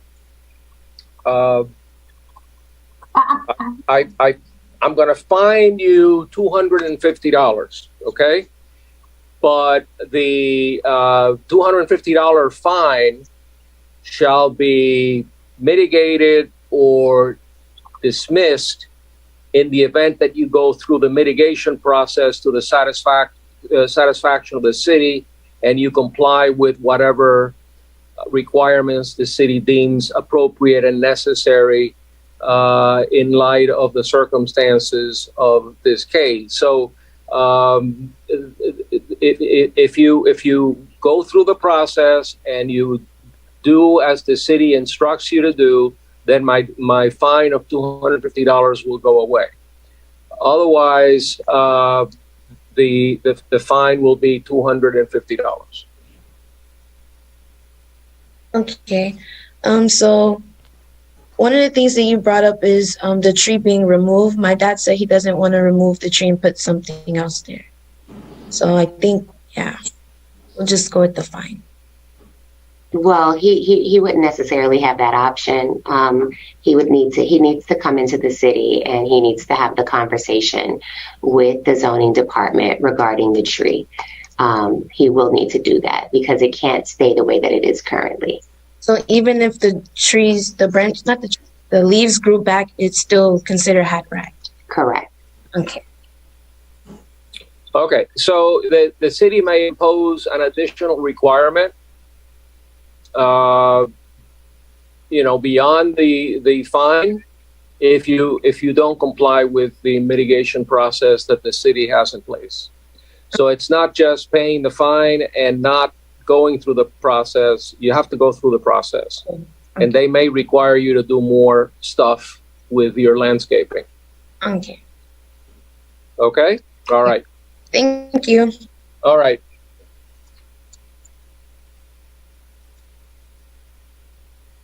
Item number 51, Scott E. Larson, case number CEBPR 2022-00394. This case was previously found guilty with an abatement date of September 2nd, 2022. Fine set at $500 plus $100 cost assessment, and the officer is Jose Perez. What number? 51. 51. Okay. Mr. Larson is joining the meeting. This matter has come before me in the past. Just for the record, I found the property owner guilty back in July of 22, and I set a fine of $500.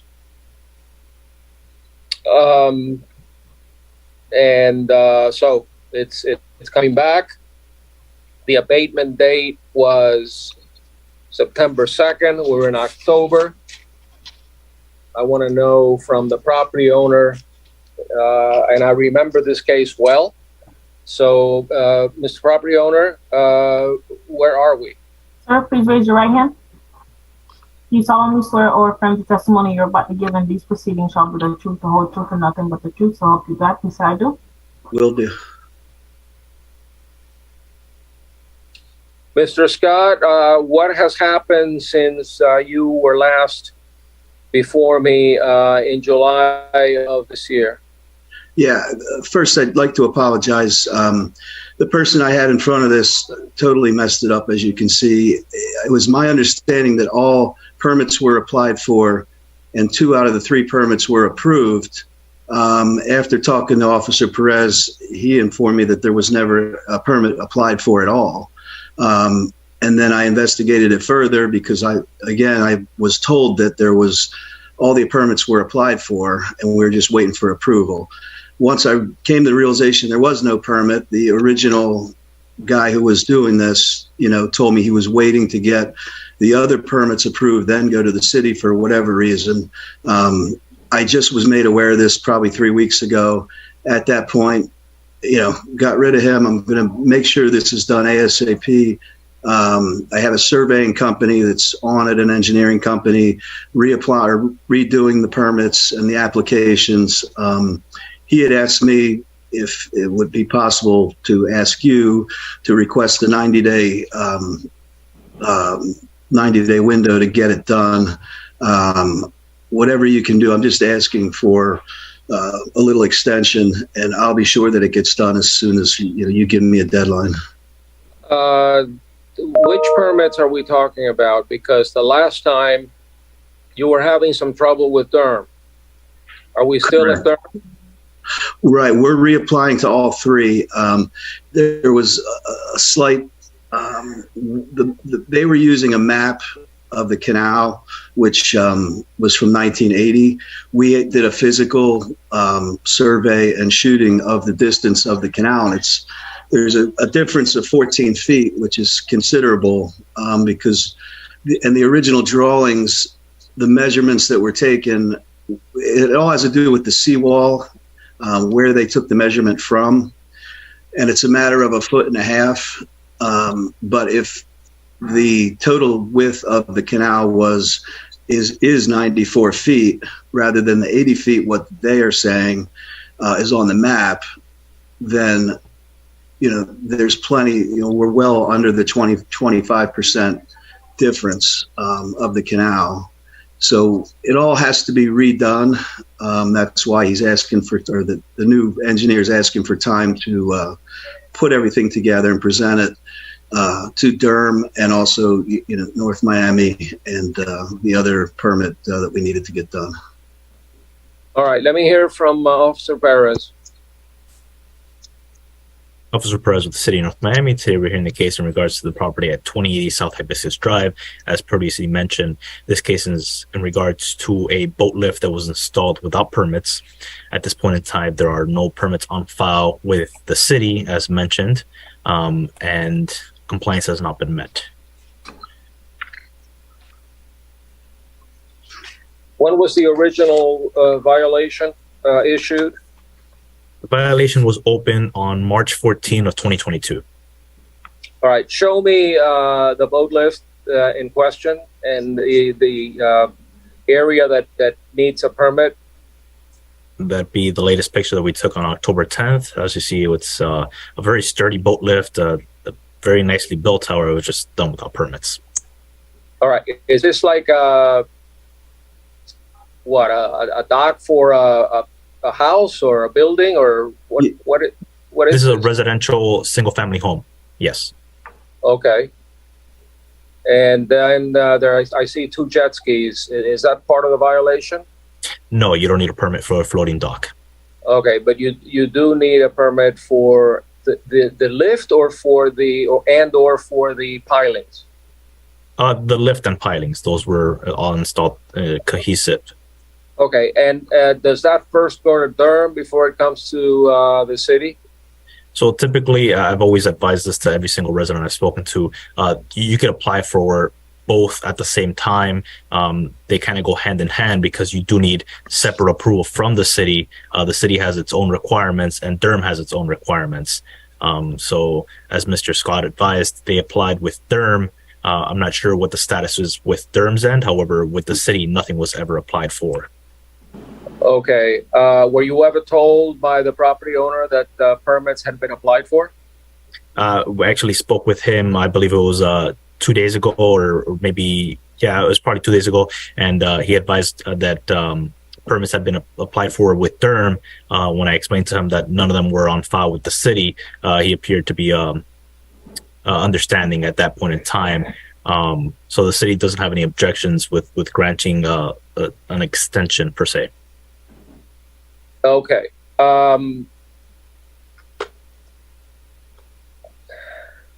Mr. Scott, can we, I understand the problem with getting permits, particularly from Durham. You seem to be a pretty wise, person. You seem to know your business. I was going to ratify the fines and throw the book at you because of representations that were made to me at the last meeting, and because there has to be some repercussions when you basically ignore an order of a special magistrate. There have to be consequences. I'm going to cut you one break and one break only. Based on, in part, on what the code officer has recommended. Maybe you were screwed by one of your contractors. You got to stay on top of these things because some of these contractors will lie through their, through your face and tell you things that are not happening. You have to monitor them and make sure that if they're telling you they're applying for a permit, you better double check. And you better make sure that what they're telling you is factual. A lot of times these contractors will often blame the city, blame the county, blame the whole world for their negligence. So I'm going to give you a 60-day. I'm going to table this case for 60 days, and hopefully by then you would have at least gotten permits for the lift, and we'll see where we are then. So I'm going to table the case for 60 days. Thank you, and I'll make sure that it gets done. Stay on top of it. Yep, Okay. I apologize for you. Okay. All right. Thank you. We're going to proceed with item number 52 from St. Philip, case number CETRE 2022-00011. Me, Officer Gennaro Murillo. Magistrate, if I can, at 2:30, we're going to need to take a 30-minute recess. Okay. Annie Ambroise, are you there? This is another tree case. Annie Ambroise, can you enable your audio and video? Okay. There we are. Please raise your right hand. Do you solemnly swear or affirm the testimony you're about to give in these proceedings shall be the truth, the whole truth, and nothing but the truth, so help you God? Please say I do. It doesn't seem like you have audio. Can you try speaking? No, we can't hear you. No. You want to maybe try turning up your volume?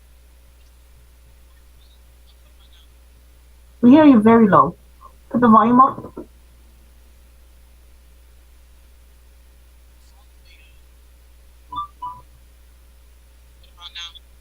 I heard when you said, how about now? But a little bit louder? No. No, Can you still turn low. up the volume more? Sounds like you have one of your speakers. It sounds like your speakers aren't working.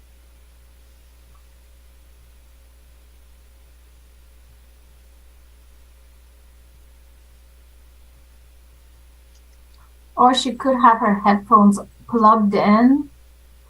Yeah. Since she's been sworn, Magistrate, I don't know if you want to have the officer. Yeah, as long as she can hear us, let's have, this is another tree case. Let's have, who's the officer on this? Morillo? Yes, sir. Okay, tell me what this case is about. Show me some pictures. Can you all hear me? Yes. I'm so sorry. I joined on my phone. Let me hang up on the laptop. Okay. All right, I'm having the officer present the case first. Okay. On March 31st, issue a violation for tree removal, which I asked to obtain an after the fact permit. On April 12th, I received a call from her asking for an extension, which I gave a month extension. My re-inspection was on May 17th, which there was no compliance, and as October 10th, there is still no compliance. Tell me, show me the pictures again. I'm sorry, what number is this on the agenda? 52.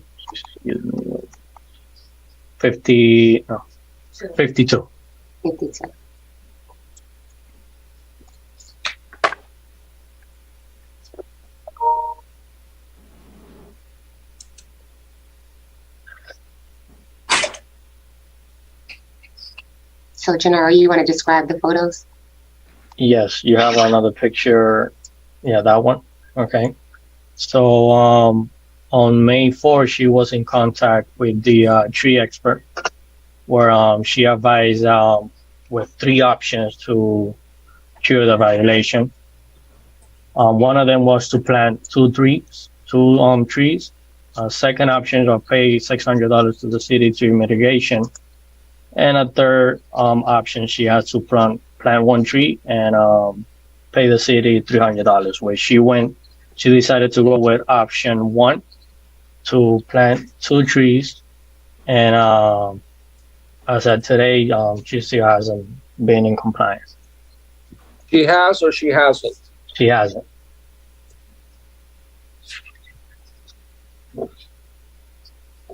Okay. Let me hear from the property owner. Hi, good afternoon, everyone. I've been speaking to Allison from Triage. I did go with option number 1 to plant 2 trees to replace the tree that I cut down. I did, in fact, get the after the fact tree removal. I submitted that in April, the same month, with Isaiah in that department. I went ahead and did the money order to submit that application. So that's been submitted.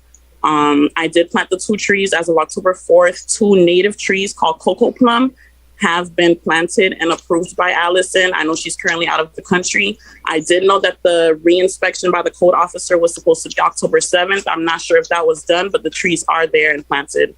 The after the fact removal has been submitted to the city. Mr. Morillo, have you had a chance to go back to look at the property to see if she's complied? The tree expert, Allison, needs to go back to the property, and she's the one who will let me know if the violation is already cured. And after I receive that email from her, then I will close the case. But I haven't received any response for her. Okay, and is it Anaya? Amaya? Okay. You're telling me under oath that you've done what Allison has asked you to do? Correct. Okay. In that case, I'm going to table the case, give the city arborist the opportunity to go back and take another look at it. Okay. And if you're in compliance, we're going to close the case. If you're not in compliance, it's going to come back to me. And I will impose fines for lack of compliance with the arborist mitigation plan. So make arrangements to have the city go back, or the city should make arrangements, tell the property owner when they're going back to take another look to make sure that there's compliance.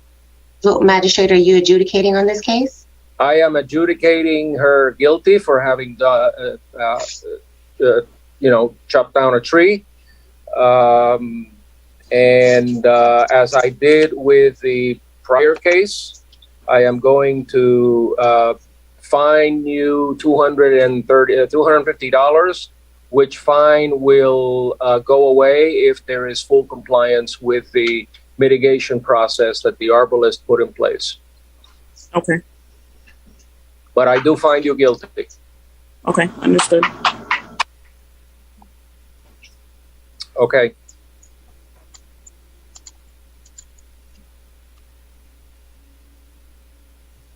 I will proceed with item number 36, Mona Charity.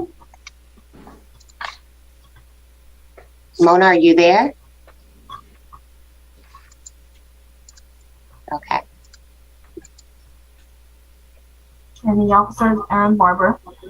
Case number is CEVPR 2021-00215. This case was previously found guilty with an abatement date of October 7th, 2022. Fine set of $250 plus $100 cost assessment. I think at this time we can dismiss the interpreters. All right, interpreters, have a great day. Mona, you're here again. Has she been sworn? No. Well, it's a he. Yeah. Oh, it's a he. Mona is a he. Okay. Sir, please raise your right hand. Do you solemnly swear or affirm the testimony you're about to give in these proceedings shall be the truth, the whole truth, and nothing but the truth? So help you God. Please say I do. Yes, correct. I do. Okay. Sir, you were here in front of me back in July, and I found you guilty of having done work without a permit, windows, doors, stucco, and on and on. And I fined you $250 plus cost. And here we are. What's going on? Okay. Yeah. So far, I have secured an architect. I got the architect. I got the I did the survey with the architect for the sketch survey with engineer. Like basically everything is in process right now, and then they're sending me a physical copy of the certificate. I just got the building permit, which is about to get notarized. The building permits, the architect came out and did the measurements and everything. I have all the documents and everything here. The only thing you need though to show me is a building permit. And are you able to show me a building permit? No, the building permit, I believe that's the last step as of right now. I believe that's the last step. I would ask, could I please just get 90 more days just to finish everything off? Because it's like I'm doing the process and, I'm waiting on them. They sent out the architect, they sent out the engineer to do the measurement. So everything is like a process and call. So I'm just doing everything step by step, but I'm getting it out the way, handling everything just to have, I have it ready. But that's what, basically I'm just doing all the steps. Is this your home? It's my mother's. Your mother's home. All right, let me hear from the code officer. Good afternoon, Aaron Barber, City of North Miami Code Compliance. As noted, this case was previously adjudicated. As of the final recheck, they have applied for after the fact permits for the carport, driveway, walkway, and for the windows, and all of these 3 permits are pending. However, there were no permits applied or obtained for the stucco work that was also part of the violation. There was quite a bit of work done at the property, and it appears that everything else is pending, but the stucco, there are no after the fact permits in the system as of October 7th. Mona, you heard that. What's with the stucco? How come you didn't apply for a permit? Okay, just to be sure, is the stucco the thing around the window, or is it the wall, like the wall itself? It's the exterior wall. The area they're part of the area around the window and the exterior of the home. Okay, if it's the area around the window, the design around the window, I'm not too sure exactly, because when I thought that was everything that was in the violation was the things that I was working on. So just to be sure, if that wasn't submitted, or I'll go ahead and add it in there also ASAP, and I'll get it done. Everything is in process. Okay, Mona, you've convinced me that you're a man of your word. Correct. And I appreciate the fact that you've applied, though you don't have the permits yet. You understand the urgency of getting this done quickly. You've already been given a chance, and I'm being lenient with you. I don't want to impose thousands of dollars of fines on your property, because it's only going to make it more difficult for you to get the work done. You have the architect. The architect has submitted the plans. You'll need to hire a contractor, because the architect cannot be a contractor. Usually is not. Do you have a contractor ready to start? Correct. Yes. You got somebody on the contract? Yes, correct. Okay. I'm not going to give you 90 days. I'm going to give you 60 days and urge you to move as quickly as possible. I'm going to table it for 60 days, and hopefully, not that I don't like you, but hopefully I won't see you again. Okay. Hopefully it'll be the same, and it's not that I don't like you either, but just Yeah, I have it out the way. Appreciate Okay. it. All All right. right. Good luck to you. Same to you. All right. Thank Bye. you. Thank you. Next. There seems to be one more person, Sandra Rivera. She was not responsive, so I'm not sure what you should see on behalf. All right. Sandra Rivera, are you there? Sandra Rivera? Hello? Hello? Hello? Yes. What address are you here on behalf of? Okay, 575 Northwest 134th Street, North Miami, Florida 33168. 575 Northwest 134th Street. That's correct. All right, give us Item a second to 18. see. Okay. Item 18, yes. All right, I'm going to give you access into the meeting. We're going to call your case. Join as stay as Item number 18. We're calling number 18? Yes. All right. Estate Who's of here? Hector. Who's here? Who's here on behalf of the estate of Hector Rivera? Sandra Rivera. And the case number is CEBPR 2022-00417. Okay, now, Ms. Rivera, if you can turn on your camera and now your audio. Please raise your right hand. You're still on mute. Can't hear Raise your right you. hand. Hello? We can hear you now. Please raise your right hand. Do you solemnly swear or affirm the testimony you're about to give in these proceedings shall be the truth, the whole truth, and nothing but the truth? So help you God. Please say I do. Yes, I do. Yes. Okay, Ms. Rivera, are you the personal representative of the estate of Hector Rivera? Yes, I'm the widow of Hector Rivera. Okay, is the property now yours? Yes, it is. 575 Northwest 134th Street, That's correct? And you you received a violation for doing a metal panel fence without a permit. Is that correct? Well, I didn't know that it was a violation.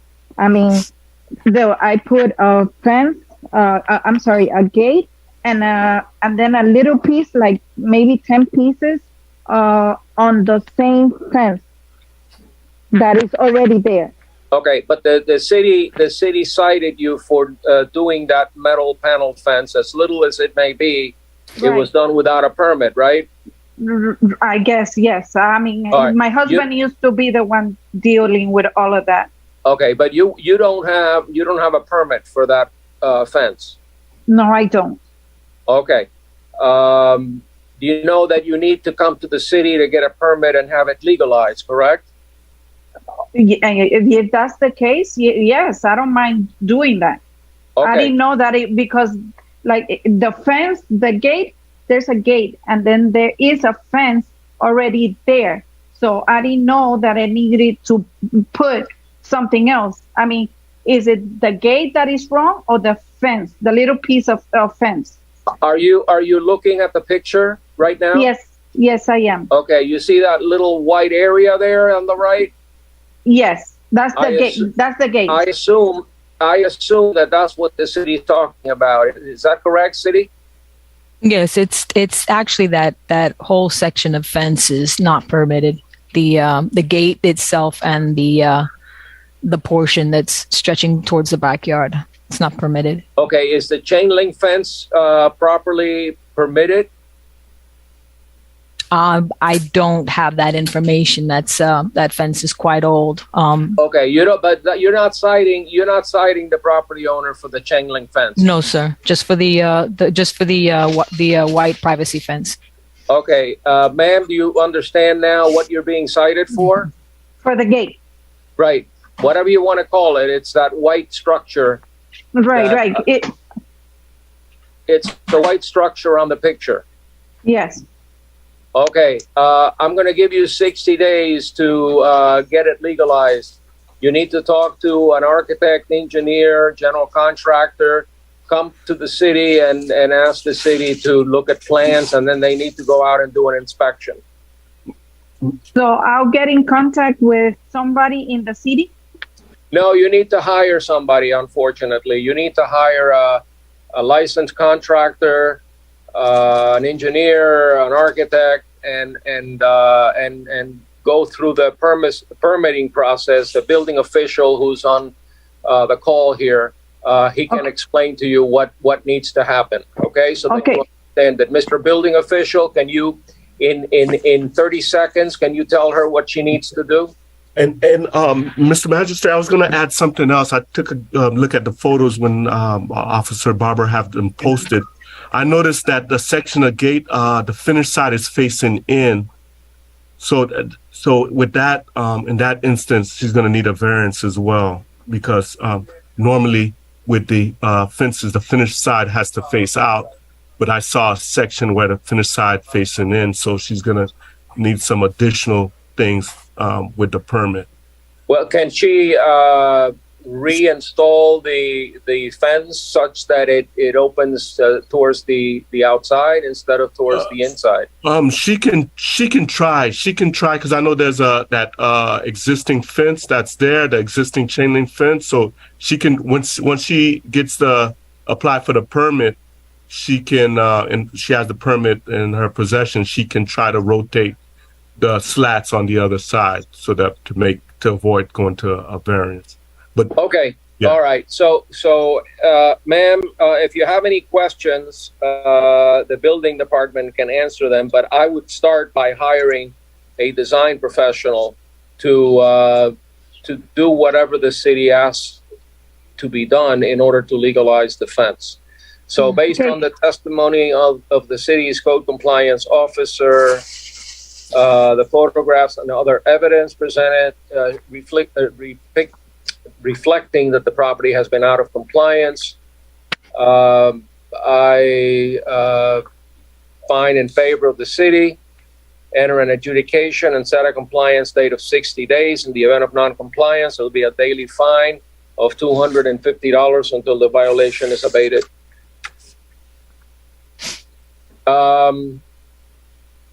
Crystal, do you need to break now, or you can take one more case?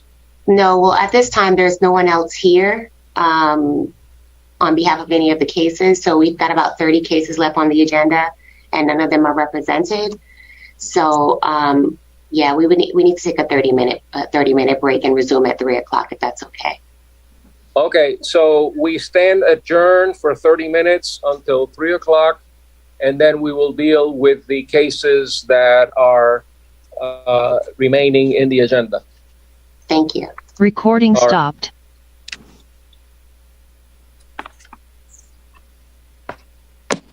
So I thought you had it just in time. So everybody's here.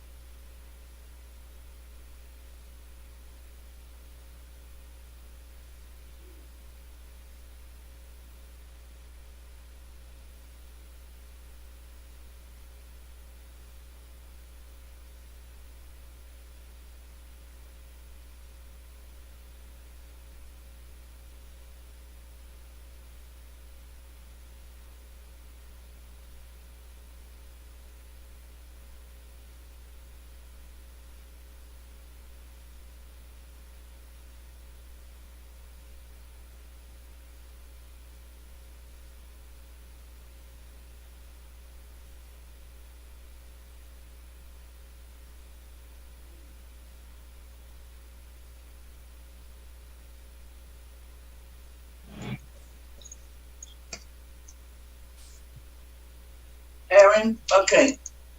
Okay, I'm gonna go down. Porque Papi todavía, they're in a break for 15 minutes and he has 1 more hour. Okay.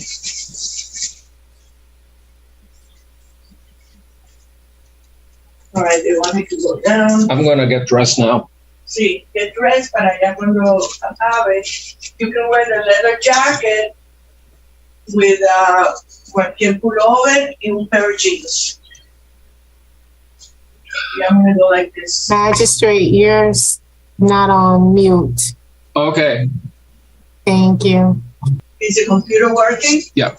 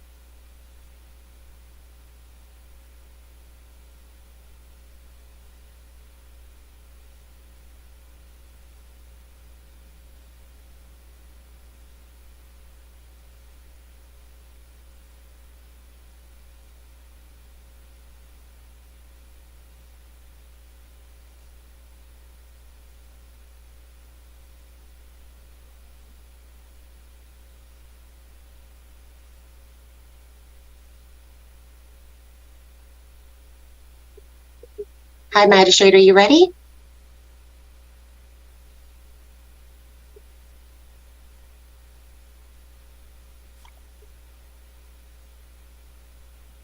It's 3 o'clock, and I think we are ready to re-adjourn the meeting. But you're on mute, Magistrate. Sure. Okay, let me get the recording going. By the way, Recording in progress. I fixed my volume issue. I'm back on my computer. I Okay, can see everybody better. It's okay, larger. good, Yeah. good. Okay, so my clerk is going to get us up and rolling here in probably less than 10 seconds.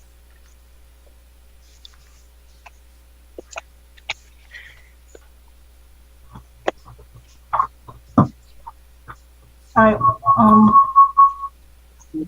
we'll begin with item number 1 and 2. It's item number 1 is 13100 Sunrise Plaza LLC, case number CEFOB 2022-00124. It was previously found guilty with an abatement date of September 2nd, 2022. Fine set at $250 plus $100 court costs. And as for item number 2, it's 131 Sunrise Plaza LLC, case number CEZCU 2022-00268. Case found guilty with an abatement date of September 2nd. Fine set at $250 plus $100 court costs. Before we start with number 1, if I may, the backup is from a different address.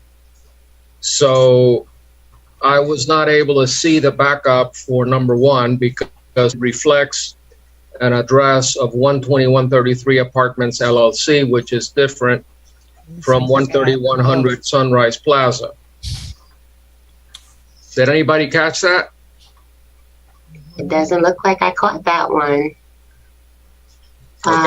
So yeah, it looks like we've got stuff regarding streets and wrong case.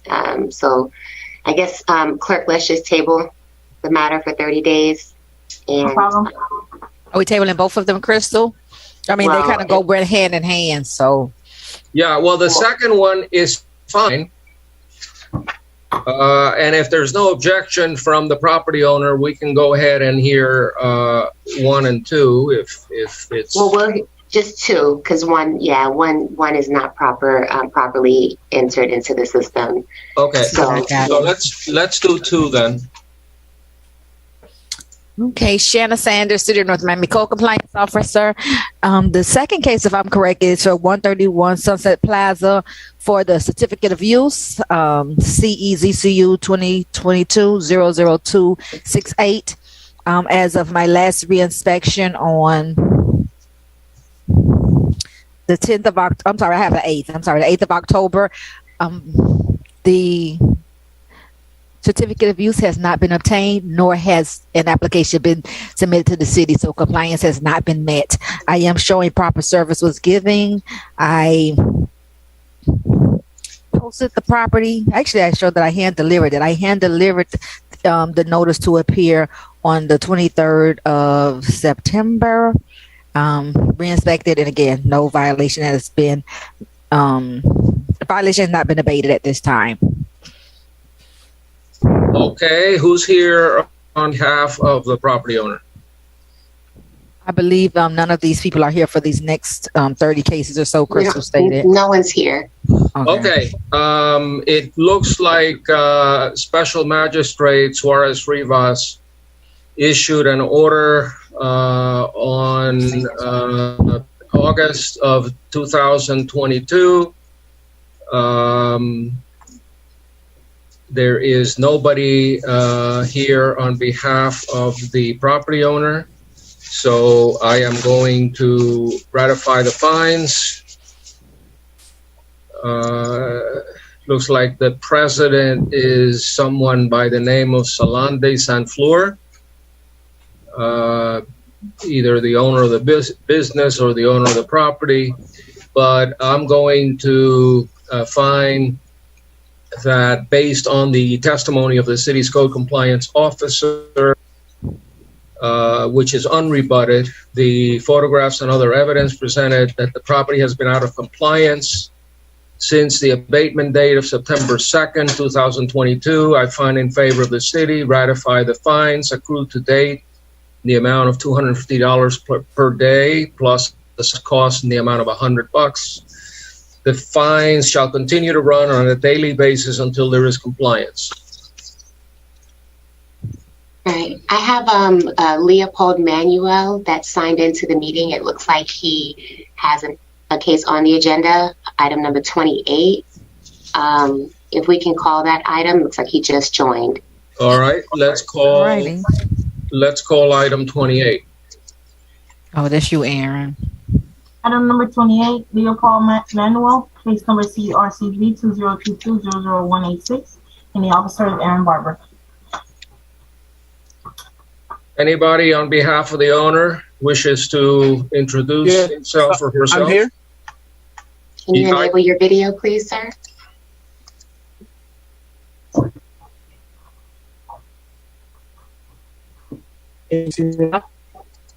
No. Don't see you yet.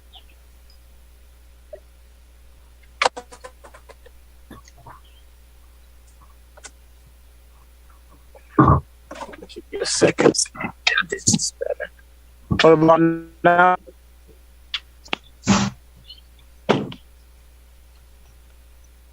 Are you Sir, guys able to see me?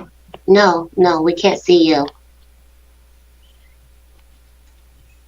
Say it again, I'm sorry. If you can't see yourself, we can't see you either.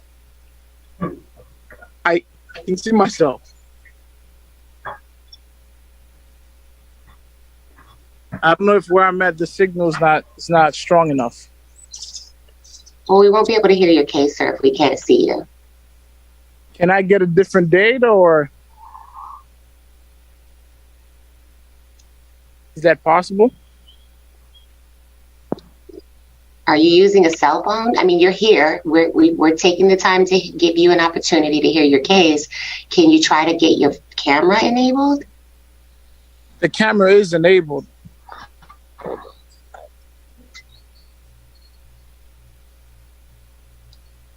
You have another device that you can use. 1 second, let me try.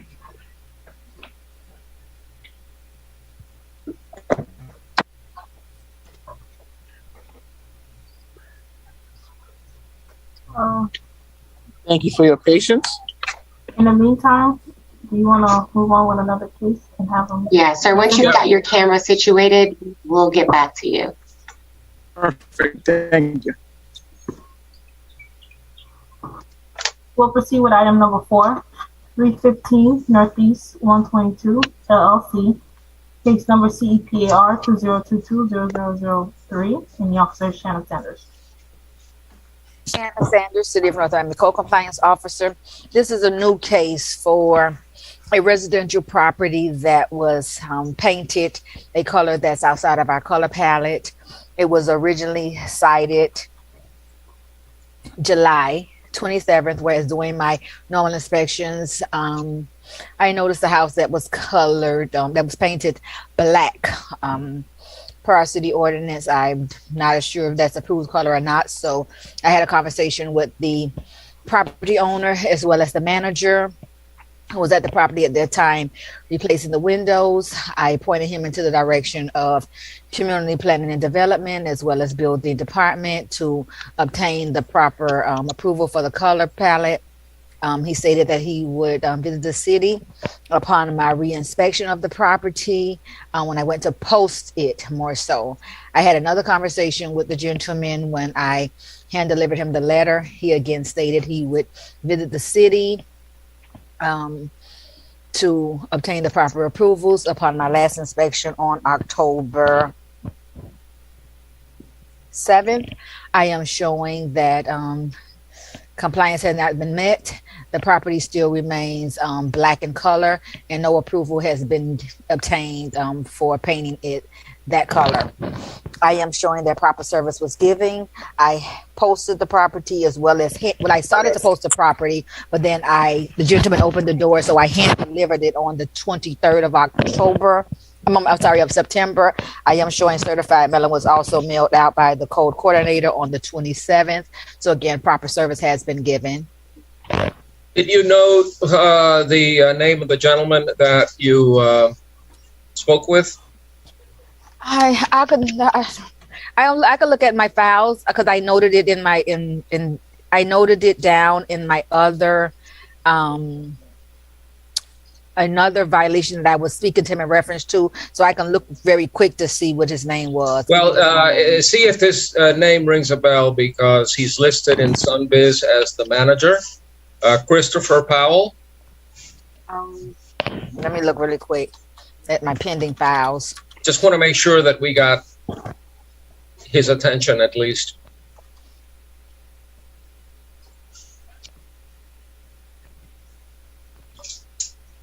I see that Leopold Manuel joined us. If you will stand by, we'll hear your case shortly.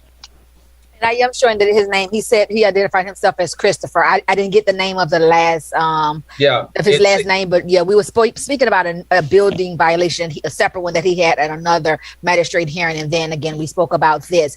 And, but yes, his name was Christopher. And then he called the property owner on the phone, and we also had a conversation, but I don't have his name.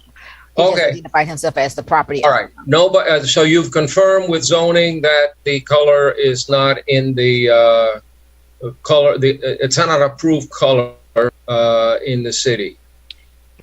Anything other than white or beige colors are usually needs approval for the city. So again, I pointed him. I wasn't trying to approve the colors for him. I pointed him into that direction so that they can tell him yes or no. Okay. So he needs to repaint, right? Repaint or get that color approved. Okay. So based on the unrebutted testimony of the city's code compliance officer, the photographs and evidence presented depicting that the cited violation still exists, proper notice has been given.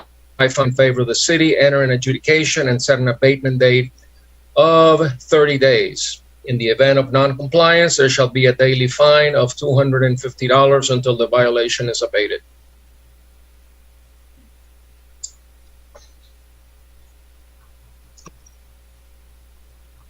We're going to proceed with item number 28.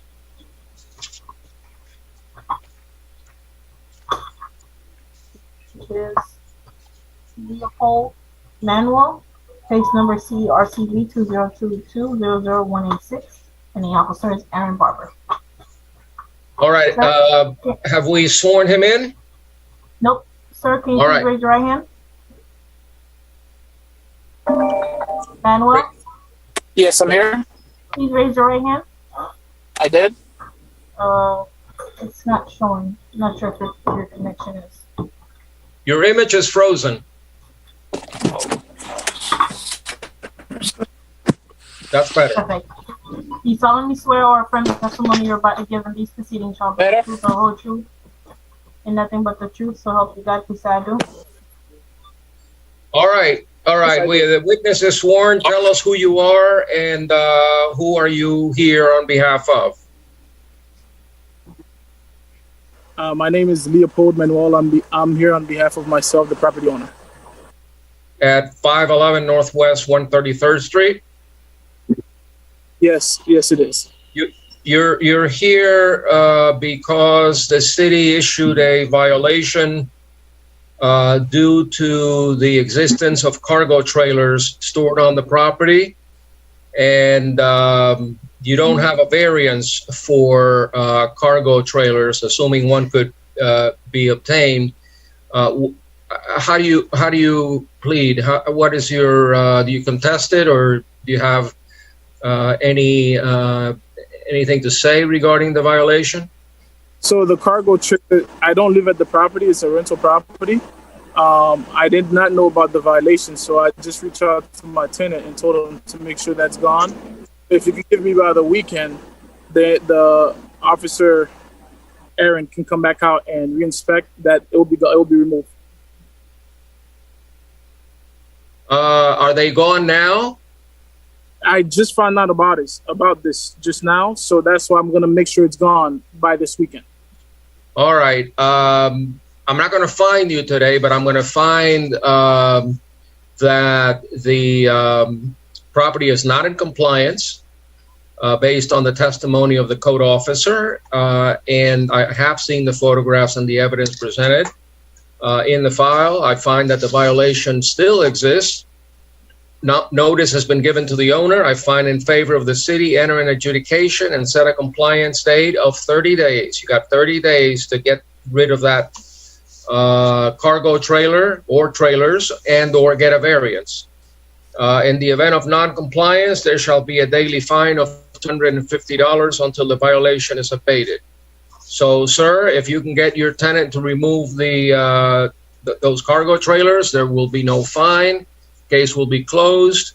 If there is, if the tenant does not comply, and you may have to take him to court, then fines will accrue. You'll have to come back to me and tell me why I should not ratify those fines. So the ball is in your court. Make sure that there's compliance. We'll take care of it. Thank you very much. You're welcome. Thank you. Item number 13, Alan Levine, case number CEBPR 2022-00083, and the officer is Tamara Petit.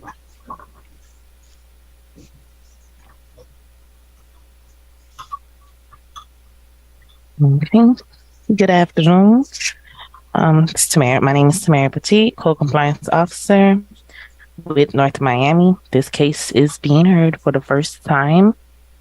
The property address is 1570 Northeast 142 Street, and it just basically needed to be paint and or washed and or paint of the outside of the property. Can you show me pictures of the exterior so we all know what needs to be pressure cleaned and washed and painted?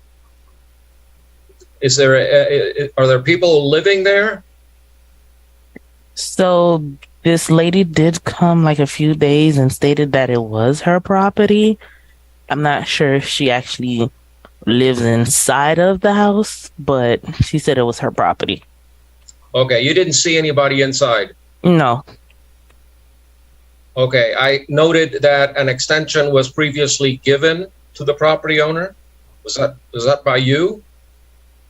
An extension?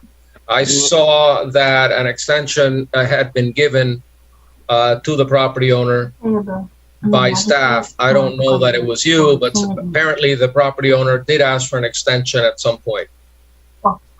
No.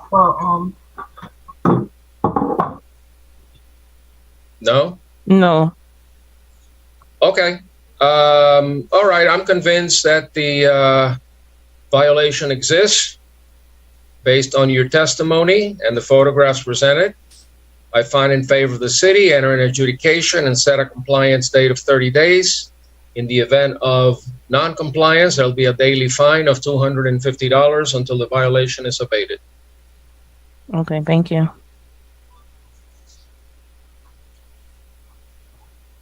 Item number 14 and 15. Bank Enterprises LLC, case number CEBPR 2022-00289. This case previously found guilty with an abatement date of October 7, 2022.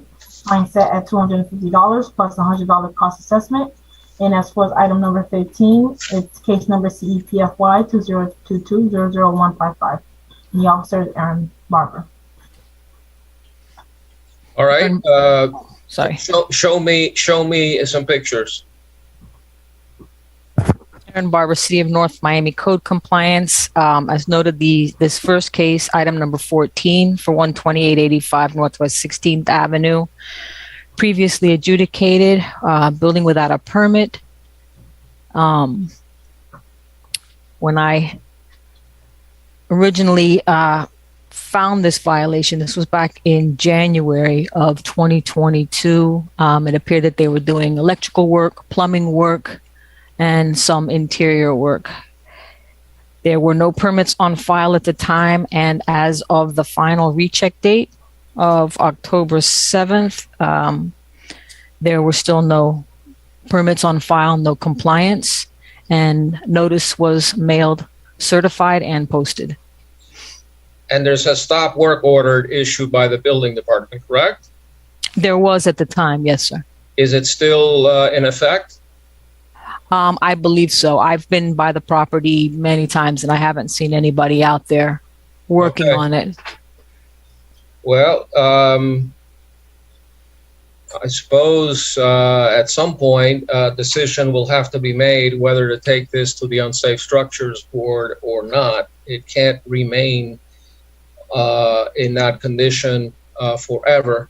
That will be up to the building official. But in terms of code enforcement, based on the testimony of the city's code compliance officer, the photographs and the evidence presented, depicting that the property has been out of compliance since October 7th, 2022, I find in favor of the city, ratify the fines accrued to date in the amount of $250 per day. Those fines will accrue on a daily basis until there is compliance. Thank you. Next case for this property is parking on the lawn, parking on an unpaved portion of the property. This case was originally opened in January of 2022. As of the final recheck date, there is no compliance. They're still continuing to park on the lawn, and notice was mailed, certified, as well as posted at the property. Unlike the prior case, this was not adjudicated. No, sir, this is a new case. New case. So based on the unrebutted testimony of the city's code compliance officer, the photographs and the evidence presented depicting that the cited violation still exists, proper notice has been given. I find in favor of the city, enter an adjudication, set an abatement date of 30 days. In the event of non-compliance, there shall be a daily fine of $500 until the violation is abated. Thank you. Item number 16, Bear Shit 26 LLC, case number CEBPR 2022-00346. This case previously found guilty with an abatement date of October 7th, 2022. Fine set at $500 plus $100 cost assessment. And the officer is Aaron Barber. Aaron Barber, City of North Miami Code Compliance. As of the final recheck date, and after the fact, permit was obtained for the wood fence. However, no permits were obtained for the container that was installed at the rear of the property. Container has electric, it has decking. It's set up as, appears to be set up as some sort of living space. So they are still not in compliance. Notice was mailed, certified, and posted at the property. Do you have any reason, is there a reason why there's a permit for the fence but not for the shipping container? I don't know the reason. I do know in the previous hearing, the gentleman that appeared, the tenant, stated that he was going to have the container removed. However, there was recently an issue at the property. The tenant was arrested, and I have since I was able to get a better view of the rear of the property, so I've even opened up more violations. But I don't know why they're. Show me a picture, please, of the shipping container. Refresh my recollection. Yes, sir. I know that I found the property owner guilty, or the tenant, whoever. Yes, sir. Back in July. And I was able to go, into the rear of the property, actually inside the container recently. Was there somebody living there? Someone was staying in there, and they also had I guess he's breeding. He was breeding dogs, so he has kennels and stuff back there. So there was a dog and some pups inside there as well. Okay. Doesn't look to me like they can ever get a permit for that shipping container to remain Yes. there. Yes, So, based on the unrebutted testimony of the city's code compliance officer, the photographs and other evidence presented, that the property has been out of compliance as to the container at the rear of the property, since the abatement date of October 7th, I find in favor of the city, hereby ratify the fines accrued to date in the amount of $500. Says cost, the fine shall continue to run on a daily basis until there is compliance. Thank you. And just for the record, the fence issue has been resolved. Okay. Item number 17, Emery Delva, case number CSSP 2022-0022, previously found guilty with an abatement date of September 26, 2022, fine set at $500 plus $100 cost assessment. And the officer, Aaron Barber. Aaron Barber, City of North Miami Code Compliance. As of the final recheck date, I've been out to the property actually a few times, but final recheck date, October 10th, 2022, there's no compliance. The shutters remain in the closed position. Have you been able to speak with the property owner? No, sir. No, sir. Haven't had any contact with anyone. Okay, I know that we had a little bit of a discussion regarding these shutters before, and what the code provides, but nonetheless, as far as my understanding of the law, and the city attorney can correct me if I'm wrong, keeping these shutters permanently closed without any imminent threat or hurricane or storm or anything like that, my reading of the code, it violates the code.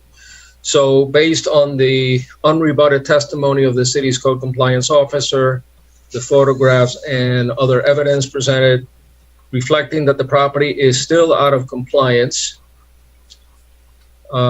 since the abatement date of September 26, 2022, I hereby ratify the fines accrued to date in the amount of $500 and assess costs in favor of the city. The fines shall continue to run on a daily basis until there is compliance. Thank you.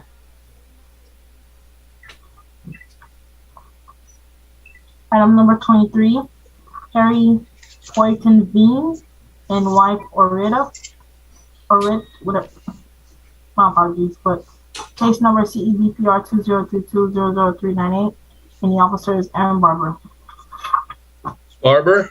Yes, sir. Aaron Barber, City of North Miami Code Compliance. This is a new case. This is a for a driveway approach that was made bigger with the use of asphalt. There are no permits on file.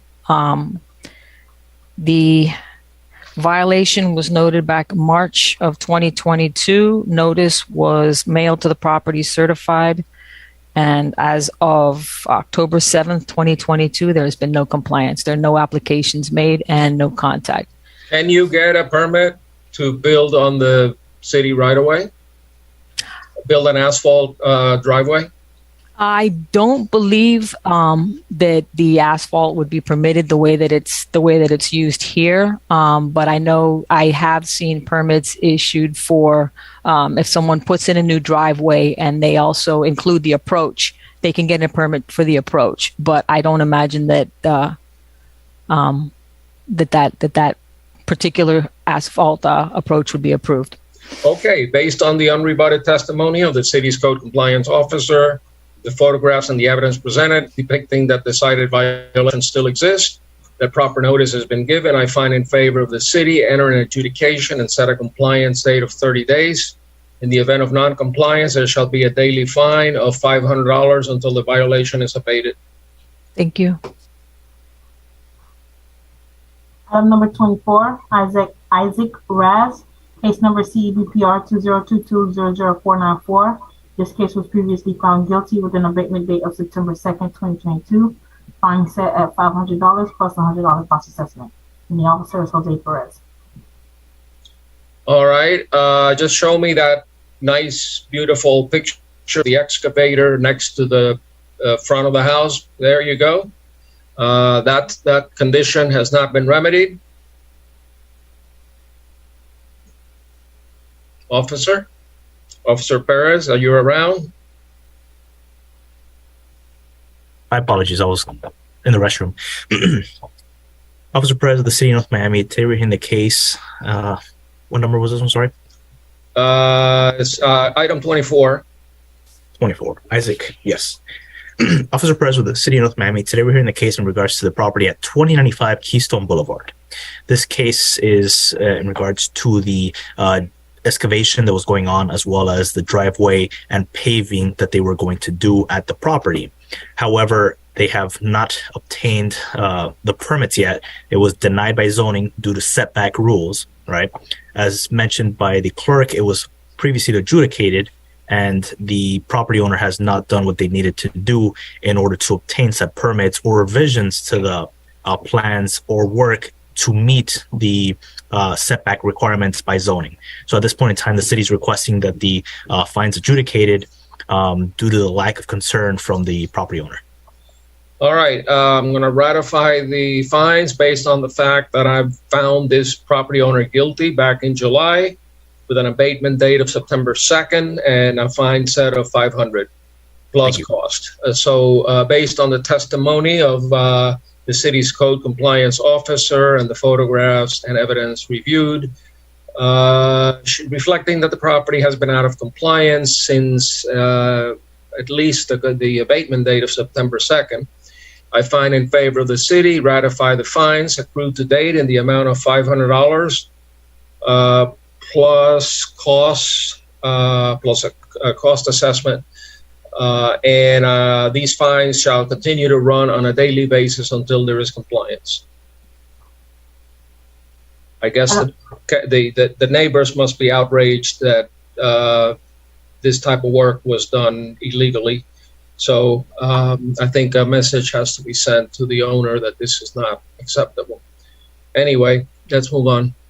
Item number 25, Jean Narcissus in Belinda, case number CBPR 2022-00420, and the officer is Aaron Barber.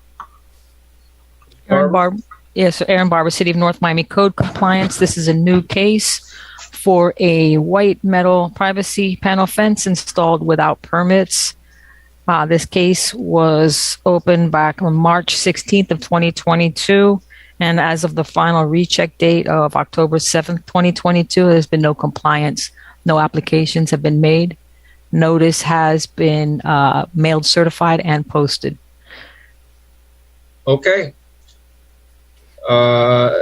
Based on the unrebutted testimony of the city's code compliance officer, the photographs and evidence that I've reviewed personally in the file, in the backup presented, depicting that the city violation still exists and that proper notice has been given, I find in favor of the city, enter an adjudication and set a compliance date of 30 days. In the event of non-compliance, there shall be a daily fine in the amount of $500 until the violation is abated. Thank you.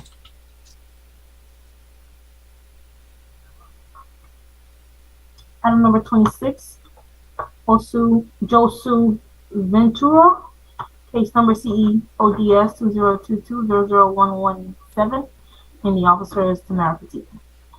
Tamara Petit, Code Compliance Officer with North Miami. This case is being heard for the first time for the property address 1580 Northeast 129th Street, and it's in reference to outdoor storage. And as of the reinspection date, they were not in compliance. Can you briefly just show me a couple of the photographs depicting the condition cited?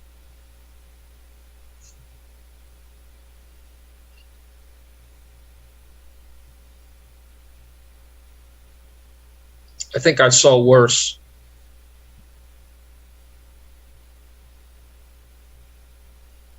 Sir, can you give a description of what you cited in this photo so the magistrate can follow your pictures? Sure. So outside they have even on the other side, I did go ahead and add pictures. They had like toilets outside. There were buckets. There were just various things outside, being that it is storage outside and it's not allowed in the city of North Miami. So that's why I did go ahead and open the violation on that property. Yeah, I thought I saw furniture, garbage, other debris in addition to that. But yeah, I agree that that's clearly a violation. So based on, this is a first-time offender, correct? Yes. Number 26, based on the unrebutted testimony of the city's code compliance officer, the photographs and the evidence presented depicting that the cited violation still exists, and the proper notice has been given, I find in favor of the city, enter an adjudication and set a compliance date of 30 days. In the event of non-compliance, there shall be a daily fine of $500 until the violation is abated. Okay, thank you. You're welcome. Item number 27, Lennox Block in case number MHVIO 2020-002224. This case was previously found guilty with an abatement date of October 1st, 2021. Fine set at $500, and the officer for this case is Gary Beswick, but we will have Martin Xavier on behalf of this case today. Okay. I have reviewed the file. This was a case that came before me back in August. I found the defendant, the property owner, guilty, and with an abatement date of October 1, and set a fine of $500 plus an assessment of costs. Based on the testimony of the city's code compliance officer, the photographs and other evidence presented that the property has been out of compliance since at least the abatement date of October 1, I find in favor of the city, hereby ratify the fines accrued to date in the amount of $500 and assess costs in favor of the city. The fines shall continue to run on a daily basis until there is compliance. Item number 29 through 32, Majestic Apartment 1 LLC.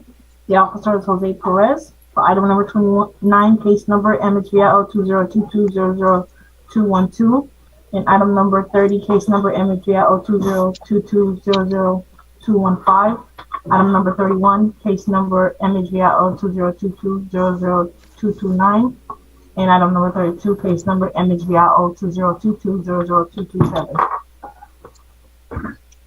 All right. I have reviewed all of these files. There are some potential life safety issues regarding elevators, and I believe there were some electrical issues reflected in the annual housing inspection, fire safety violations, fire alarm control panel certification. That's on 29, correct? 29 was specific for the fire safety violation with the fire alarm control panel, correct? Yes. Okay, I'm going to treat that a little bit differently than I'm going to treat the others. So let's show me photographs depicting those conditions. Item 29. Not a problem. I do see that the assistant city attorney has her hand up, or is that a mistake? Oh, no. I was just saying we need to go through notice. I'm sorry? Notice for the cases. Notice? Yes, go through notice. For the yeah, let's make sure that we put on the record that there has been notice, due process. Everybody has been served. This appears to be an apartment building, so let's make sure that they were properly served. Yes. All right, so let's go with the first case. Officer Perez of the City of North Miami. Today we're hearing the case in regards to the property at 12990 Northeast 6th Avenue. The first case is in reference to the fire alarm control panel. This fire alarm control panel had an expired certificate and had a trouble code. At the time of reinspection, the trouble code persists. I do want to point out that I did receive a phone call on 4/11, so April 11th, from Victoria, which advised that she was the owner for the apartments. She requested an extension until April 28th. The extension was granted. However, I never heard back from Miss Victoria. At that point in time, the violation remained, and as of my final reinspection date, the violation existed. This has been plenty of time, and this is potentially a life safety issue where if there's a fire, forbid, none of the residents would get notified and or the fire department would be dispatched. So that's very problematic. The property was sent via certified mail and it was posted originally for the violation on March 23rd, 2022. Additionally to that, it was sent via certified mail to the registered agent at the registered address. There was one address at 17001 Northeast 9th Avenue, Suite 10A, and then there was another address registered at 2015 Arch Creek Drive. The property was notified for the hearing and it was posted on September 19, 2022. And it was also sent via certified mail on September 20th, 2022 for the hearing itself. We do have some pictures that we should put on the screen. One second. All right, before you leave, and you've more than satisfied the notice requirement, but I did notice that there are 2 trustee managers associated with the LLC. There's a Charles Charico and a Diane Moya, trustee manager. Maybe they should get a copy of whatever the order is that I signed, so that everybody's on notice and that there is no issue as to they didn't know, they only found out recently. It is a safety hazard, and so that's why we're treating number 1 differently. So you wanted to show me pictures of the condition? Yes, if we could get those pictures up on the screen. The most recent picture was from October 10, 2022, almost at 9 a.m., where you could see the trouble code along with, it appears maybe like a false alarm. 1 second as the director sets the screen up. You can see here in this picture, not only is it saying system trouble with the yellow light indicating there, but it also has indicating number 1 with the red light as well, saying an alarm has gone off, right? So it may be a false alarm. However, it's saying that there's system trouble and an alarm going off. And while I was at the building, not only was there no sound and none of the lights were flashing, but you can see here it's not very well kept. The certification is supposed to be posted on it. It's not. That was a picture from August 23rd.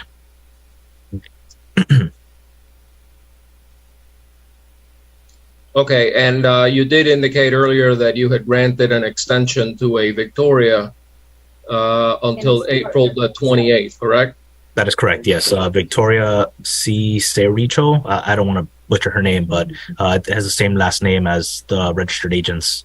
Okay, so and you reached out to the. I just would suggest, I can't make you do it, but I would suggest that you send a copy of the order to the trustee managers that are reflected in Sunbiz, so that nobody can say that they didn't get notice, because they're going to be fined heavily on this one in particular.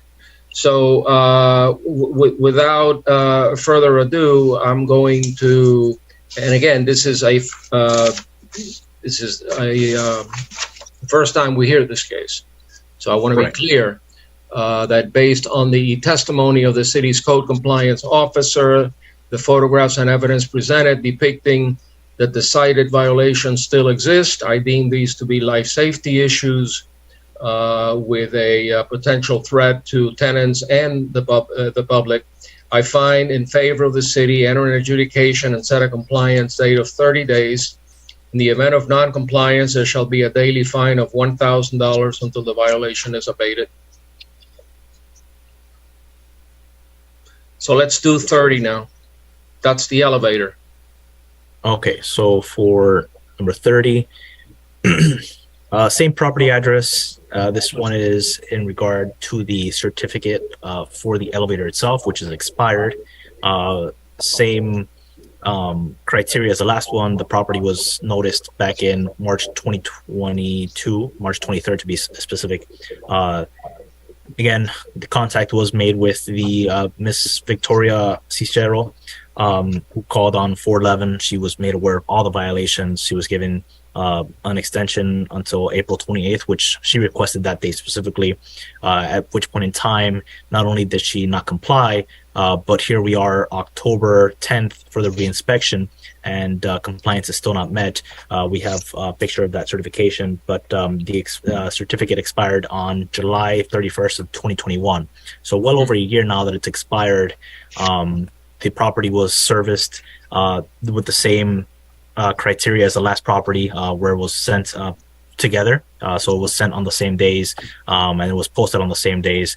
But just to go over that for it to be on the record, it was posted on the property for the hearing on Monday, September 19, 2022, and it was sent via certified mail on September 20th, 2022. And the original violation was posted on the day that it was created, and it was sent via certified mail, not only to the address on property appraisal, but to the registered agent on Sunbiz. Okay, two questions. Number one, the city code compliance office has jurisdiction over elevators in combination with county elevator inspections, or do you have a separate inspector that deals with elevators?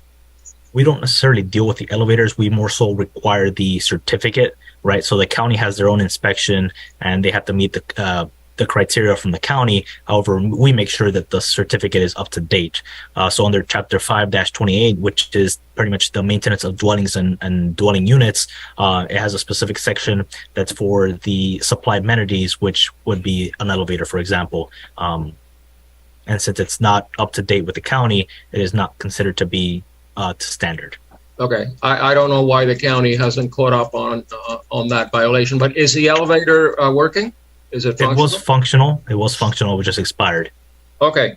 Again, I would respectfully request that you send a copy of my order to the county elevator people so that they can take appropriate action as well. Based on the unrebutted testimony of the city's code compliance officer, the photographs and evidence presented depicting that the cited violation still exists, proper notice has been given. I find in favor of the city, enter an adjudication and set a compliance date of 3 days. In the event of non-compliance, there shall be a daily fine of $500 until the violation is abated. The next one, I think, is 31 and involving the same property, general maintenance, windows on the second floor. Yes, so this one is specifically for a permit that needs to be obtained for a window that was replaced on the second floor. For the record, we're speaking to the same property, 12990 Northeast 6th Avenue. The property was noticed originally on March 23rd, 2022, and was sent via certified mail to both the registered agent and the registered address with Miami-Dade County Property Appraisal page. It was also sent via certified mail and posted for the hearing. It was posted on September 19, 2022, and was sent via certified mail September 20, 2022, for the violation of the window that was replaced without permits. We do have some photographs of that, but as my final reinspection date on October 10th, 2022, no permits had been obtained. So at this point in time, the city is requesting for an adjudication and requesting them that they need to obtain that permit for the window that was replaced next to it. All right, I have seen the file. I've looked at the photograph of the window. Based on the unrebutted testimony of the city's code compliance officer and the photograph and evidence presented depicting that the cited violation still exists, that proper notice has been given, I find in favor of the city, enter an adjudication and set a compliance date of 30 days. In the event of a non-compliance, there will be a daily fine of $500 until the violation is abated. And I believe we got one more. This is you're asking for an exterminator report following the housing inspection, correct? Correct. You've also extended the time within which to provide the extermination report, right? Yes. Nothing, no compliance. Correct. All right, and the city has the right to ask for an extermination report as part of its annual inspection process. That is correct. Okay, based on the unrebutted testimony of the city's code compliance officer and the evidence presented depicting that the cited violation still exists, proper notice having been given, I find in favor of the city, enter an adjudication and set a compliance date of 30 days. In the event of non-compliance, there shall be a daily fine of $500 and the violation is abated. Thank you. If possible, I've got 10 minutes left before my next appointment. So we'll try to do the rest. If we can't, then perhaps we need to move the remaining cases to another hearing because I've got to be done by about 4 o'clock. Do you have a lot of cases left? Anybody? Crystal? The clerk is counting. I'm checking through it now.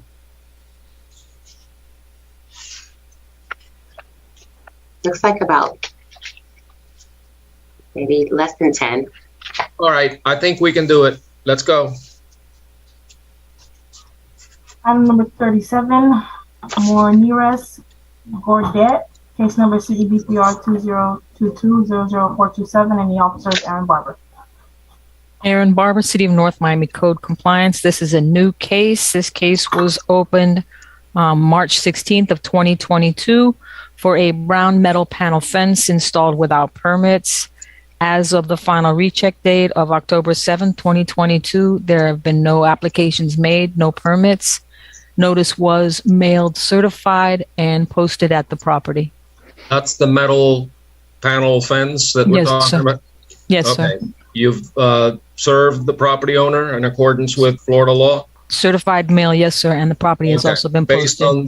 Based on the unrebutted testimony of the city's code compliance officer, the photographs and the evidence presented depicting that the cited violations still exist, that proper notice has been given, I find in favor of the city, enter an adjudication and set a compliance date of 30 days. In the event of non-compliance, there shall be a daily fine of $500 until the violation is abated. Thank you. Item number 38, Najaleen Isidore, case number CGMP 2022-00040. This case previously found guilty with an abatement date of April 8, 2022. Fine set at $250 plus $100 cost assessment. Officers Aaron Barber. Aaron Barber, City of North Miami Code Compliance. As noted, this case has been previously adjudicated. I have spoken with the property owner in the past. He said that he had plans for the property, was going to build it out. However, nothing's been done. As of the final recheck date of October 7th, the violation remains. And property owner has been notified by certified mail, and the property has also been posted. Okay, I found this property owner guilty back in February, early this year, and set an abatement date of April with a fine of $250. I am going to ratify the fines accrued to date based on the evidence presented that the property has been out of compliance since at least April of 2022. And I hereby ratify the fines accrued to date in the amount of $250. But going forward, those fines will increase to $500 a day beginning today. And the fines shall continue to run on a daily basis until there is compliance. Thank you.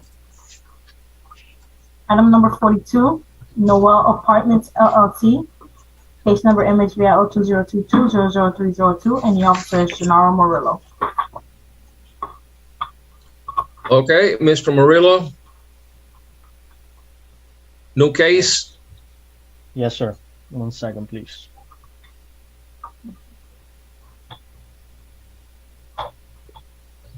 Officer Murillo, City of North Miami Code Compliance. This is for the property 14033 Northeast 6th Avenue. I was conducting a on a housing inspection on April 27th.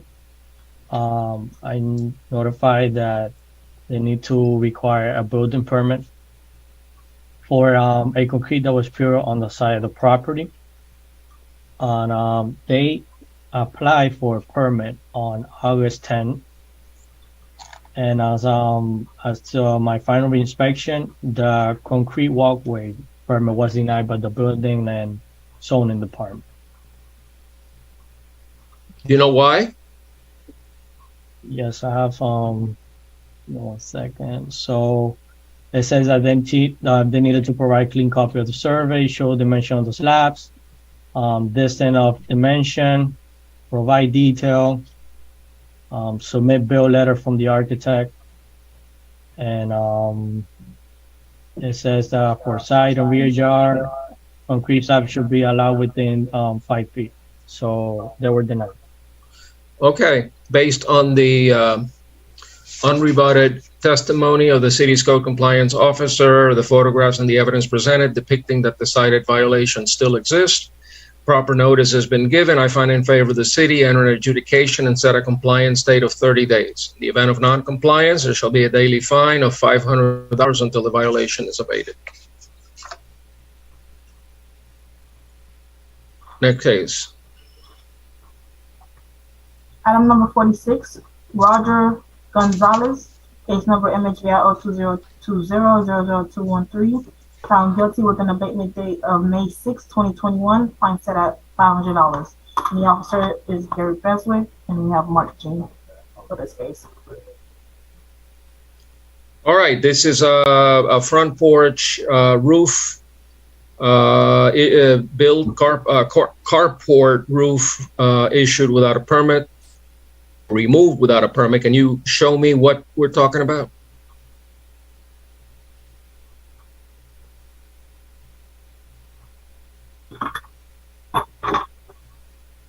Mark, are you there? This is Mr. Beswick's case. Yes. What number? 40? 46.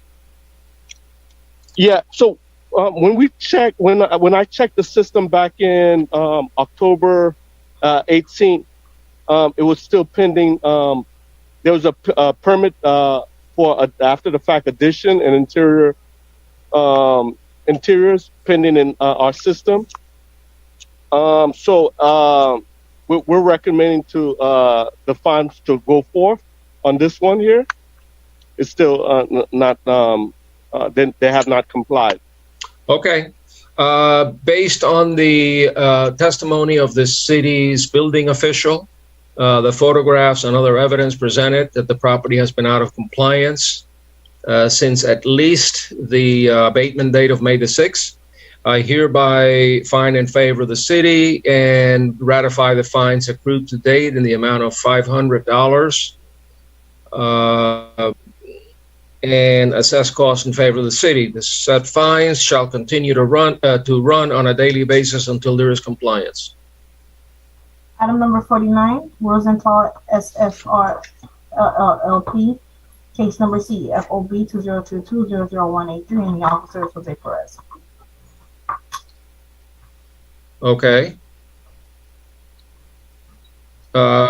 This is a BTR issue. Officer Perez with the City of North Miami to hearing the case in regards to the property at 14095 West Dixie Highway. This is in regards to a business tax receipt that has not been obtained. At this point in time, the property was originally mailed and posted on April 14, 2022. The certified mailing was done for the hearing on September 20, 2022, and was posted on September 19, 2022. The property owner has failed, the business owner has failed to obtain the business tax receipt for Solution Barbershops, Inc. And at this point in time, the city is requesting an adjudication. Are they still in business? Yes. Okay. Based on the unrebutted testimony of the city's code compliance officer and the evidence presented depicting that the violation still exists, that proper notice has been given, I find in favor of the city, enter an adjudication and set a compliance date of 30 days. In the event of non-compliance, there shall be a daily fine of $500 until the violation is abated.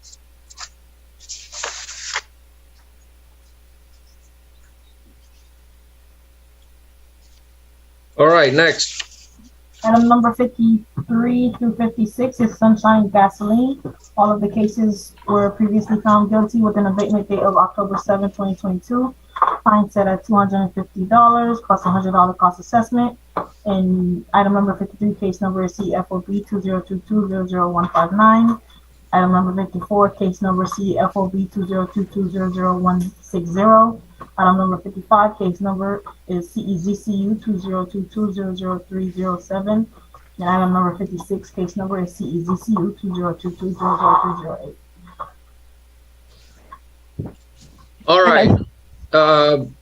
Officer Sanders.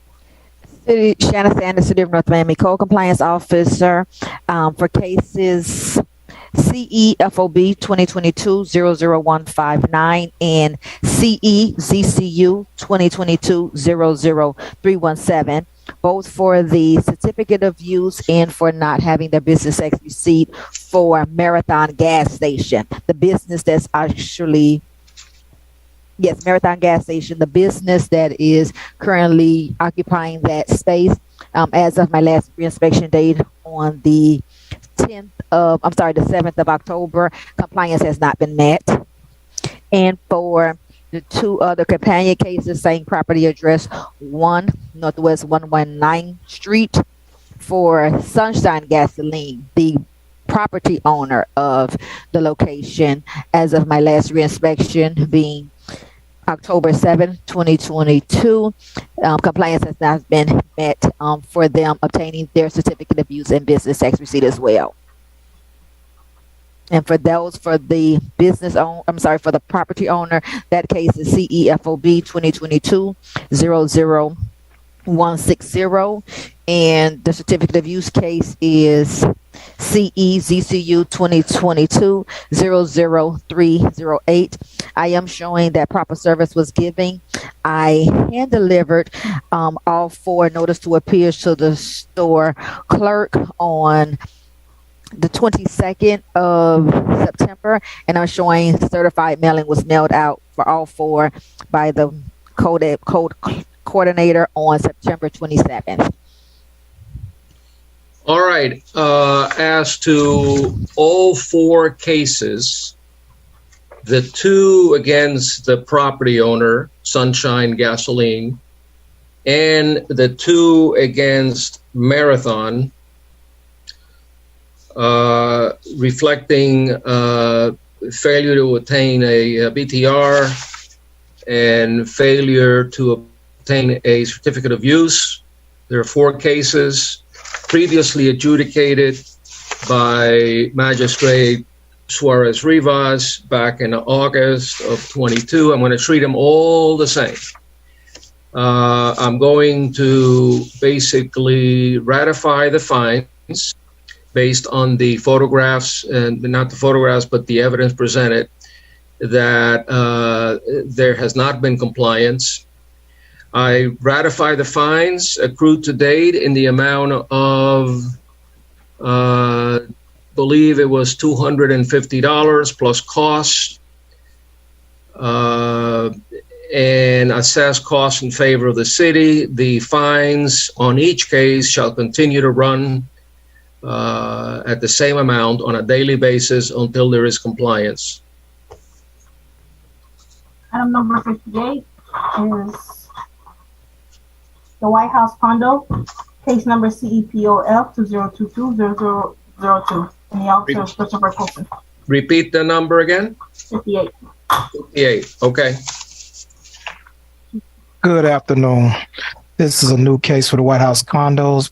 The White House condos is a fence in disrepair around the pool.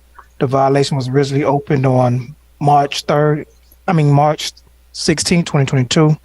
Violation still remains as of today.